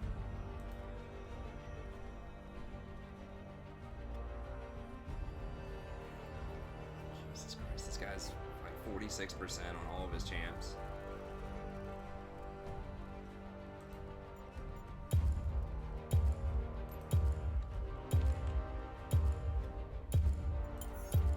I mean, I could offer to let the Rise mid. There's no antidote for me. He's never played Tarek. Or he doesn't really play Tarek that much. First time Tarek. I'm just gonna end up dodging it.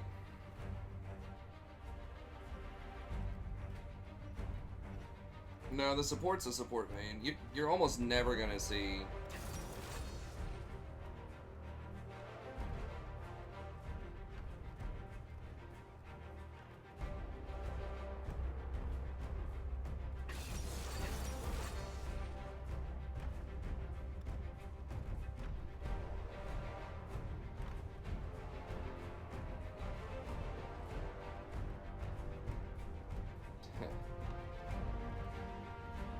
Yeah, the thing it's gonna put him out of his element too. I mean, the bot lane is filled, so I could switch and go bot Cassiopeia, but I don't wanna. I don't want to do it with basically a YOLO support. This guy's also filled top, or at least he never plays Shin. So he never plays Shin. He's got one game on it. He's 0-1. This guy has no games on Tarek. 47% win rate on his account. This guy's auto-filled to Caitlyn. Never plays Caitlyn. The Rek'Sai is the only one that's like playing on the champion that actually got him to Diamond. And Rek'Sai kind of falls off of it. That's just not good enough.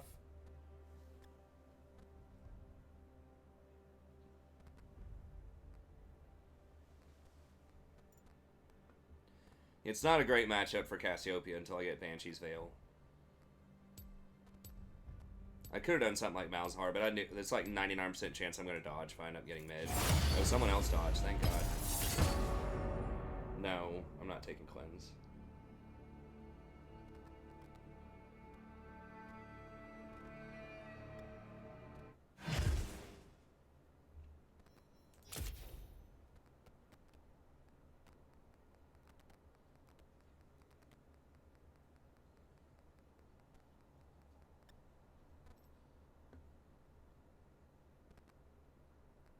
Is coronavirus in Saudi Arabia yet?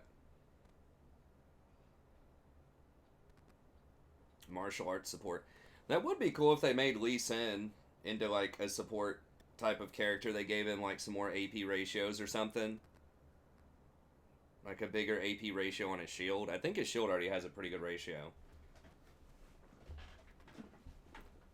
Maybe an AP ratio on his kick or something like that. It's hard to think about how you would make him viable as support without buffing him in the jungle too much, because he's already, like, if you're good on him, he's already really good in the jungle. So it's like, you can't give him damage. It would have to be like the shield. It just scales better with AP. But don't, so you can't give him... Oh, you're not, that you're in Amsterdam, I forgot.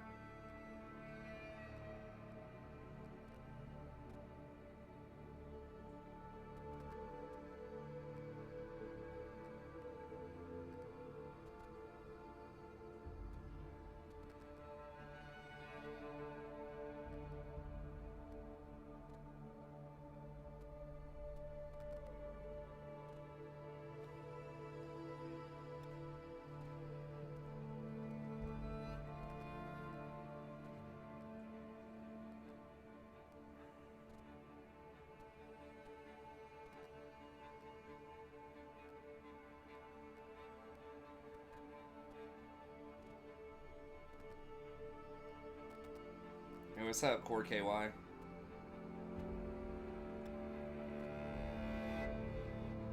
might end up going to the store tomorrow with my daughter, so we'll see if everything's like off the shelves or what.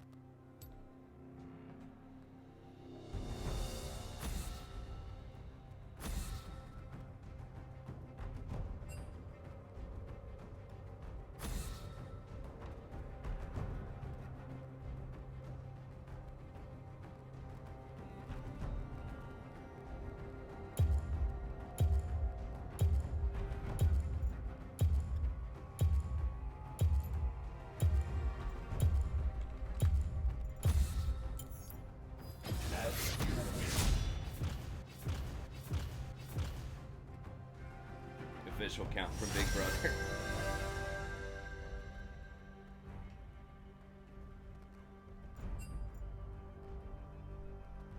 Dude, I love how Sammy knows all these like references.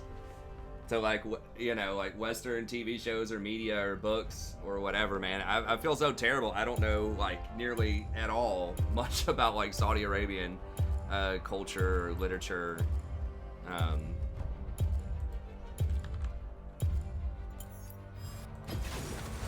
Like the 1984 reference he just dropped there.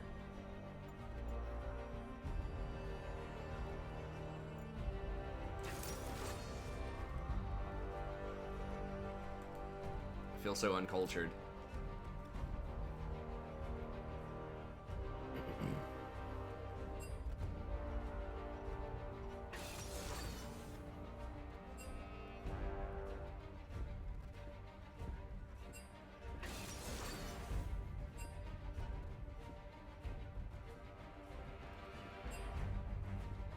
Well, he is, but that, I mean, I guess you could hear that term without having read 1984.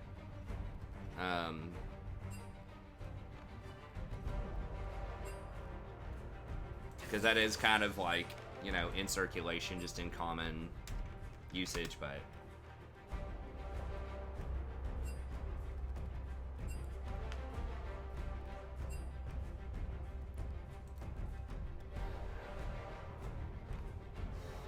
Are they going for Yi funnel or just normal? If they go for Yi funnel and this guy's mad, is he like a Tren one trick? Why is he mad that someone banned Tren?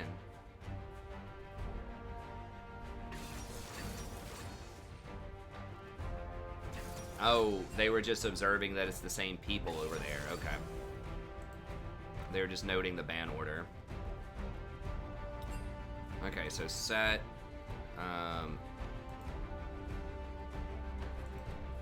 Mid is giant, which is, why is he in the jungle slot? I don't know. I guess they're switching. What? He plays mostly Rise. Okay.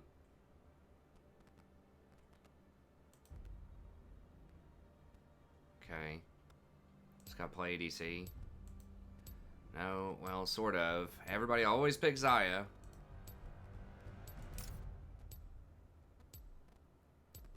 It's like, oh my god, it's a Rakan, I gotta play Xayah.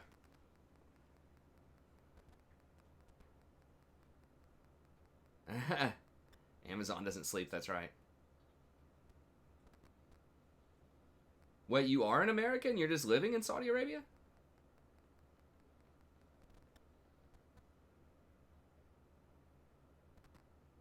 Or is that just a joke?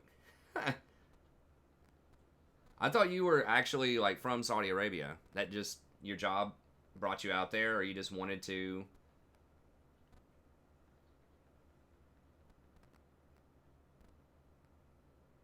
wanted to go back out there?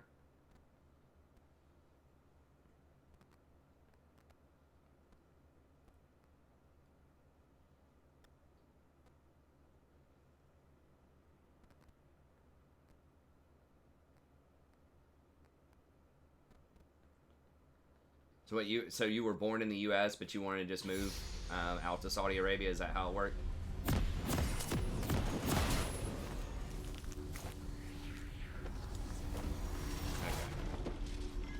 All right, let's go. This way or that way? Stick to the plan.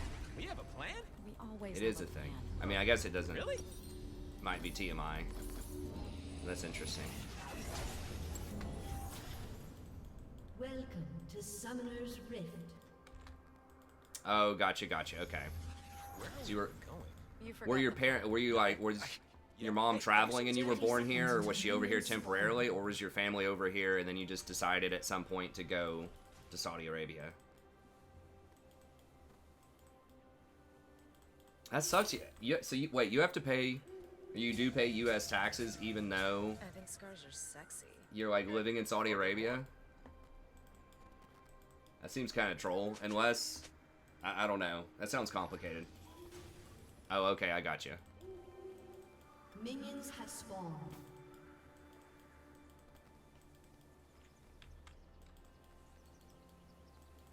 Gotcha.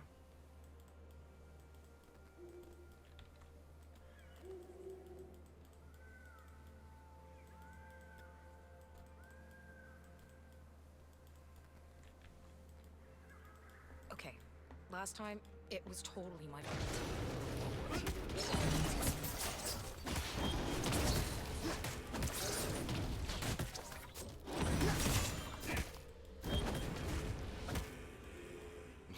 It's super troll. God, so Amazon's not paying any taxes. But then someone halfway across the world, an individual who like lives in another country, has to pay taxes to the U.S.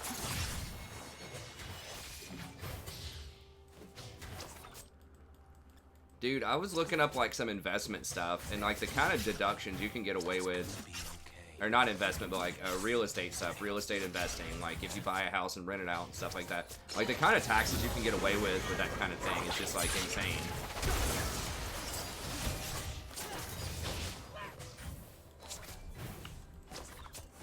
She did have to flash on that. Our tax code is just so stupid, honestly. Like, it's so rigged. They just need to make, like, just a VAT tax or just some kind of flat tax or something. I don't know. Just, it's so political. There's so many loopholes everywhere, especially ones that benefit, You're already wandering off. No, I'm not. Only a little. An enemy has you know, been more slain. affluent people. I mean, poor, like, really, like, the poorest of poor people don't really pay that much in taxes. You get some taken out of your check, then you get a refund at the end. Everyone who gets a refund didn't actually pay taxes. They just had it delayed by the end of the year. So I think it's something like 50% of Americans don't pay federal income tax effectively. After the rebates and everything, standard deductions, exemptions, all that stuff, they don't actually pay any tax. So it's not like it's only the rich people that are getting away with some of this stuff, but it's just like unnecessarily, like, ridiculously complicated to try to steer people towards certain social conventions, like to invest in real estate over other things, or to have kids, or to own a house. So it just really, you know, working against like single people that rent, that have you know, all that don't meet these other criteria. Married, wants you to be married. You get all kinds of tax benefits if you're married.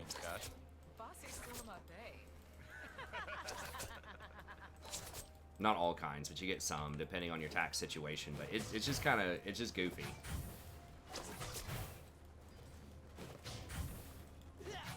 No, I agree, Corey. I mean, I'm not against Amazon in general. I think, you know, if I was in their position, I'd do the same thing. Why would you pay taxes, you know, if you don't have to? And yeah, a lot of it, like you said, is because of charitable contributions they can deduct it.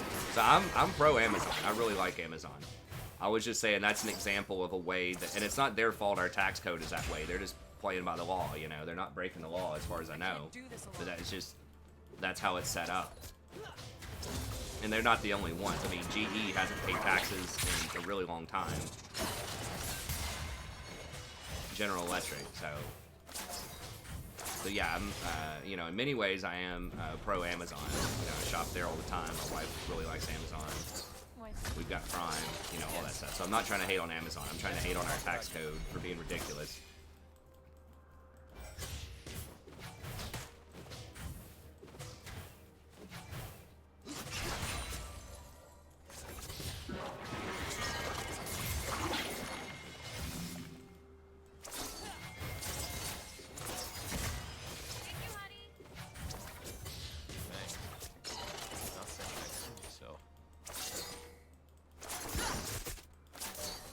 I could have maybe shielded some of that damage off of her, but I didn't want to put my shield on cooldown.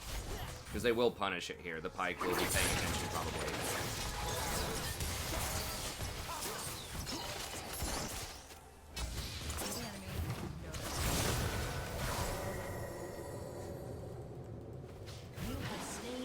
Oh, wow, it got him?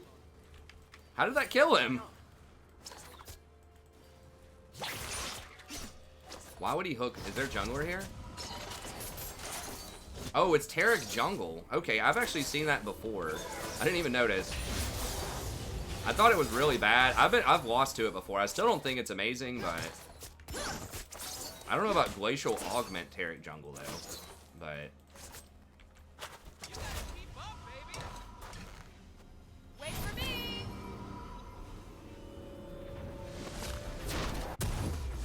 mean, I think there needs to be changes to the tax code overall. What? So they're mostly AD except for Victor? Okay. I pretty much don't get Mobies. I'm not sure if that's correct or not, but I really, it's just, it feels like the 100 extra gold is kind of a big deal.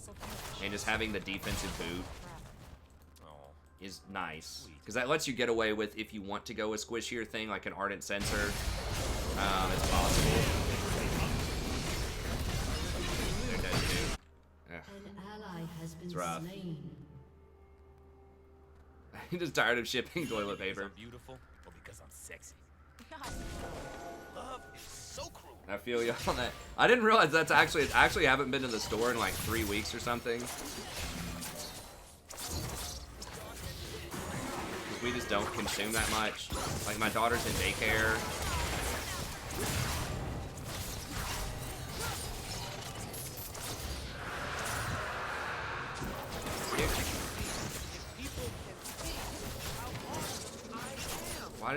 Why did she go that hard, dude? We don't even have the minions. Yeah, I know the ward's not in there, but like, we shouldn't have even tried. Like, he's gonna heal when he goes invisible. We don't have the minions. They had Ignite. We didn't have Ignite. I mean, it was just bad. Back to the action.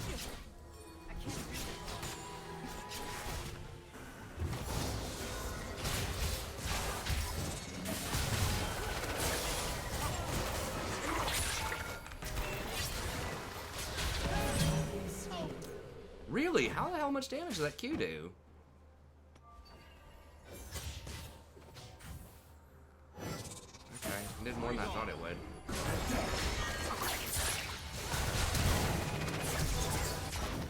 I feel like my allies aren't This is getting rough. recognizing how amazing my cloak is. I mean, seriously. Rude.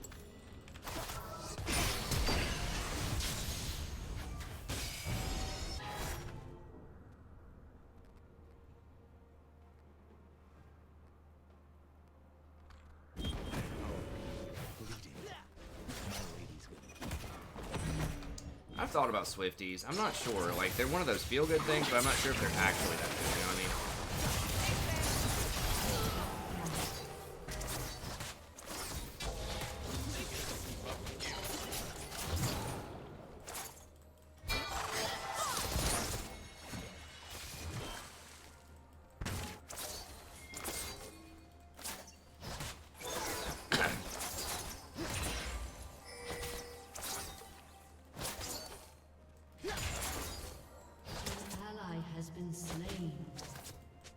It's going south pretty quick.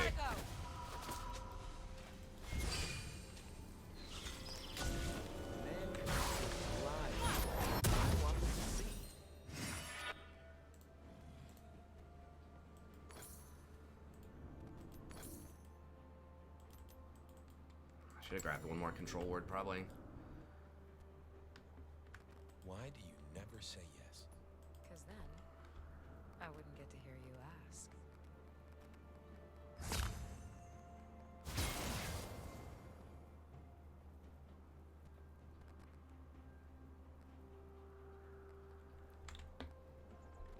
What the hell were you thinking?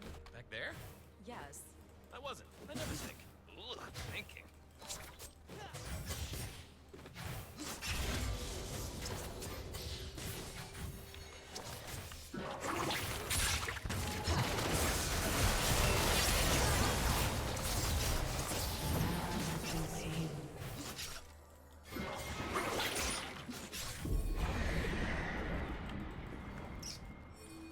People just really shouldn't play Xayah just because someone picked Rakan. I mean, that seems so obvious, but it's like, if you don't actually know how to play the champ,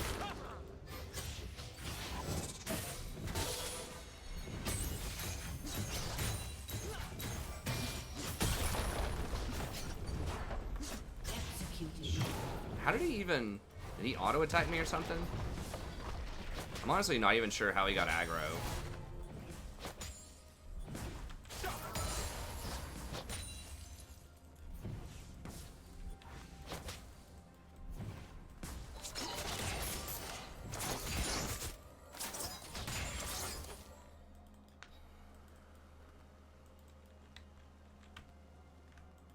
Okay, they have one dragon.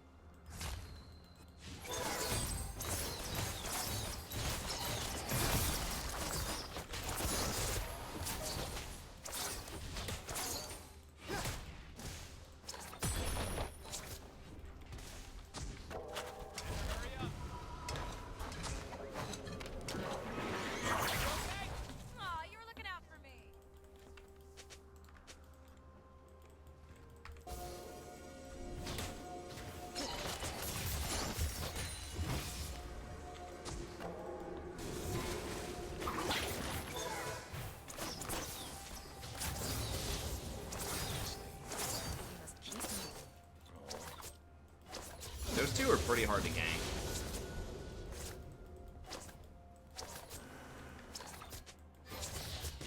I'm gonna see if I can get hooked.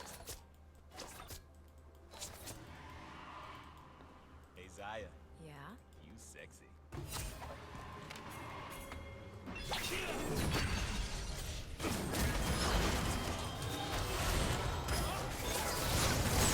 Please kill him before he ults. What the hell is wrong with these guys? Why is nobody focusing him?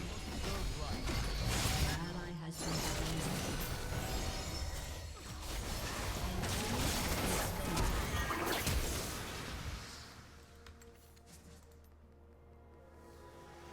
Don't leave without me.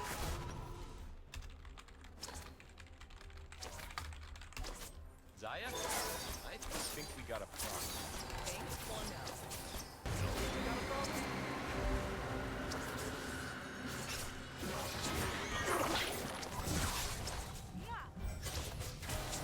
I wasn't sure. I don't know if he has ult or not, so I didn't want to use my W and not have it to dodge his ult. Like, Tarek's not that tanky right now. They could have blown him up. I mean, we had 5 people sitting there.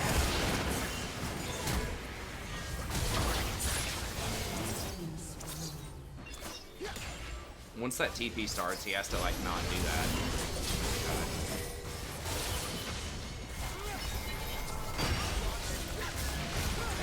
Didn't have any mana left. I got baited. I should have just backed up and let him die.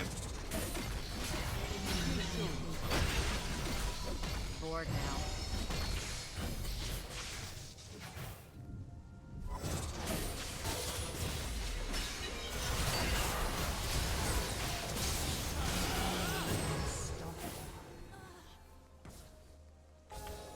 Dude, are we actually gonna lose the Tarek jungle?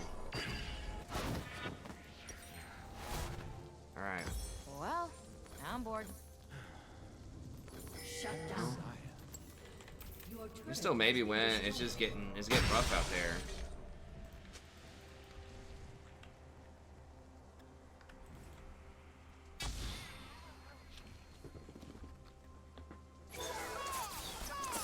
You used the secret ball. Is everything all right? We have a secret ball. I just like that sound. Caw! Zaya out.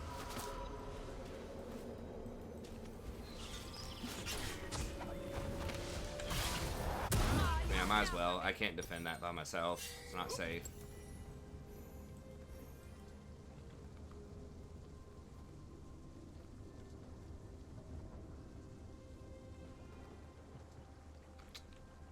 I wouldn't say it's necessarily over, but it's certainly not looking good. I mean, Tarek is going to outscale Lee. How does Tarek after have this? 50 more CS than Lee does? Another horizon. And 2 dragons. Good. Like, what is going on? He's up 3 levels. Oh, crap. I hate having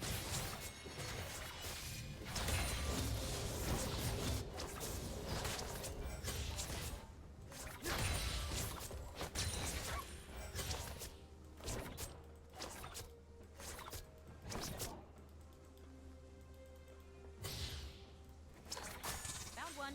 Killed Did it. I tell you I love you? But say it anyway. I love you.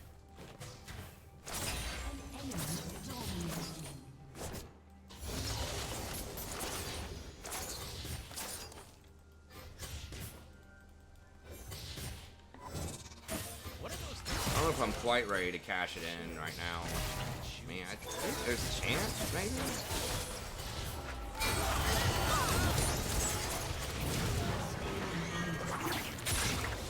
Ally has been slain.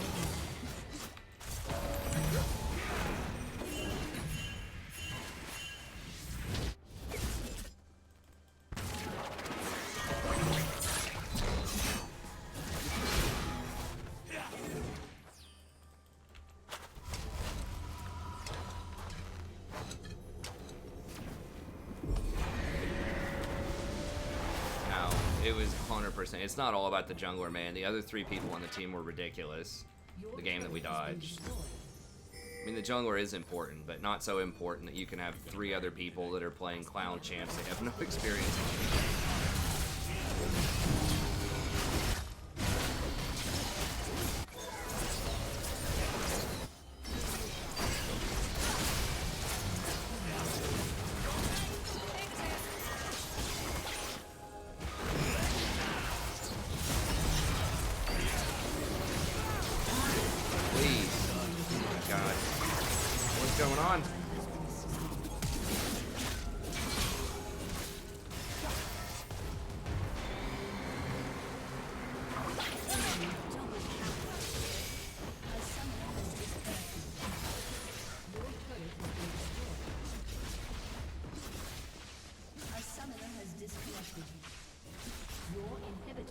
No, it's not.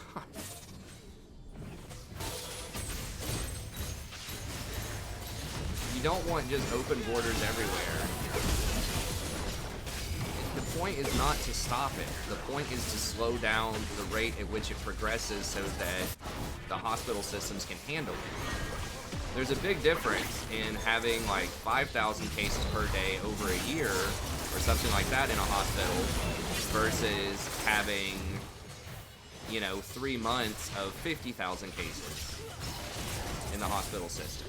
You don't want to overwhelm the system. If you slow it down, I mean, that's kind of like the difference between, for a lot of people, home ownership, right? It's like, you know, would that change the dynamic if everyone had to pay for, like, school or something like that, right? If someone had to pay, like, just straight up, hey, you want a house, you got to drop $300,000 cash right now or it's not happening, right? It's not exactly the same thing, but, like, I just wanted to point out that, like, time matters, right? Versus, hey, you have 30 years to pay this off and you have to pay, like, $2,000 a month. That's a lot more manageable, right? Because then it's only $2,000 a month. It's not a huge shock to your finances at the same time. It's the same thing about school a lot for people who take out student loans. You know, if you're just to flat say, hey, you know, for the university, we want you to give us $100,000 right now for your 4 years. It's like you can take out loans and you pay for it per year, right? But that's not a good idea. I mean, I think there are certain limits to it. Like, you don't want to shut down, or you don't want to shut down all travel and, you know, collapse economies and things like that. Like, that's bad. But just to say anything goes, just, like, forget any sort of, you know, travel restrictions or precautions because everyone's going to get it anyways, you know, is not, well, it is random, but it's not really that random. Like, the point is that even if it's the same end result, then the time matters. Like, that was the main point.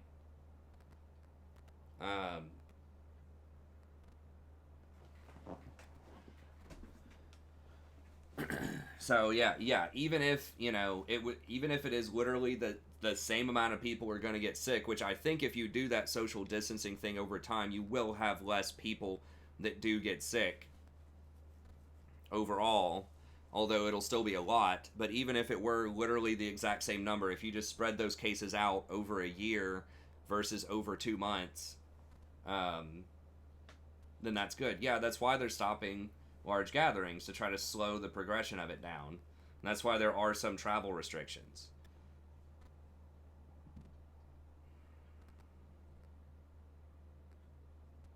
The house example is cringe. I don't know. I thought it made sense to me. I mean, maybe there was something that was off about it, but anyways,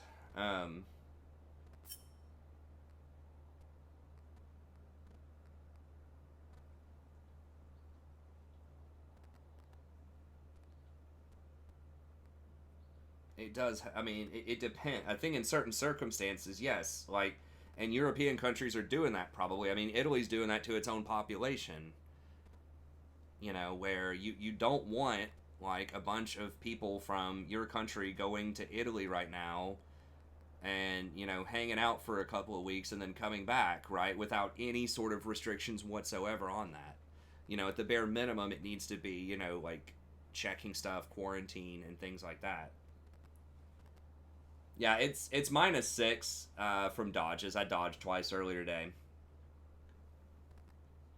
You can actually go under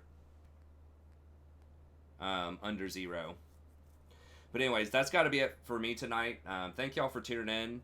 We had some good games on our normal account. Unfortunately, we had a lot of kind of troll games on the main account. I think we lost 2 on the main and had 2 dodges, but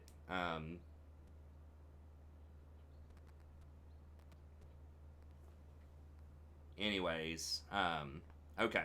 Well, that's going to be it. Thank y'all very much. As always, I really appreciate it. We'll be back tomorrow. We'll try to actually be here by 10:30 p.m. Eastern Standard Time. So I'll make sure I get that alarm clock up there. But anyways, that's going to be it. Have a good day, and we'll see you by next time.